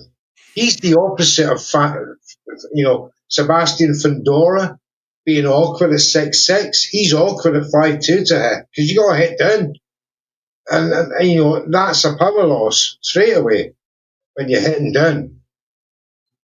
Oh, Ball caught him with a cross right, and then another right. Goodman just backs off. Ball goes to the body. Goodman ties him up. Ball's working Ball, him at the moment. Ball's working him over.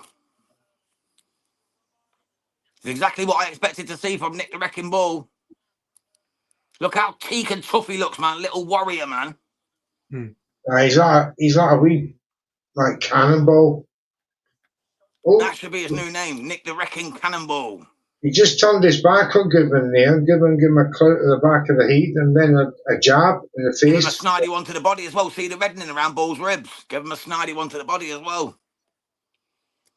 There's a bit of reddening around the side of his body.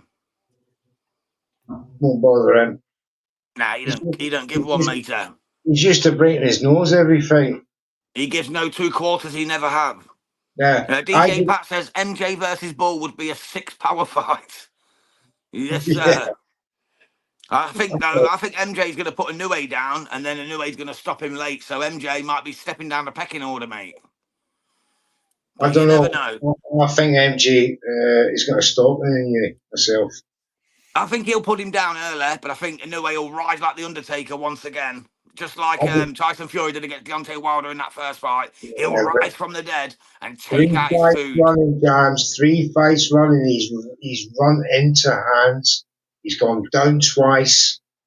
I get you, mate. I'm with you on that. He's very vulnerable, susceptible to the shots. MG's not the one to let you off.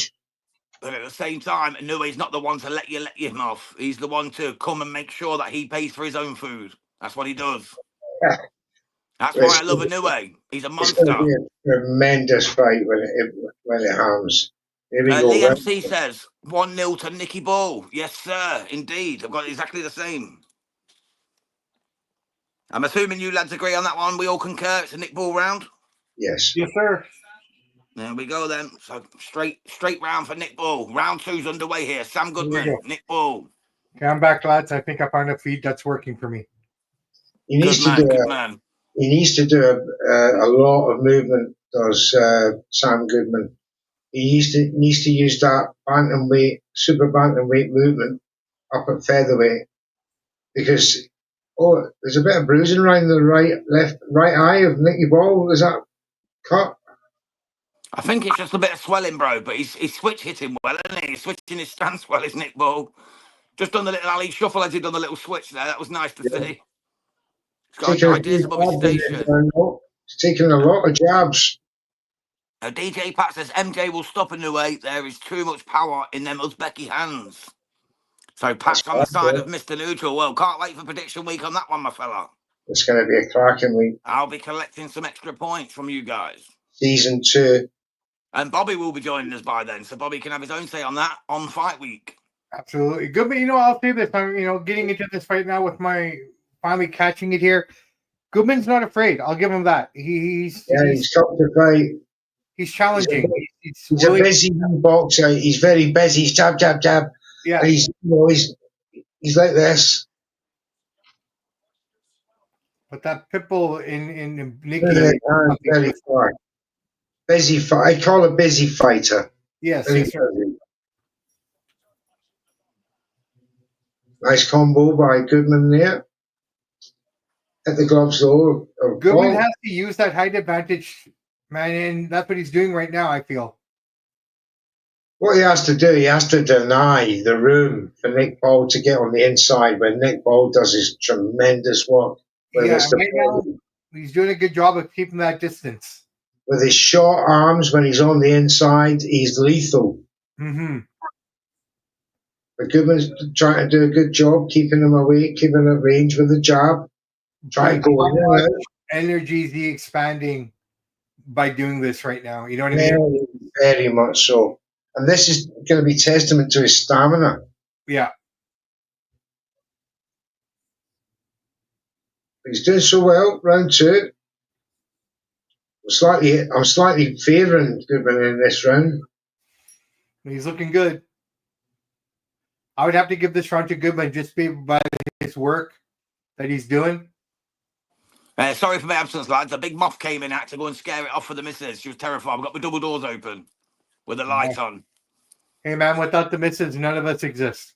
That's it, mate. I had to go and do my husbandly duties and scare off the giant moth, the killer moth.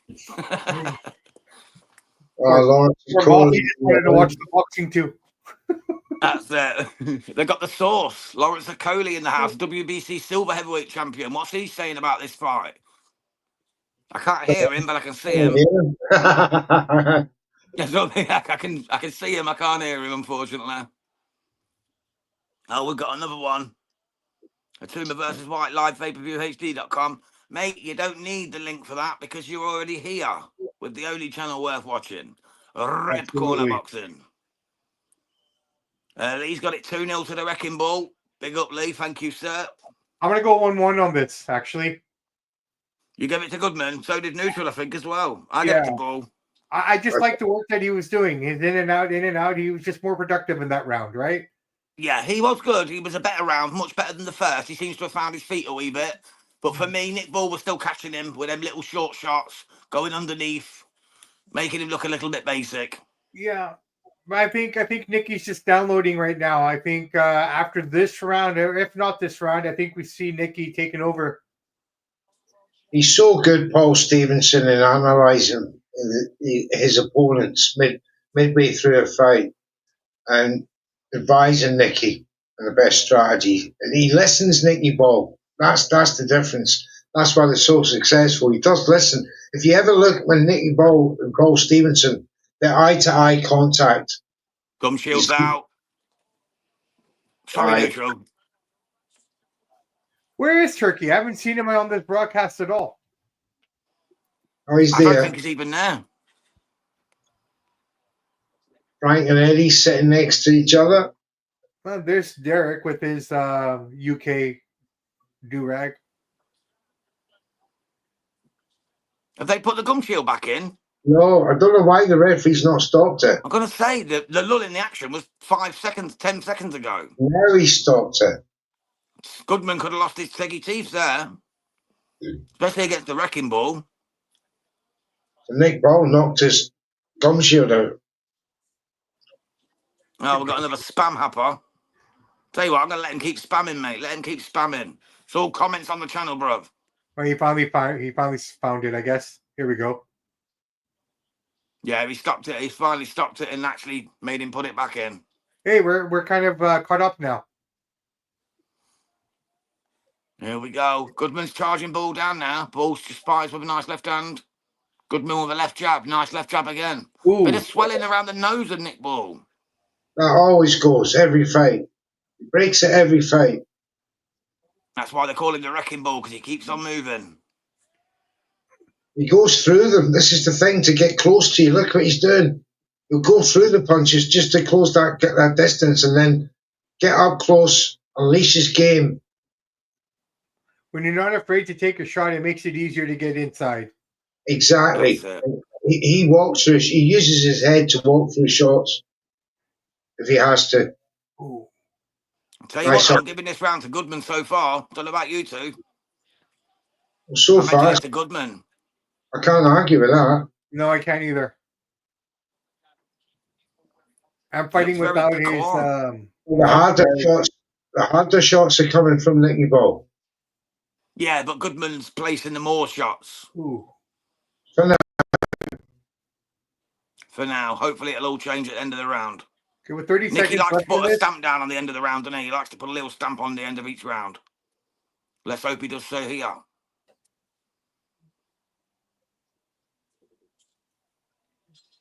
Oh, good shot from Goodman right on the buzzer there. That's a Goodman round for me, lads. Yep. Yeah, I'm going to go Goodman as well. Oh. But the way I missed something then. You made me look up. I thought, what's happened? I was just writing down the score and you went, oh, I thought, bloody hell, what's just happened? Well, that was behind you guys. I forgot about that, yeah. So I've got it 2-1 to Nicky Ball. Yeah, I got it 2-1 for Goodman, actually. I got it 2-1 Goodman. I think you got it same neutral, didn't you? 2-1 Goodman. 2-1 Goodman. So you two got 2-1 Goodman. I've got it 2-1 to Nicky Ball. Lee in the chat had it 2-0 to Ball. So Lee, if you're still with us, mate, let us know what your thoughts are on this one. Hawkan, let us know what you're thinking, mate. Oh no, you're not watching it. I'm sorry, you're not watching it tonight. Oh, he is. Yeah, he's on a friend's account. Oh, lovely. Let us know. Yeah, Lee's got it 2-1 to Nicky Ball. So same as me. Hawkan, let us know what you're saying. Oh, 2-1 Goodman. There we go. He'd already done it. Didn't even realise. Apologies, Hawkan. Thank you, sir. DJ Pat, you let us know what you've got it as well, mate. But here we go. Round 4 is underway. So it's a bit split. Some have had 2-1 Ball. Some have got 2-1 Goodman. Andy Lee has got it 29-28 to Goodman, to Sam Goodman. It's a fair call. I wouldn't argue with it either way. Oh, a bit dirty there. Goodman just smacked Ball as the ref was intercepting him. A bit naughty, but shows his fight. He's down for the war. The referee tells Nicky Ball off for it. I know, that's crazy, isn't it? Told him off for getting smacked after the break. I tell you what, Goodman's starting to look comfortable here, you know. I'm starting to get a little bit worried, I must admit.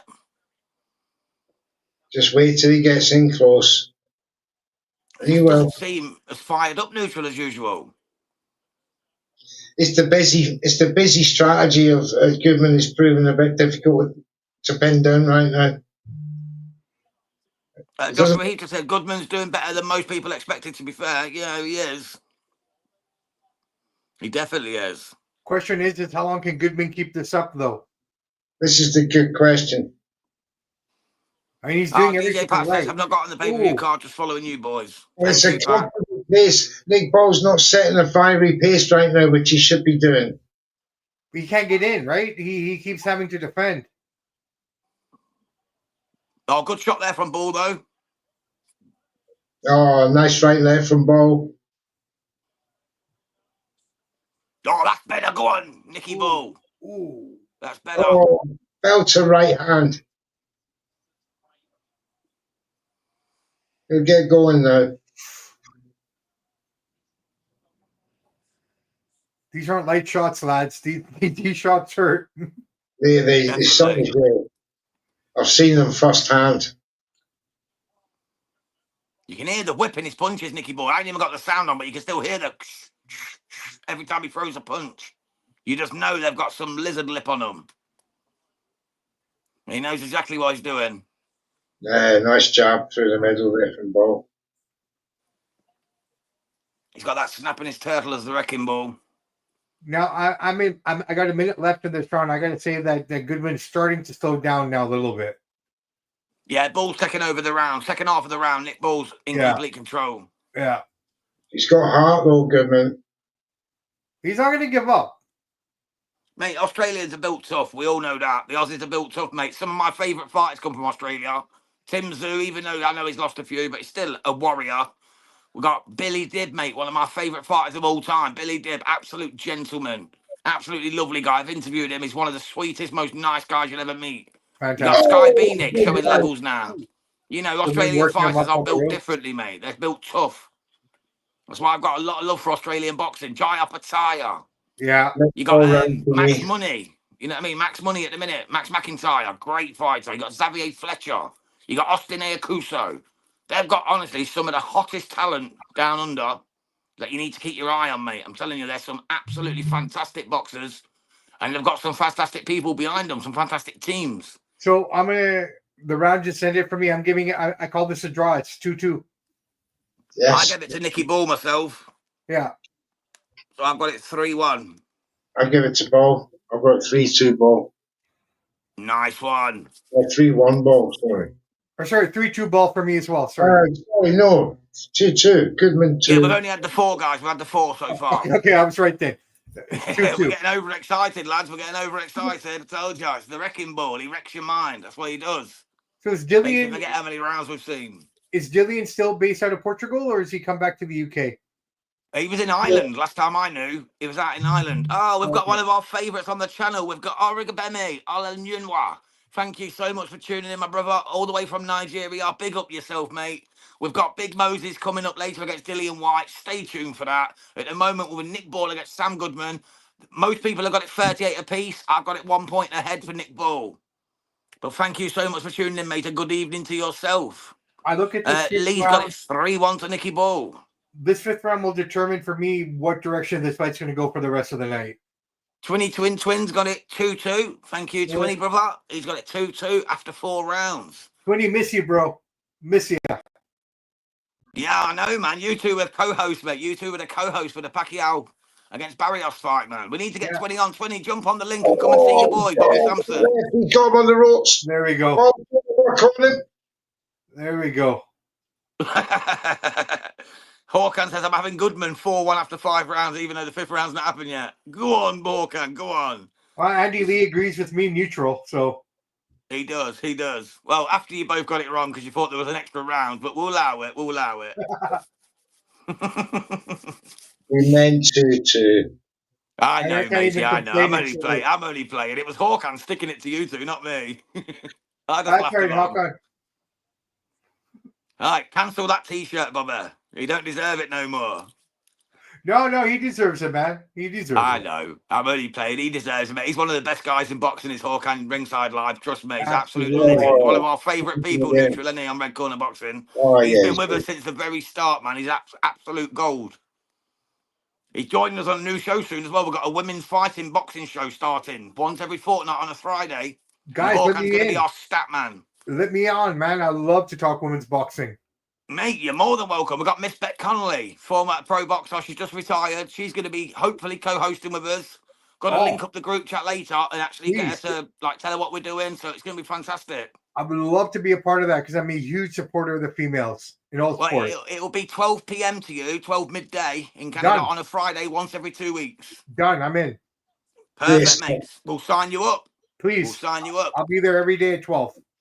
Perfect, mate. Perfect. We'll definitely get you in on that then. That'll be great. We've got Hawkan then, me and Neutral, Beck Connolly, and she's going to bring a couple of female fighters per time to come and join us.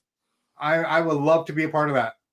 Hopefully, we're going to be starting with Jasmina Zapatoshna, the European champion. So nice. we hope to get all the top female boxers in the world on at some point on Red Corner Box. Most That's the definitely. ambition. Well, hey, man, I think, Jake Paul is doing the right thing. Let's monopolize it for Red Corner. I think he has. 100%, brother. I thank him for it. No, hey, why not? I'm glad he stepped up and did it because I don't think the women get their due fairness, right? Håkan said he's going to meet Lynn Sandstrom of Sweden Oh, when he goes over to Orlando. So when you do, Håkan, mate, I've actually got Lynn Sandstrom. She's a friend of mine on Instagram, I think, Insta or TikTok. Ask her if she wants to jump on as well, mate. Get her on the show. Ask Statman. You can call any guest you like, Håkan, to get her on. I'd love to have Lynn Sandstrom on. can you imagine? Funny Boxing says big love to Samson. Can you imagine it? And more than damn it, Lynn Sandstrom's a great fighter. I'd love her to come on. I would love to get her on. All right, so I will go Nikki Ball on this 5th round. So 3-2 Nikki. Yeah, I've got 3-2 Nikki. Do you think he likes being called Nikki? Yeah, Nikki Ball. There we go. Oh, you knock that mouth guard out again of Goodman's mouth. And the replay there is round 6 coming up. He doesn't look that gassed either. Sitting in the corner there, he looks okay. He missed with that uppercut. Nikki did. Oh, got him on the shoulder, though. Here we go. Ball to the body. Goodman suckling around. 1-2s to the gloves. With his ball, with his high guard. Rushes into the body. Then an overhand right. There you go. Just moving Goodman back. He's going from all angles, uppercuts and hooks. There's Nicky Ball, but not with much success. A couple of jabs got through from Ball there. Goodman trying to jab back. It looks like Nicky's starting to find its flow now. Now he's getting a bit more comfortable with it all. Yeah, he's starting to close the gap, close the range, even with the jab and find success. But in doing so, Goodman's now jabbing away in the middle of the ring against Ball. Look Just at Nicky's calves. One thing Nicky's calves are huge. Yes, for a wee guy.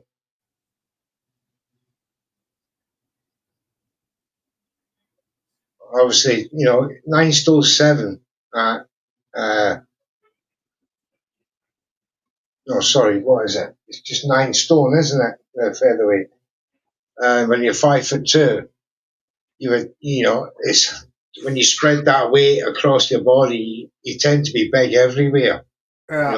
Big shoulders, big neck, for his size, big back, big calves.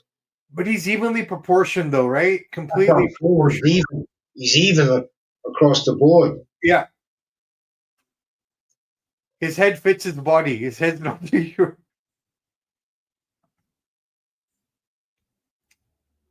And Goodman's making it, he's not making it easy to close the gap for Nick. No. Most fighters that MVP signs are 2 to 4 fight contracts. They're no long contracts, then it's BBC style. The run was signing up and then activity.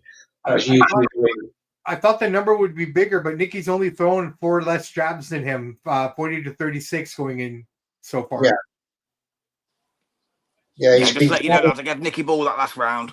Yeah. He had constantly jabbing away, Nick Ball, but I would say throw. Over 3-piece combo. Goodman nice uppercut as well. Nice little uppercut in there. It's the uppercut, check left hook combination that he loves to do. Ooh. Yeah, Ball's starting to get to him now. He's piecing him up. I just saw the 3-piece now. Well, this is his favourite combination. It's 3-piece. He'll throw in triplets. 3 solid there. And then he'll have he'll miss for, he'll step back for a punch and then he'll go for another 3-piece. Yeah. It's a favourite combination of his that I've noticed over time. And so effective when he's up on that inside, because that's the only time you can unleash that type of combination is when you're close enough. Eubank on the screen at the minute. It's when you're close enough to hit all 3 targets in the one combination. So I'm gonna have to go Nicky Ball on that round. Sam Goodman looks like he's not moving as fast anymore. His feet are flatter now. I've He's got it been 5 rounds to 1, Bobby. 5 rounds to 1 to Nicky Ball. starting to beat him down now. I got 4-2. Yeah, I same got as neutral. You got 4-2, ain't you, bro? I wonder what Start. Harlem Eubank's saying. What could he possibly be saying about Nicky Ball? Liam C's got it 5-1. Yes, sir. Same as me. Here we go. Round 7. 7.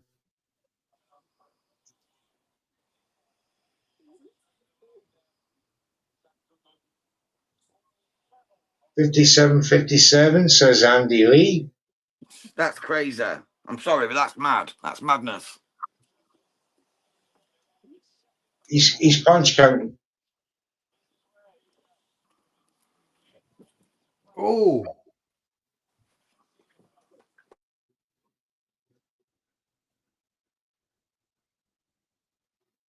I think Nicky's just found his pace now. Now he's just waiting for his opportunity. Yeah, he's trying to counter him now. He's fed up trying to chase Goodman. He's letting Goodman come to him now. Well, And he's then, already tasted his power. He knows he can take it, so now it should be easier, right? yeah, Double jab. But Nicky. Harlem Eubank's a fraud, says Liam C. I wouldn't disagree, mate. I think you're right, Jack Bobby. Catchell, excuse me, Jack Catchell showed that. Yeah, I think you're right, Bobby. I think that Goodman is not as quick on his toes now. He's slowing No, right. you can see it. Just looking at his footwork. He's Yeah, he's planting his laying feet. on his heel. He's on his heel more. His toes are tired.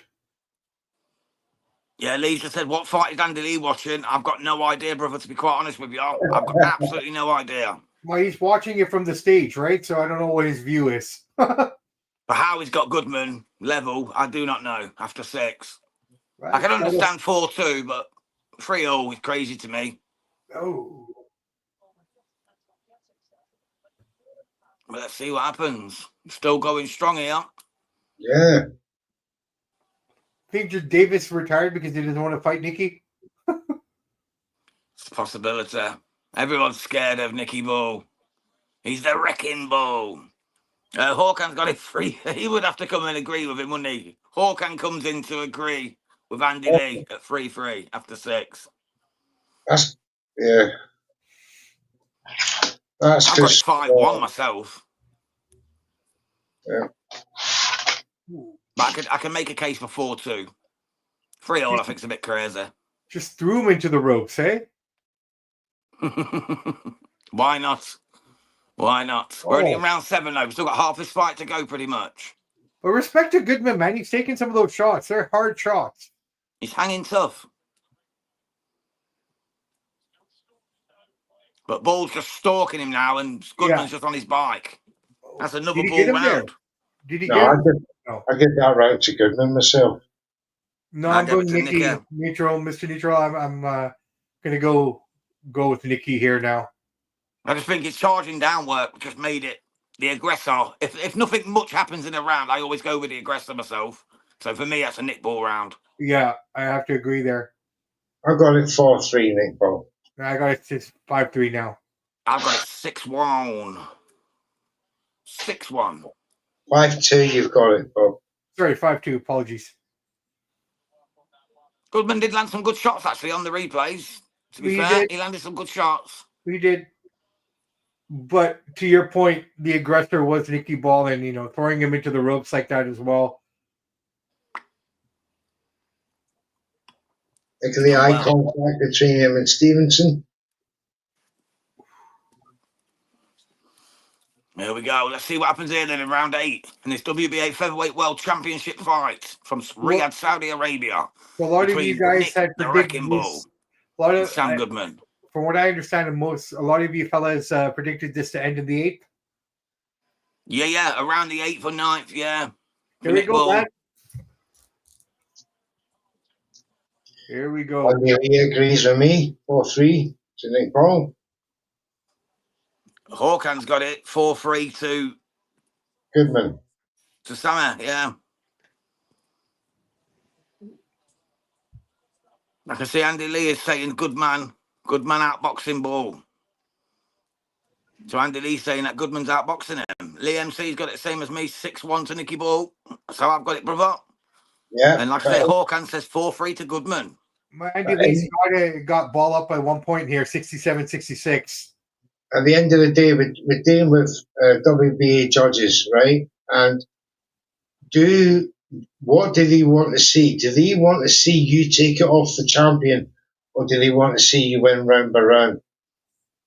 This is not always clear and concise in judging. Oh, really? They should want to see you take the belt from the champ, shouldn't they? But win every round while doing so. Is Goodman doing enough to justify a win? Not in my opinion, not even close. Not even close for me.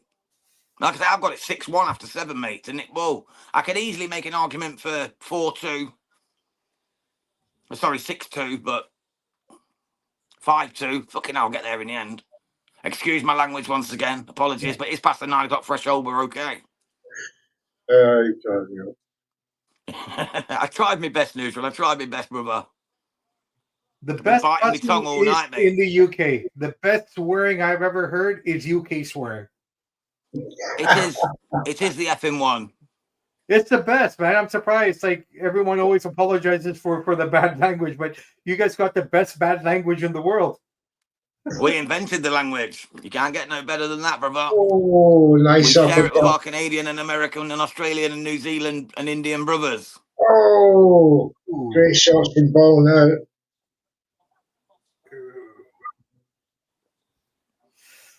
It's better than speaking French. Do you speak French, by the way, Bobby, being in Canada? Hell no. Good man, good man. I took Spanish. To hear, mate. I took Spanish. Oh, fair play. Yeah, it's much more needed where you are, though, isn't it? Well, I mean, if I want a government job in Canada, I would need French. Yeah, which you don't want, so it's all good.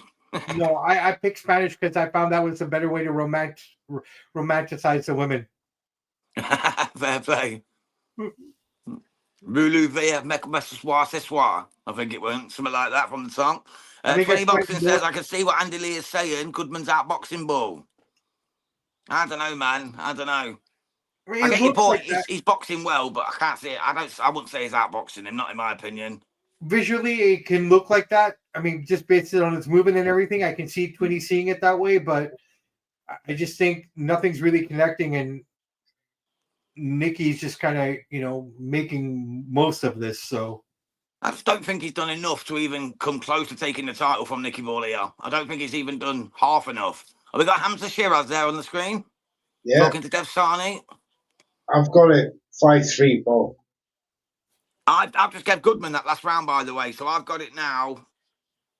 Let's have a look. Under Twaka Sanksis. I've got it 6-2 after 8. I agree. Oh well, I'm gonna give that one to Goodman, actually. And Lee's got it 7-1. So Lee's still rolling with the Nick Ball, the wrecking ball, wrecking the job. The wrecking machine. A bit of rocky moments. He was the best coach in boxing, weren't he? Never let his man down. Andy Lee's now got it all wrapped up at 76 apiece in a tiny little bow. I think he should get some trousers that fit, and it might get some oxygen get to his fucking brain. Excuse my language once again, but again, 9 o'clock threshold, we're all good.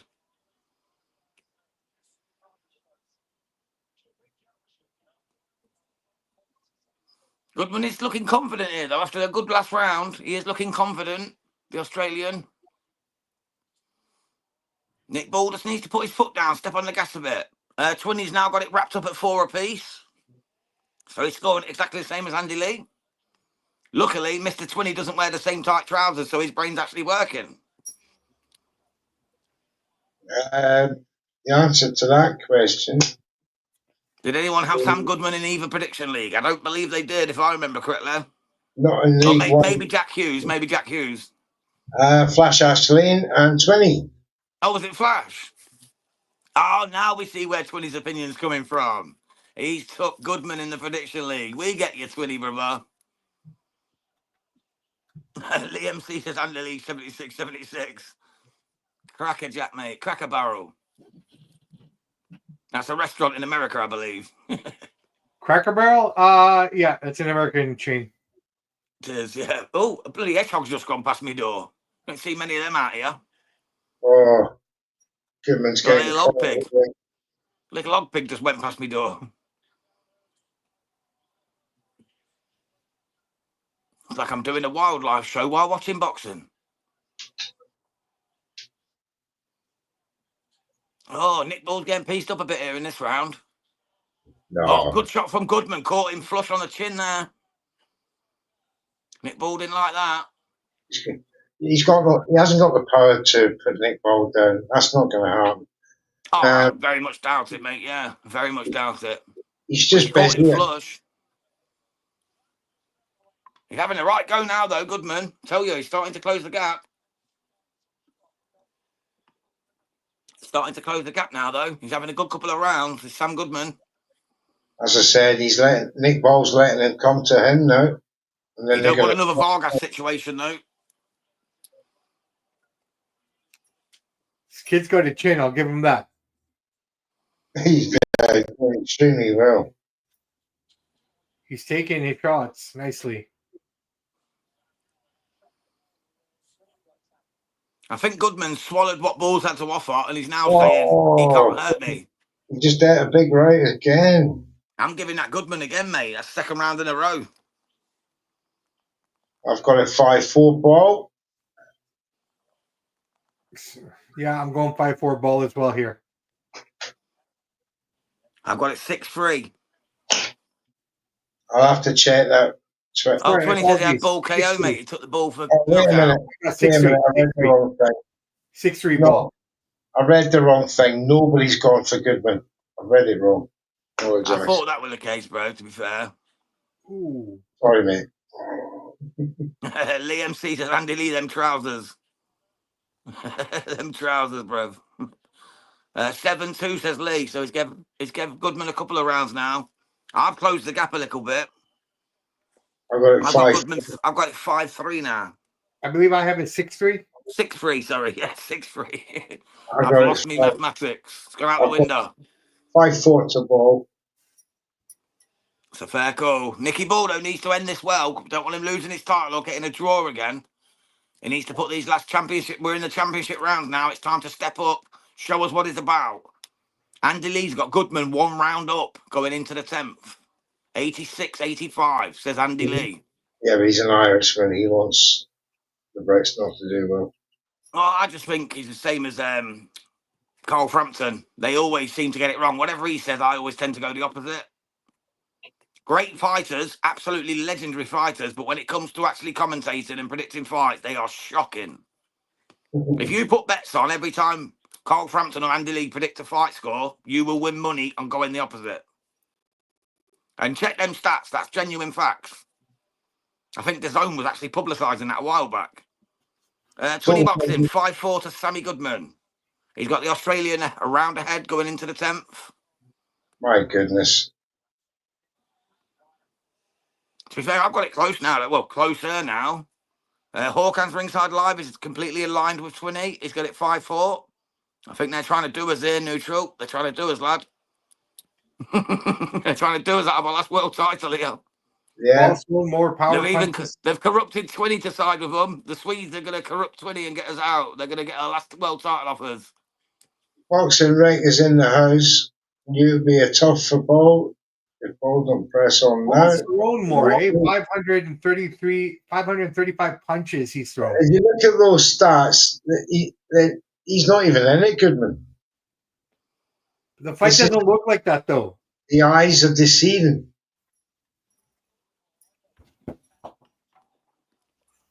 Tell you what, Goodman is starting to go to work on him again here, though. Oh, nice combination. Ball's just kind of doing his thing now.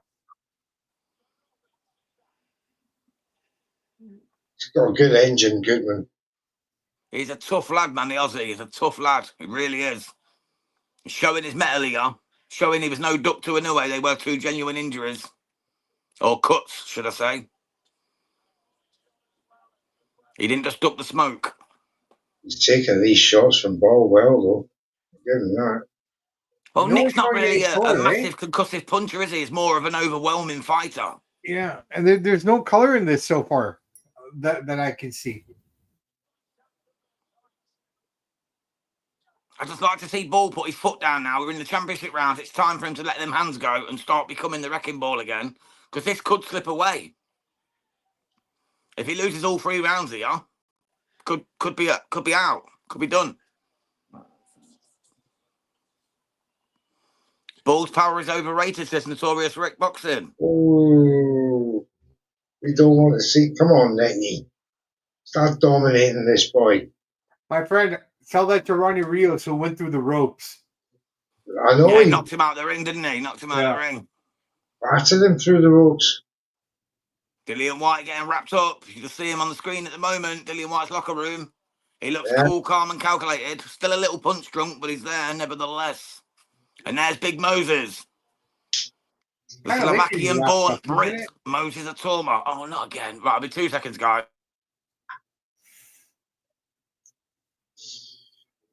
Kind of late getting wrapped up, or was that pre-taped?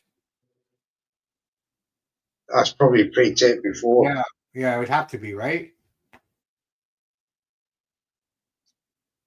Actually, it takes about 20 minutes to wrap properly. Oh, excuse me. It takes about 20 minutes to wrap up properly. Yeah. So I imagine that's done already. You would have to believe so. They're coming into the championship rounds now. Yeah. Nicky Ball has to finish this boy real soon. Because I've got 5-all.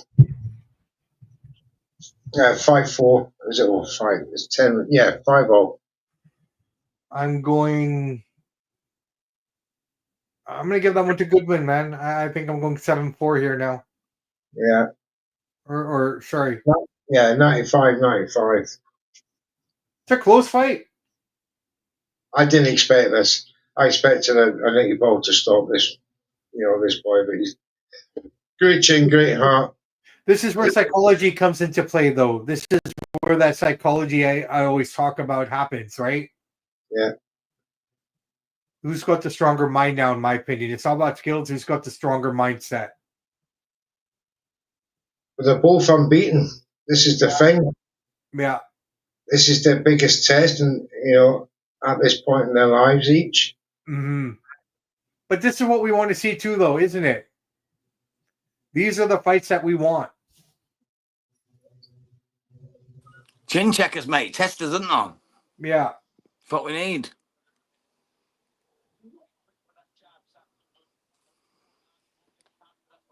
"8-2", says Lee.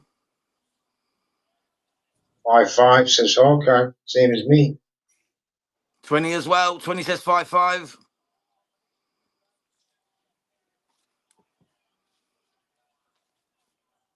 Ball starting to impose himself in this round 11 now. Round the minute 25 mark.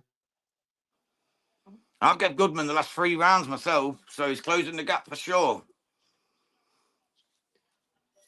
Yeah, he's getting to work now, Ball. But Goodman's still coming back, though, Goodman. If Goodman can win these last 2 rounds, I've got it a draw. Oh, better.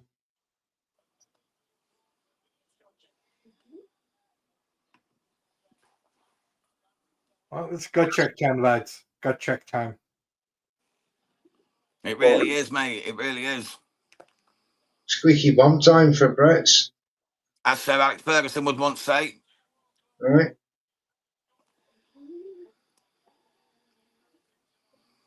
Switch to southpaw now, Ball.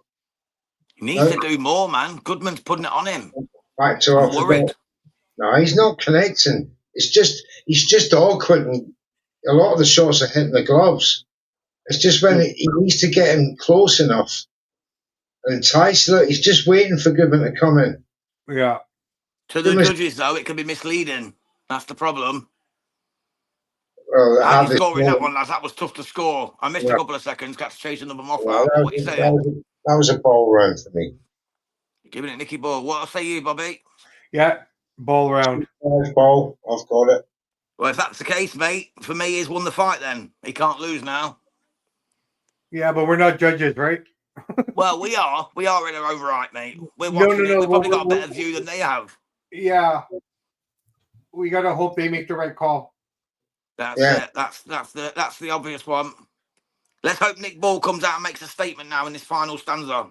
Right, he's got to give 3 minutes of, he's got to fight those 6-minute sparring rounds in 3 I'll give him minutes. hell. No, he's got to. He's got to just leave it all behind. He knows he can take his power. He knows he doesn't get hurt by it. Yeah. If you look at both guys, I haven't seen any blood in this fight. So, for the amount that's being thrown, and wow, there's Here no we go. blood. The final championship round between Nicky Ball and Sam Goodman. This is for the WBA featherweight world title, the last remaining British world title holder in the male boxing world. He's now got Nicky Ball 1 round up. Honestly, I'm going to be fair here and say that I think Goodman has more cardio left in the tank than Ball does at the moment, just based on how they're breathing in the corners. Nicky's really breathing heavy out of the mouth. Oh, couple of good Sam Goodman. Oh, it's a slip. It's a slip. That's a shame. Oh, that was a right cross myself. Goodman's shots ain't landing, says Lee. I agree, mate. Nick I have Ball's given cut. it the last 2 rounds before the last, though. 3 rounds, sorry. Nick Ball's cut around the right eye. Yeah, it shouldn't be a problem now in the 12th, though, bro. Hawkins got Nicky Ball up 6-5, so Hawkins in the same trajectory as us. Same as me. Oh, they're both going for it now. I think Nick Ball just needs a big round here, lads, and he's got this. Goodman's giving it everything. Ball needs to step up. Lovely little right uppercut from Ball. Oh, beautiful through the gap. But it's not. He needs more. He needs more. He does. He needs to keep the pressure up because don't want to give Goodman a chance of getting this draw. Goodman's still coming. Lovely work from Ball. Left, right, left, right, left, right. Lovely. That's what we need to see from the Wrecking Ball, the Liverpoolian. The wee man with the power.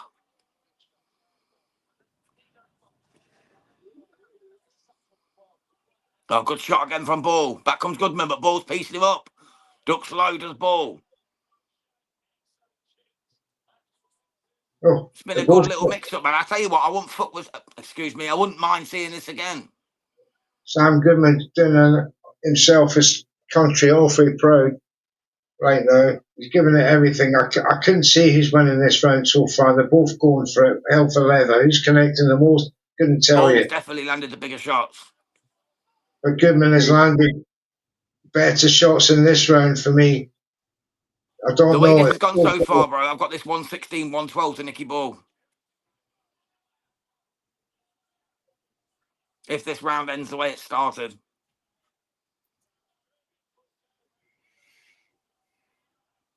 What a performance by Goodman. He's now switched to southpaw.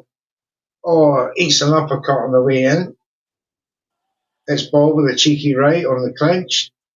Comes off, and Goodman goes to work again. Now Ball's trying to throw back again. Oh, he throws Goodman against the ropes. My only concern is how much will that cut influence the judges here? This is what it's come down to, right? Sometimes they do nitpick like that, bro. Let's hope they don't. I'm giving Nick Ball that last round, which makes it a conclusive win for me. 116, 112. I don't know, man. I don't know. That could be a draw. I've got it 116, 112, man. I'll stand on that hill. Come on, judges. Have it right. 116, 112 to Nicky. Our last remaining champion, the Wrecking Ball. We can't afford to lose him, Mr. Neutral. We can't. It can't be the first time in 37 years we don't have a male world champion, bro. Oh, it can't. It just can't. It cannot be. I'm having a quick toilet break before we go back. Yeah. All right, mate. I'll get the scorecard. Bobby will stay with me. I'll get the scorecard in a moment. Nick Ball's got 70% of the fight viewers win, 30% to Sammy Goodman. That says it all, mate. I think the 116, 112 is a good call. You can be right, man. But I mean, like I said, it all depends. Twinny's got it a draw. Twinny's got it 114 a pop. Twinny, man, you're the draw specialist as well, brother. Why didn't you pick the draw in the prediction league? You should have done, my man. He is the prediction draw specialist. He predicts draws all the time, and he's got a couple. I think he's the only one in the prediction league, both leagues, to actually get it right. A Nick Ball win for Lee. Big up, Lee, mate. There could well be a T-shirt on the way to you, my man, because you've been with us all night. Could well be a Red Corner Boxing T-shirt. If there is, mate, I'll send you my email address. Just hit me back up, and I will get your postage, and I will send it straight to you. Your postal address, should I say, not postage. You haven't got to pay for it, of course. Good old Royal Mail. Well. That was good. That was good, man. I enjoyed that. I'd like to tell you what, I wouldn't be bothered about seeing that again, you know. No, I would like to see that again. Get it over in Sydney. Get a nice card over there, you know, Connor Wallace and whatnot on there. Get Terramoana on there. Sky Nicholson, make a big card out of it. Goodman against Ball return. I'd be down for that. Ball, who does Ball support? Is he a Liverpool fan or an Everton fan? Come on now. Why? Come on now. You know what he is. Fair man, then let's get him to Anfield. Well. Could Nick Ball be about to lose our last title in this? Right, I'm going to duck out and get the scorecard, lads. 37-year streak could be coming into an end, or does Nick Ball keep doing off, even if it's a draw? I think Nick wins here. I really do. I think he did enough to take this one.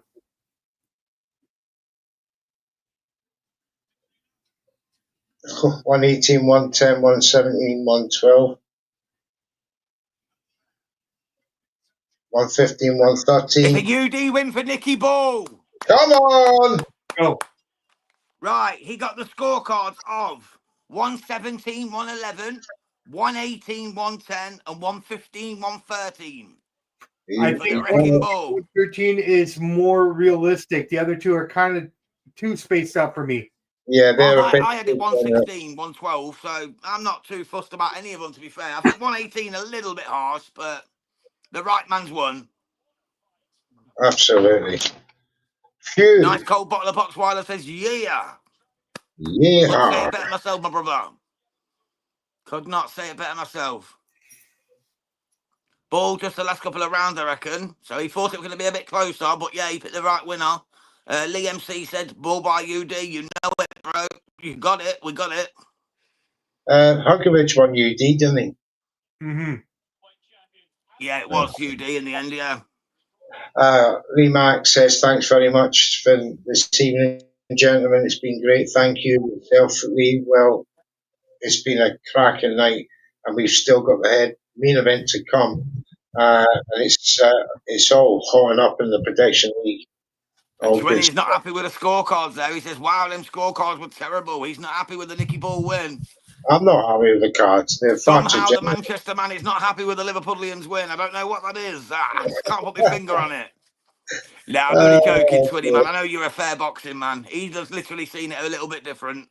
I had it 116, 112.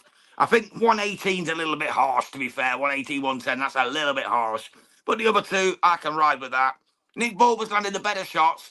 He was landing the more powerful shots, and that goes into the scoring. It's not always about who lands more or who lands the best technique. It's about the power involved in them shots. And I just think Nicky Ball was the more aggressive man throughout, and I think he got the right win. That's just my opinion. Get in the wrecking ball, says Lee. Go on, Lee.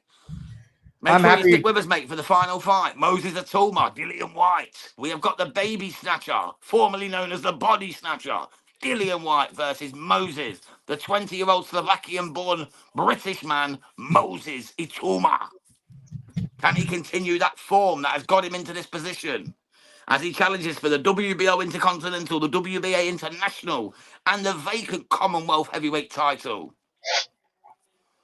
Stay with us, guys. We're going to be bringing that very, very soon. Yes, very soon.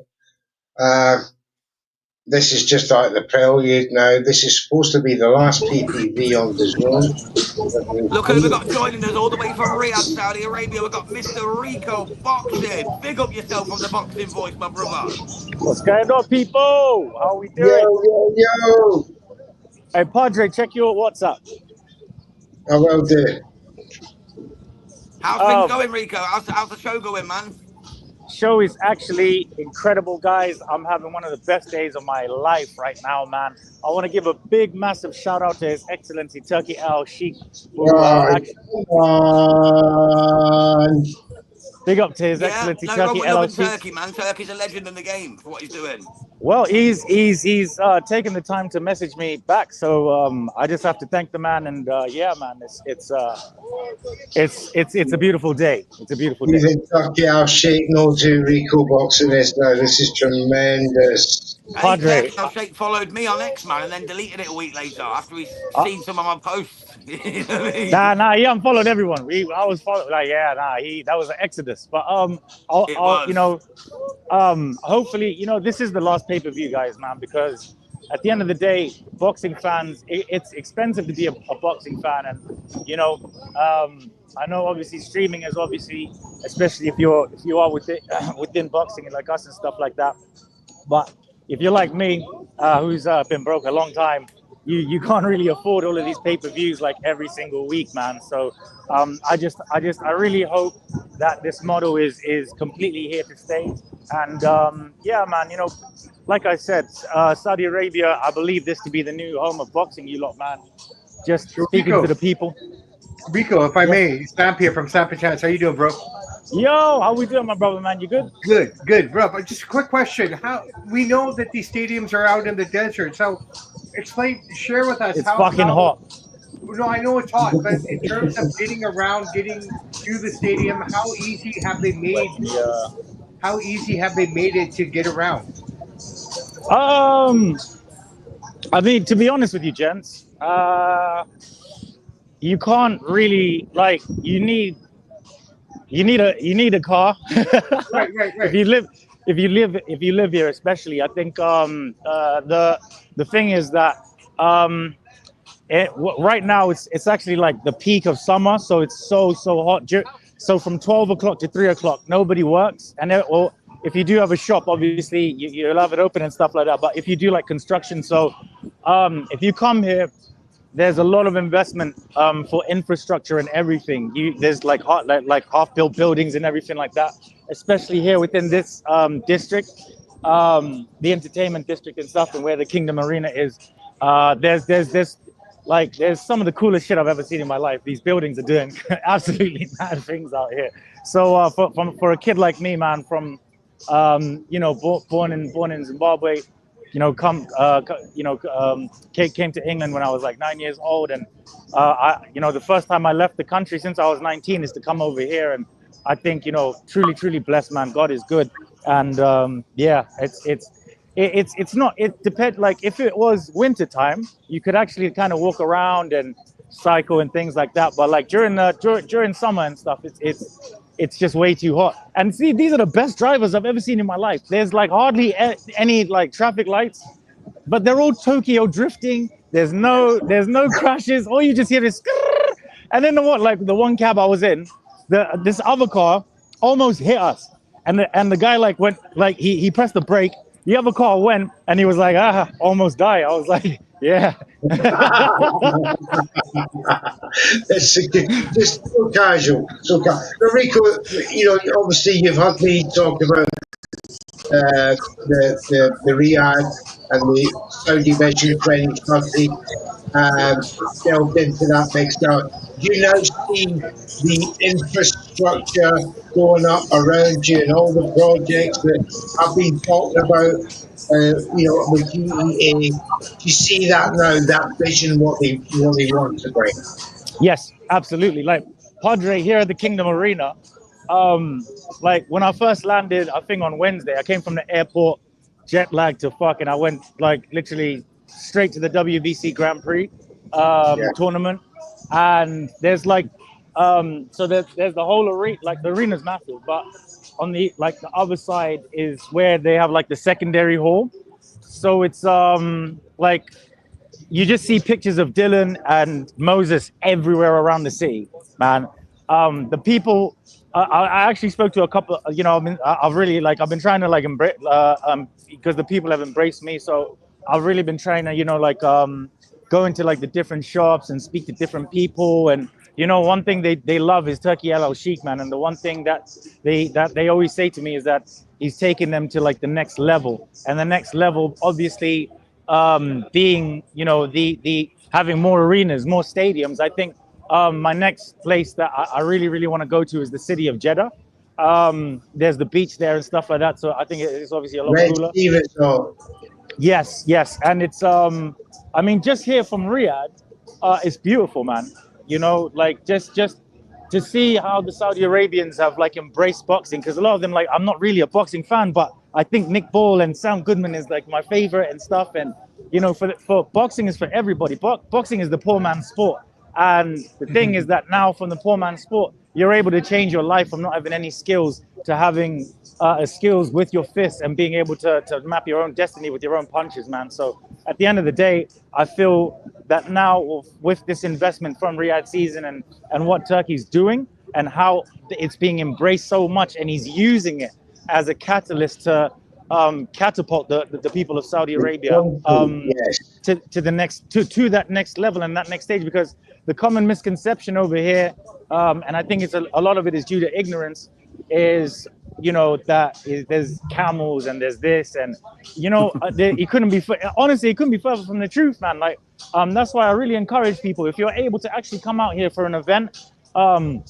you really I would recommend it, man, because not only do the people, you've been there since Wednesday. Talk about the safety a little bit. How safe is Saudi Arabia? How comfortable? It's the safest place I've ever been to. There's not one.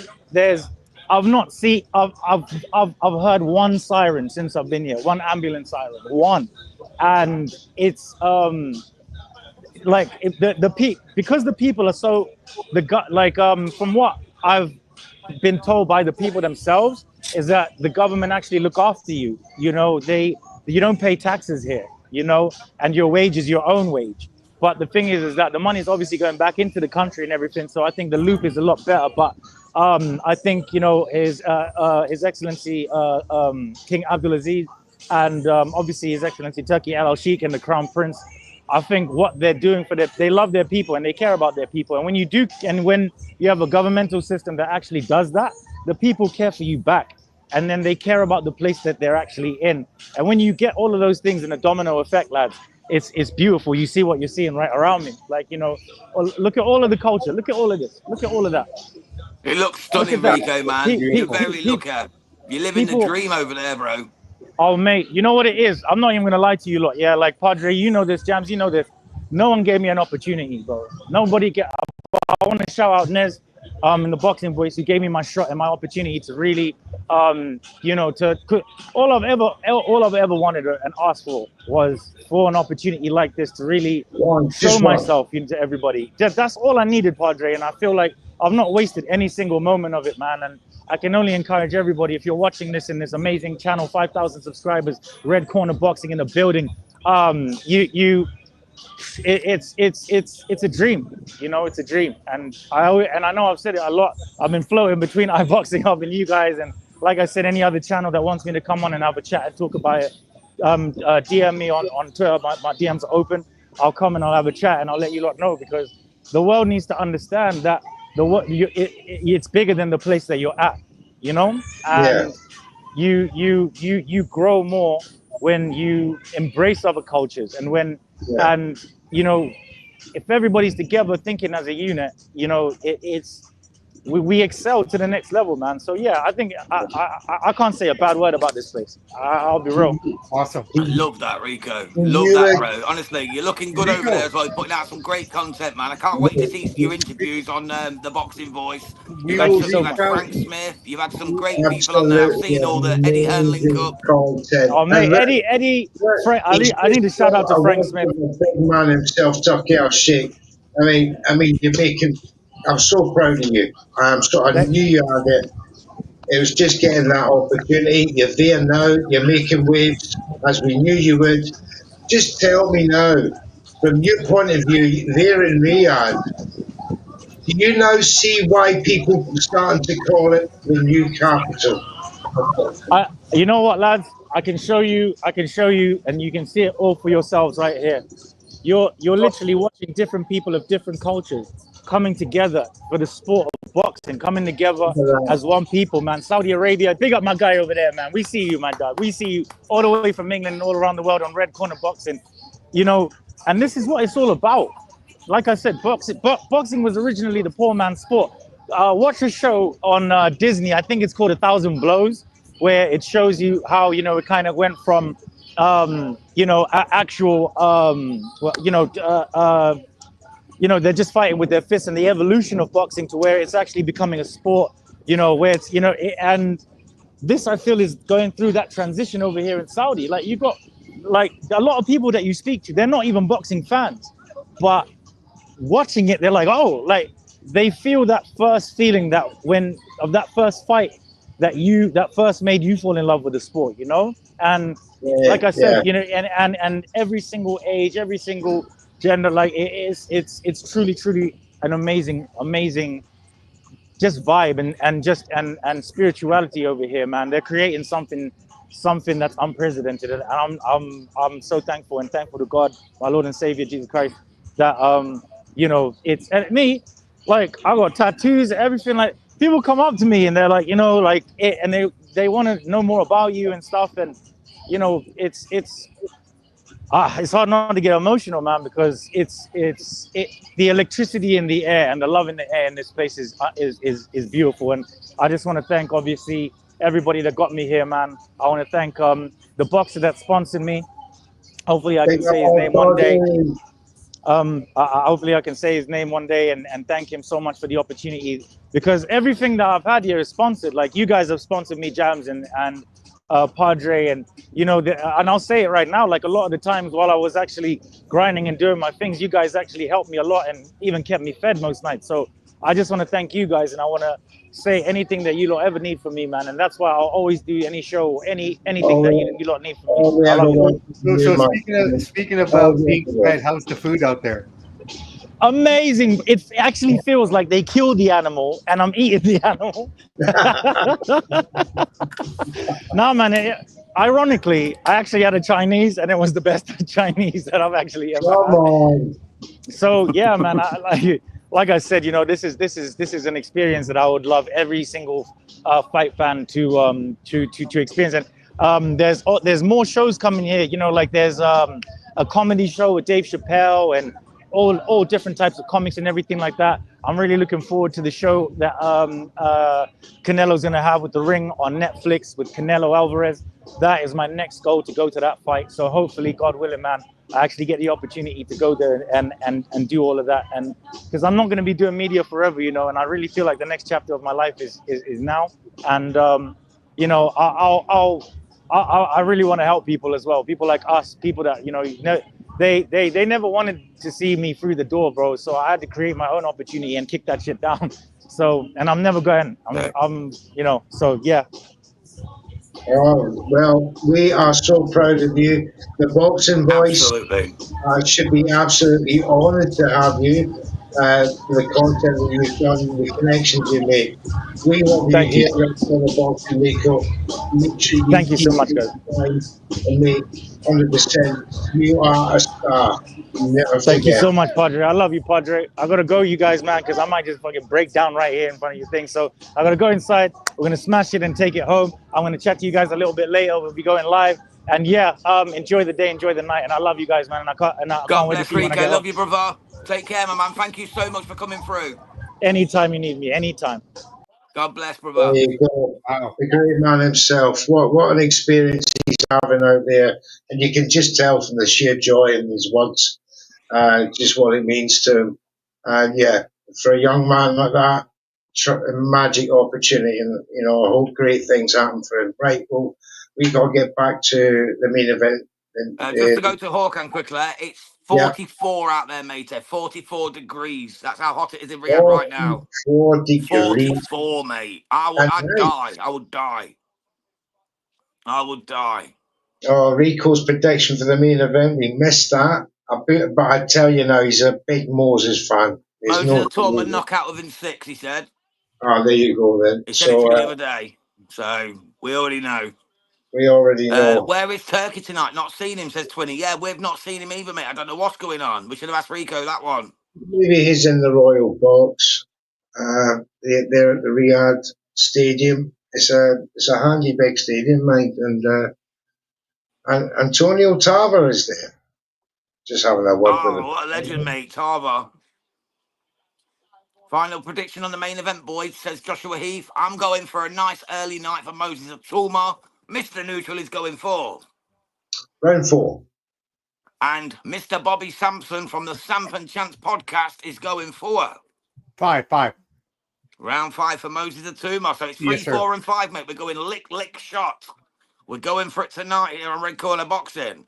Lee MC says Itauma round 4 KOs. So Lee's in the same wheelhouse as us, as usual. This is why we like this man on this channel.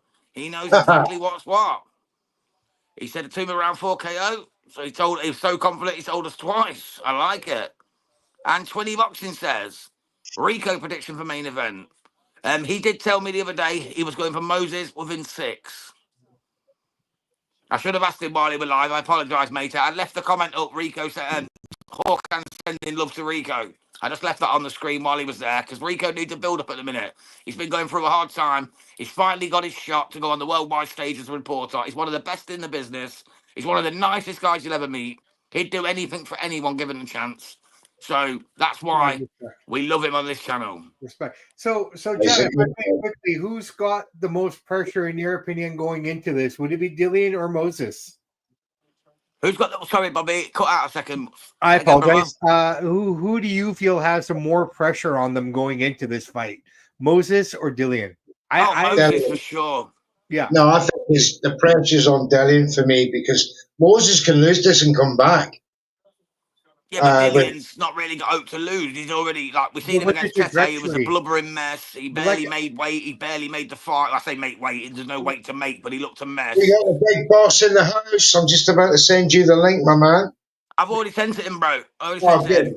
Right, okay then. Good stuff. Big up, big boss from Sacktown. I can't read the message on neutral. Can you see the message, mate? It's just cut off. He's just in time for the main. He's just got home from work. Ah, lovely, mate. If you want to jump on, bro, you've got the link. You're more than welcome to jump on with me, Neutral, and Bobby Sampson of Samp and Chance podcast from Canada. We'd love to see you come through, mate. I've sent the link out to a few people, so hopefully they'll come. Mr. 20 Boxing has gone for a Dillian Whyte TKO in round 6. Oh, sorry, KO in round 6. My eyes, like my mind, are playing tricks on there. We've got Dillian Whyte. He's 37 years old against a 20-year-old young, hungry lion. 6'4" against 6'4.5". 78 reach against 79 reach. This is a big boy fight, man. It's a big boy fight. Is it a step too soon for Moses Itauma? Is it just the right time to get Dillian Whyte? We're going to find out momentarily. Everything is even except the age. And we've got Big Boss joining us in the house. Big up, Big Boss. How are you, sir? I salute you guys. Yeah, I'm glad I came back. How you doing, man? Doing good, guys. How about you guys? Salute you guys, Samson, Jams, and Neutral. How you doing, brother? Doing all right, guys. So glad I got out just in time. You made it out of work on time for once. Well done, my brother. Yeah, because they kept making me stay there because how busy it is. Where are you based out of, Mr. Diaz? What was that? Where are you based out of?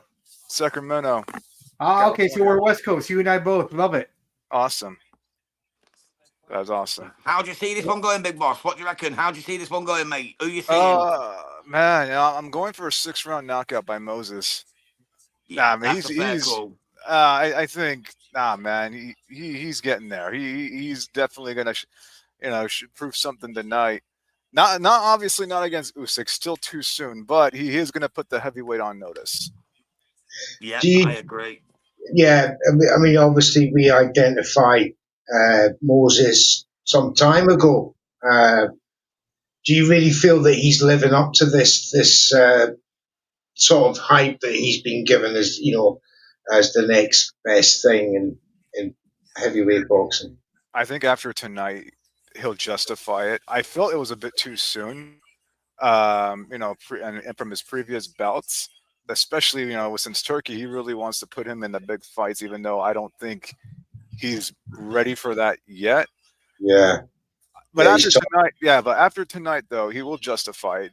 And we'll see. But he just needs to take his time. He's still 20. He's still got a lot more to show. Remember how long he goes throughout his career. So Yeah.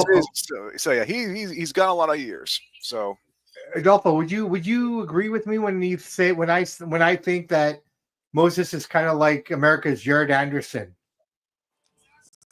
oh man, honestly, in terms of progression and everything, like taking this fight and whatnot? I'd say He means pre-Martin Bacoli. okay. As long as so far he hasn't done anything wrong, at least outside of out of boxing. Yeah. He's very disciplined. I think discipline. I think is the difference between him and Jared Anderson. Right. In terms of in-ring boxing skills, I think might be saying it too soon. I think he's just a tad bit better than Anderson before he fought Bacoli. So now he's got a lot of potential. Definitely. Yeah. He's got that power, big boss, hasn't he? He's got that power leveler, which Jared Anderson never really had. Anderson was a very good boxer, but he never really had that snap the same as what Moses has got. I don't think Anderson ever took it I'm sure he took it seriously, but he's not as serious as Moses. Yeah. Do you know what I've noticed in his last two fights, Moses? I've not seen the punch that's done the damage. In other words, he's that fast. I've not seen the initially when you're doing the watch along or you're viewing it live. In his last two fights, I've not seen the punch that put Dempsey McKean down. I didn't see the punch that put Mike Belogan down. He was so fast in the hands. And he gives me like the phantom punch, thing. You remember Ali, with that phantom punch against Leicester? And it's that kind of effect. It's so quick. But I'm not saying he's in that same league. I'm just saying for pure fast hands, Dillian Whyte is he's going to feel a barrage before, he goes down, if he goes down. He's that fast, but we're going to see. But do you know what I love about this boy? He's got presence. Yeah, 20 years of age, and he's got the best talker, neutral, is he? He's not, but he's got the whole crowd there. Just his physical presence, right? And look at him. He's got a demeanour of a man that just wants to hurt you when he comes into that ring. He's a nicer version than Mike Tyson. Yeah, he looks serious. He's not playing today. Just dangerous. Believe you. Remember his brother? Do you remember his brother who boxes, Carol? Do you remember his brother, Carol Itauma? Carol is both boxed in the amateurs for Slovakia. Yeah. There's Carol Itauma as well, mate. He's got exactly the same look, exactly the same stance. He just looks like business constantly. Like he takes no shit. He never gives anything away. He don't shit talk. He doesn't call people out. Man. He's so serious, but he's polite at the same time, which is a deadly combination. Yeah. And what I said there, I put on a tweet out there today, right? This boy's 20 years of age. He's 245 pounds, but he still looks like a lad. He can put on 20 pounds in the course of his career. At 265 pounds, that boy's going to be a monster. Guys, he's not even reached his peak. 25, mate, till his peak at least. A heavyweight, 30 even. He's nowhere near it. Now, the problem is with me, and he's ambitious, by the way. He would fight Usyk tomorrow, this guy. But Turkey Al-Sheikh, as you quite rightly said there, Afonso, and I mentioned it before, there's boxers who get fast-tracked in this game. As we all know. We've seen it with Loma. We've seen it with young, what's his name? Abdullah Mason. Keyshawn Davis, right? Keyshawn. They get fast-tracked up until... He is in this ilk of boxers who get fast-tracked, Olympian, unbeaten amateur, hence, so forth. Now, you've got a Turkey Al-Sheikh saying, I want to see Itauma versus Usyk next, already before this fight, and that's right, a shred. It's more than a shred of disrespect towards Dillian Whyte, although he doesn't deserve any respect, two-time drug cheat. That's why I want to see him. Four-time, right, sorry. I was lenient on him there. So, but I just truly believe this. If this goes past 3, I'll be surprised. I've gone 4. just to give myself an extra round. Yeah, I know. I think it comes down to psychology. I always talk about psychology, guys. This is kind of my thing. So, just looking at this, the status of where this fight's at, everything, I'd have to give the psychology to Dillian, though. He's been in the bigger situations. He's been in the bigger stadiums. There's Carol there. Well, he's only lost to Fury. He's only lost to Povetkin, which he avenged, and he's only lost to AJ. Yeah, Anthony but Joshua. that was in his prime. That was in his prime. They were in their prime. This boy's not even in his prime, and what he's got now is far more dangerous than Tyson Fury. It's far more dangerous than Povetkin. Because He's got a young, hungry lion. you got Dillian's 37 years of age. He's had 2 fights in 3 years. And, everything is against him. Everything in this fight. It doesn't help that he's being knocked out, and with going into this match with this man who has that insane power. I mean, it's hard not to think that Dillian's not going to get knocked out. I'm sorry. Yeah, but this is the thing, Bobby. This is what we're intrigued to see, is what level of power Moses Itauma carries at the top table. Because again, he's only been knocked out by the top table. Alexander Povetkin was a world champion, an absolute beast. Yeah, Yeah. he got the recup, and that fight might be expunged from his record, but that's neither here nor there. And then you got AJ, and we're talking about Tyson Fury, a 6'9", 20-stone Gypsy King warrior. You know what I mean? So he's only been starched by the biggest of the biggest. Moses Itauma is not the biggest. He's only 240 pounds. He's not the biggest, but he has got a big smack on him. So we're going to find out whether that smack carries up in levels And tonight against Dillian, Moses is the precise, baby Sasha White. Let me ask Adolfo. You there, mate? Yeah. Right. From your side of the pond, should have Moses Itauma beat a Dillian Whyte in less than 5 rounds? What would the American public then demand of him? They would demand a lot more. They would demand the exact same performance as if he were to put down Dillian Whyte under 5. But at his age, though, I would just let him grow, because you don't want to put too much pressure on this young man. Like, he puts it on himself. I've heard, from his camp, they're doing what you quite rightly said. They want to hold him back. He's young and all the rest of it, but he's the one that's driving the rhetoric and the narrative that he wants big fights as quick as possible. Now, when you've got a mentality like that in the box, it's very hard for his team around him to persuade him otherwise. But I get it.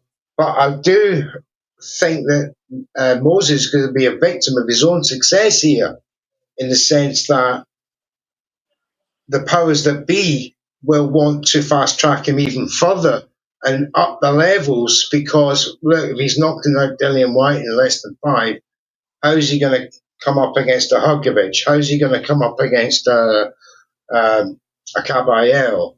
So they'll start to up the levels rather quickly, rather than do what you said and other people have said, quite rightly, and that's just say, look, you're 20 years of age, mate. You've just beat a guy like Dillian Whyte. Take it easy. Do you guys think this is because of the state that heavyweight boxing is going into, though?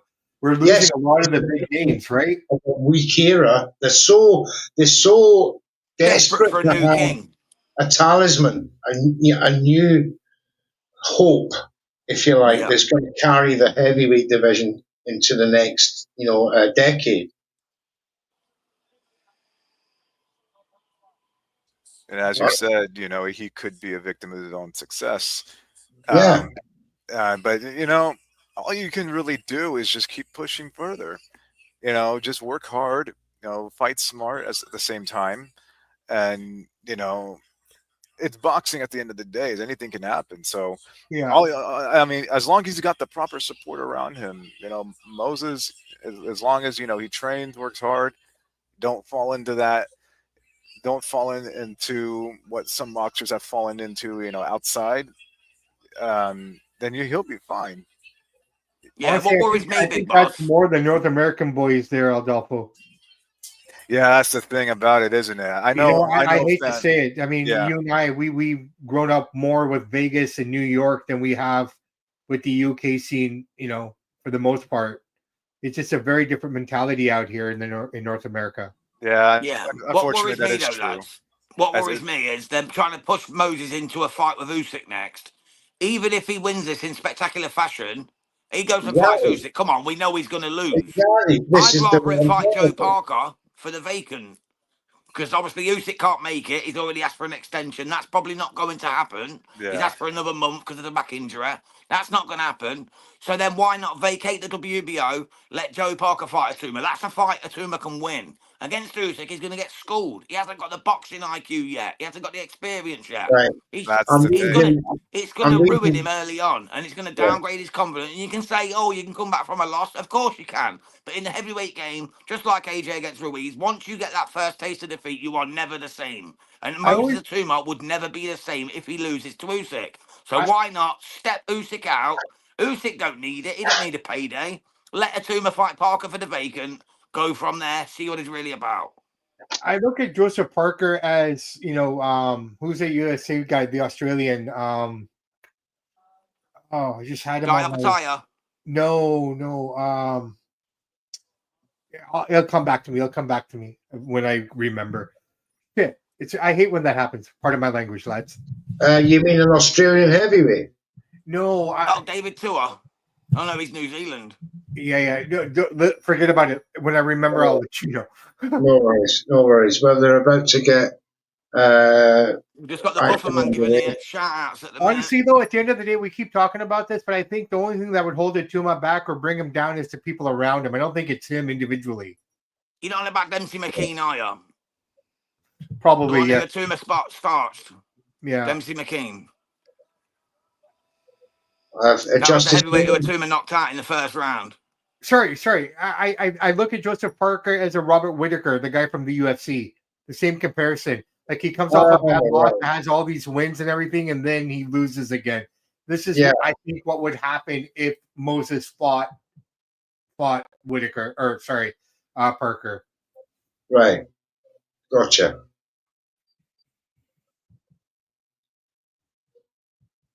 Ben Davidson's always in there, right? Did Dillian Whyte beat Joe Parker, or am I imagining that? I can't remember now. I don't think so. No, it wasn't White. Who was it who beat Parker? Joe Joyce. Joe Joyce beat Parker, didn't he? Yeah, Joy. Yeah, that's the one. Yeah.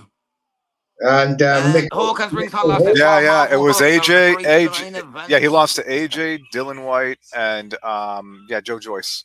Yeah. Yeah, White beat Park in 2018. There you go. I thought he did. I thought I was having a brain fart there for a moment, lads, but nice one.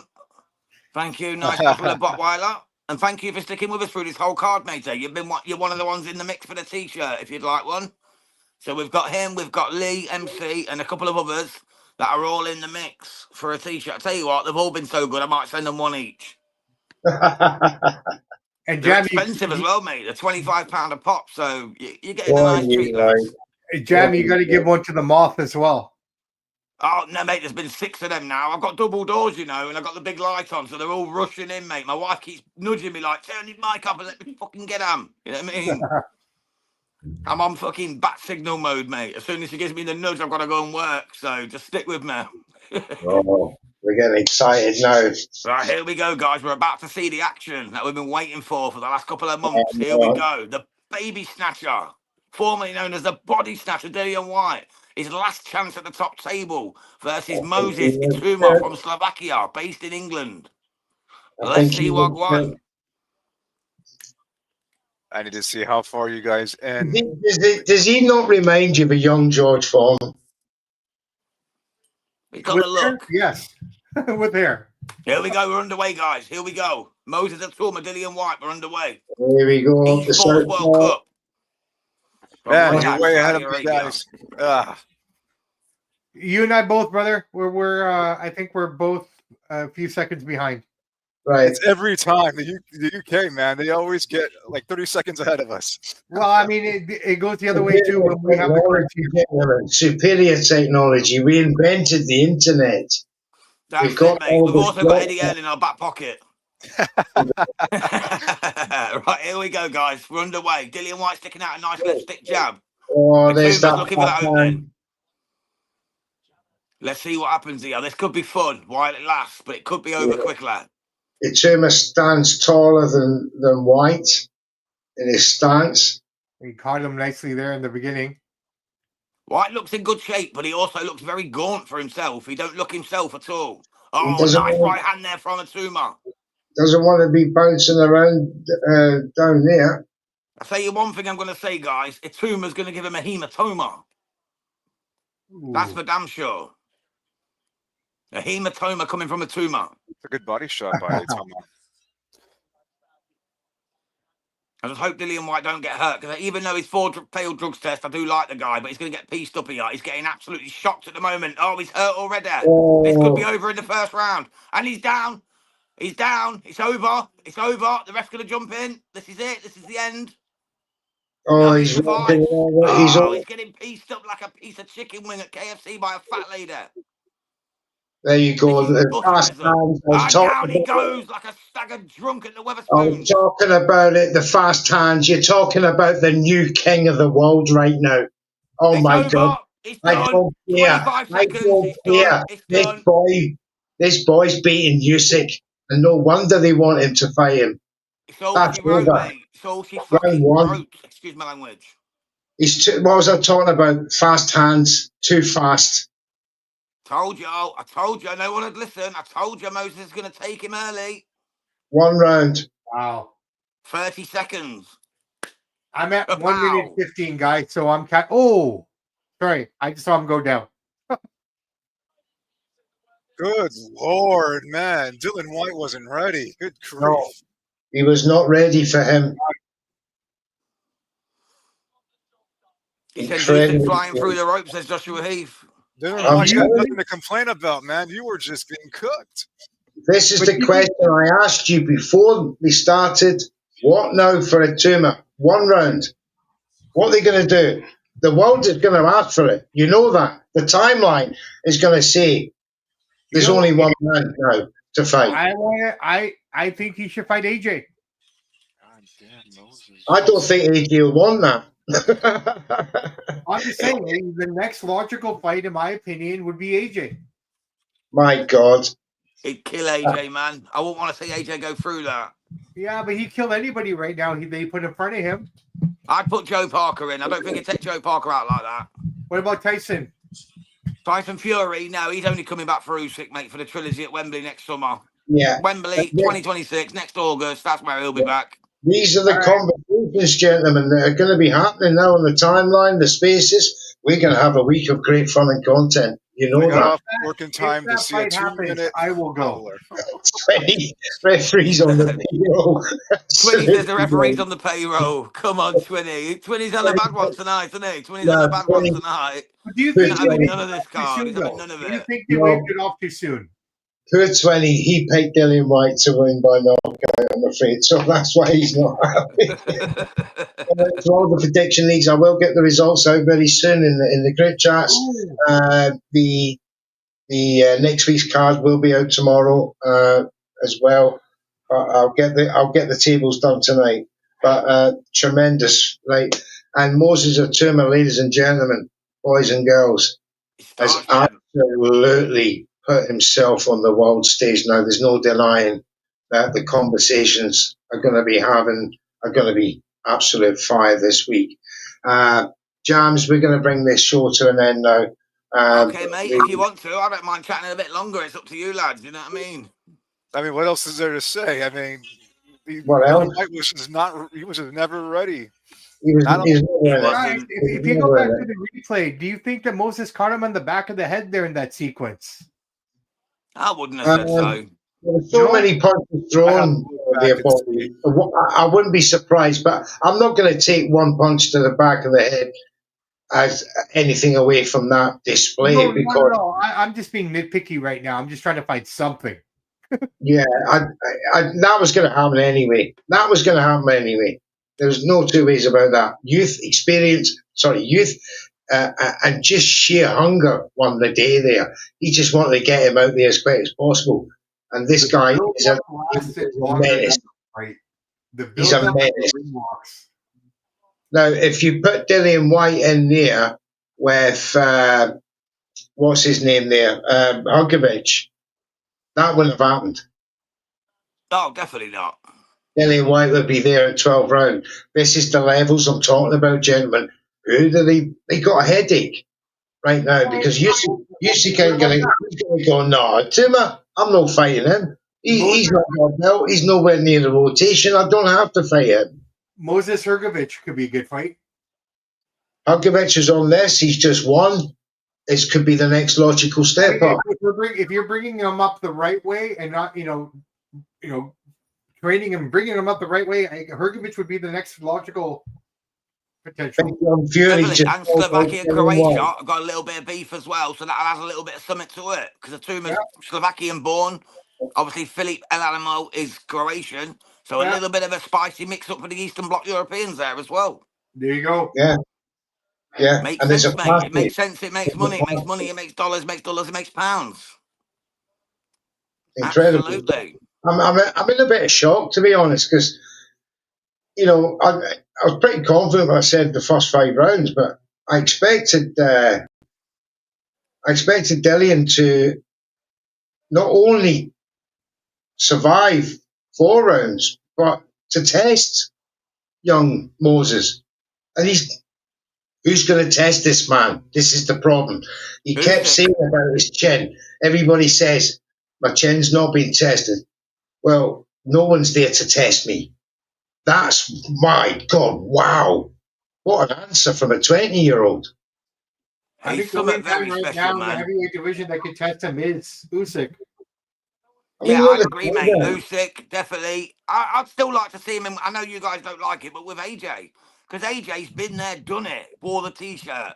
And he was that young lion going out there, beating the world. When he beat Klitschko, and everyone said he'd never beat Klitschko, and he did. And then obviously he had his moment against Andy Ruiz. Or even, what about Andy Ruiz Jr. versus Moses? Give $100 million to fight him. Give him AJ, so we don't have to worry about Jake Paul at all. Yeah, Jake Paul's a fucking clown, mate. There's no chance. Excuse my language. We don't need that fight, so might as well give him to AJ then. Yeah, that's it. That's it. Well, Anthony Joshua is apparently fighting Tony Yoka in Ghana later this year or early next year. They're looking for a venue, apparently, according to Frank Smith and Eddie Hearn. They're looking for a venue in Ghana, in Accra. So that's the fight that's going to be happening next for AJ. What I love about Moses is just his composure. There's just the way he carries himself, man. That's frightening in its own sense. It really is. Really is. I can't really think of anyone else. What about the American hope, Richard Torres Jr.? What do you think about him against Moses for a test? But do you think they're going to risk him up? Moses will beat up. I don't want to see that fight. That's a fight. Richard Torres looks a bit lackadaisical with his movement. It's not. That's a fight down the line. Moses cleanse him in a round, just like that. I want to see that fight in 3 or 4 years. I don't want to see it yet. What about Deontay Wilder? Just for the name, just to grab the name of Deontay Wilder, go and take him out. I think Moses will do him in a round. To be honest, after watching this, I don't think Deontay would want any of it. No. Yeah, Lee Mack says White's head was gone before he got in the ring. Actually, just as they went for the to touch gloves, I was going to say he shook. White was shook. Yeah, I've never seen him like that either. He absolutely bottled it in that ring. I've never seen him like that, Dillian Whyte, and he looks in the shape of his life as well. So that shows you how scary Moses Itauma actually really is. I told you, he's got a presence. It's formidable. Correct word, formidable. And for a 20-year-old to hold that, that's scary in some sense, because I haven't seen that since Mike Tyson. Well, I tell you what, man, seeing what we just saw tonight, I feel comfortable that boxing is in good standing. It's got a future now, especially in the heavyweight division. We see these young guys coming through.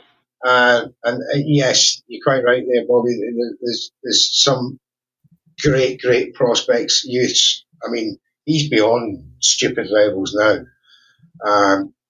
For his age, I don't think there's anybody at his age boxing now who's probably at his level. It's Yeah, like Tony says, he won't box AJ because same training team. yeah, he's a bit of an idol, so I can't see that. Yeah, but is AJ still with Ben, or has he moved away from it? He seems to be jumping everywhere nowadays. Yeah, I'm sure that's true. He's still with Ben, as far as I know. There is some good tests for Itauma out there, but I don't know where they're going to actually match him up to his level. Because, like we say, you go Usyk, you're going a little step too far.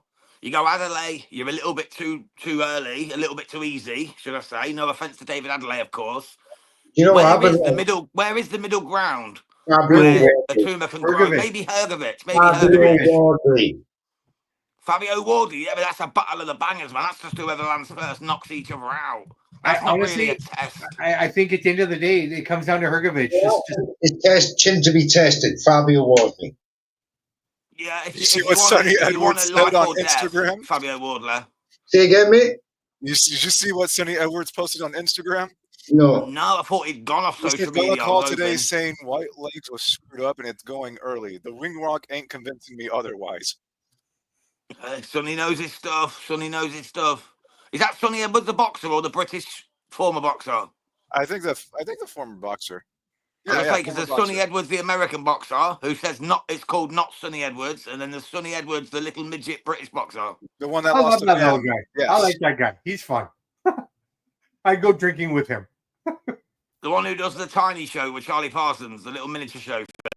Yeah. It's literally like 2 5'2" guys, isn't there? But there's another Sonny Edwards called Sonny Edwards, who's a heavyweight from America. The more it goes, the more I keep thinking about it in my mind, I think Hergovich would be the best next logical fight for him. I think he's the only one who could stand up to the power, to be truthful. Although Triple D took him out, so maybe not. Maybe Itauma would start him as well. I think he starts. What about Daniel Dubois? What about Dubois against Itauma? Like, say Dubois comes back, has a little warm-up, and then jumps in with Itauma maybe like March, April next year. I think he takes out Dynamite too. I guarantee he does. I'd put my house on that. I really would. But it'd be nice to see because, like, if Daniel Dubois comes back, has a nice tune-up, gets his confidence back with a knockout win, and then put them two in at Wembley, it'd sell easily 70,000, 80,000. And then just see who's got the bigger balls, who's going to stand up to the shots. The only thing against Itauma here, in my opinion, is he doesn't have enough rounds in his pocket, man. He needs to get more rounds in, right? Yeah, but who's going to give him them? That's what we talk about. Who's going to give him them rounds? Well, fair enough. But if he does get in this situation, this is why I'm saying Hergovich. I think with Hergovich, you're going to get more than 2-3 rounds, right? Yeah. That's why it was my first call. It was my first call with Hergovich as well, to be fair, because he is teak tough. He'll take a few smacks before he goes down. Right. And that being said, like, we don't know what this guy is past the 3rd, 4th round. We didn't know what he can do. I was thinking I don't know why, but I was thinking of Moses versus Caballero, man. Something about that fight intrigues me. Oh, Caballero, man, with their body shots. Caballero could cut him down like a cheap tree. Yeah. Yeah, I don't know really why. Good. That fight intrigues me for some reason. I agree, man. I like that one too. Yeah. Or even, like you said, I think someone said it earlier, Tyson Fury. I know he's retired. He's not coming back to Usyk next summer. But Tyson Fury, Moses Itauma would be interesting because, Fury gets up, whether he gets caught or not. He gets up and he continues to live another day and fight another day. Hence why he's never been stopped. That'd be a good test. Although I think Itauma would smoke him eventually. I think with all the damage that he took in that trilogy with Deontay, he would lose. I mean, if he didn't have that trilogy, I think he would have taken Moses easily.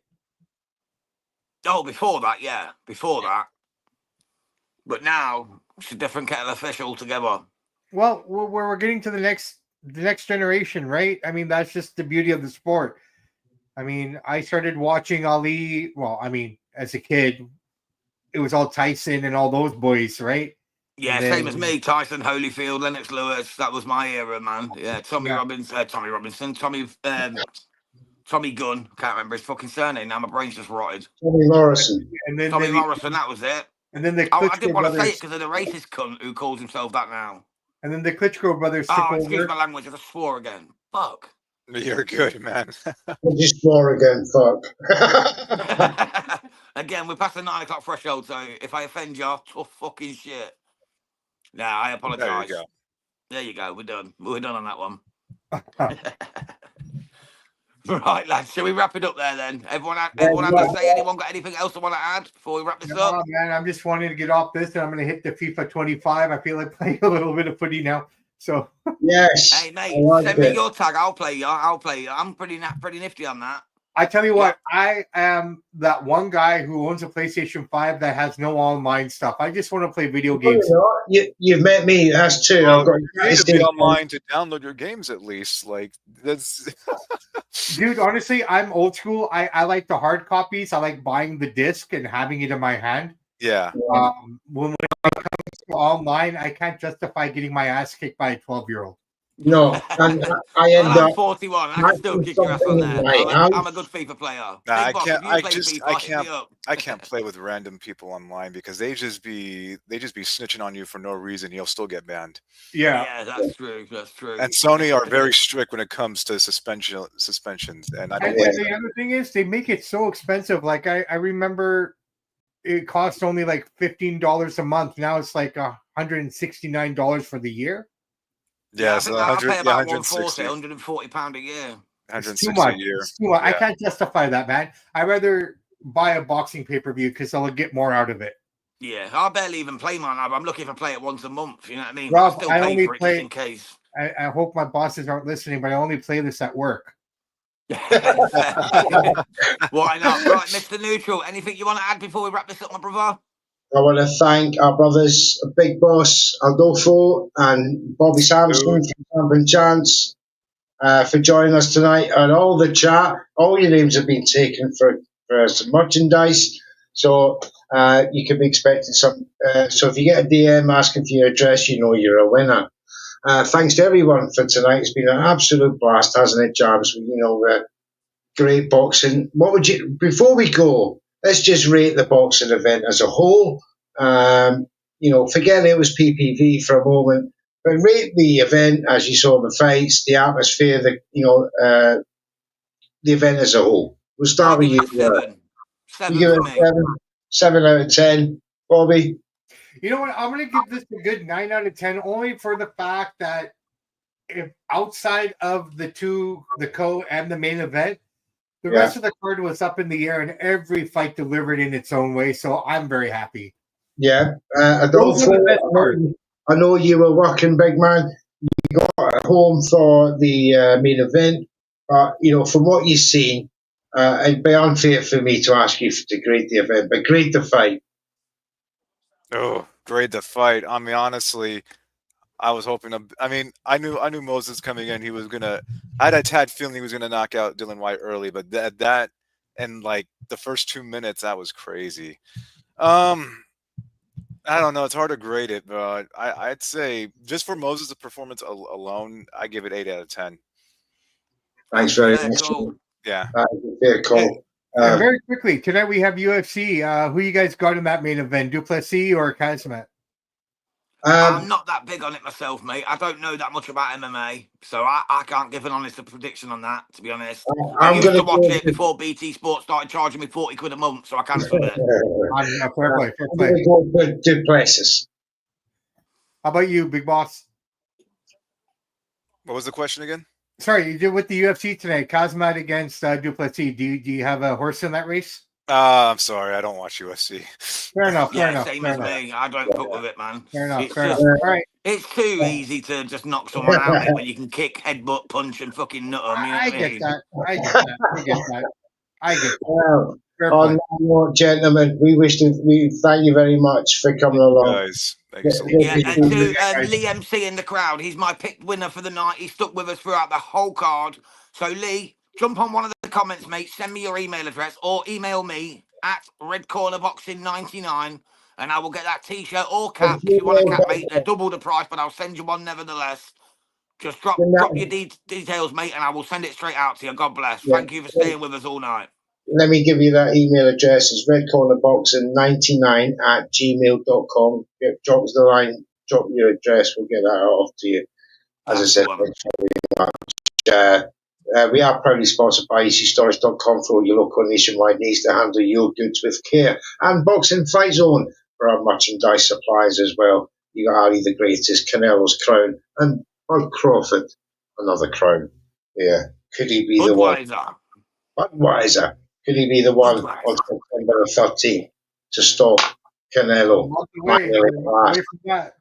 It's going to be a great event. Hope you join us for that as well. We've got a big month coming up, gentlemen. I hope you join us again. But for us, for now, it's been a great night of boxing. From Red Corner, good night.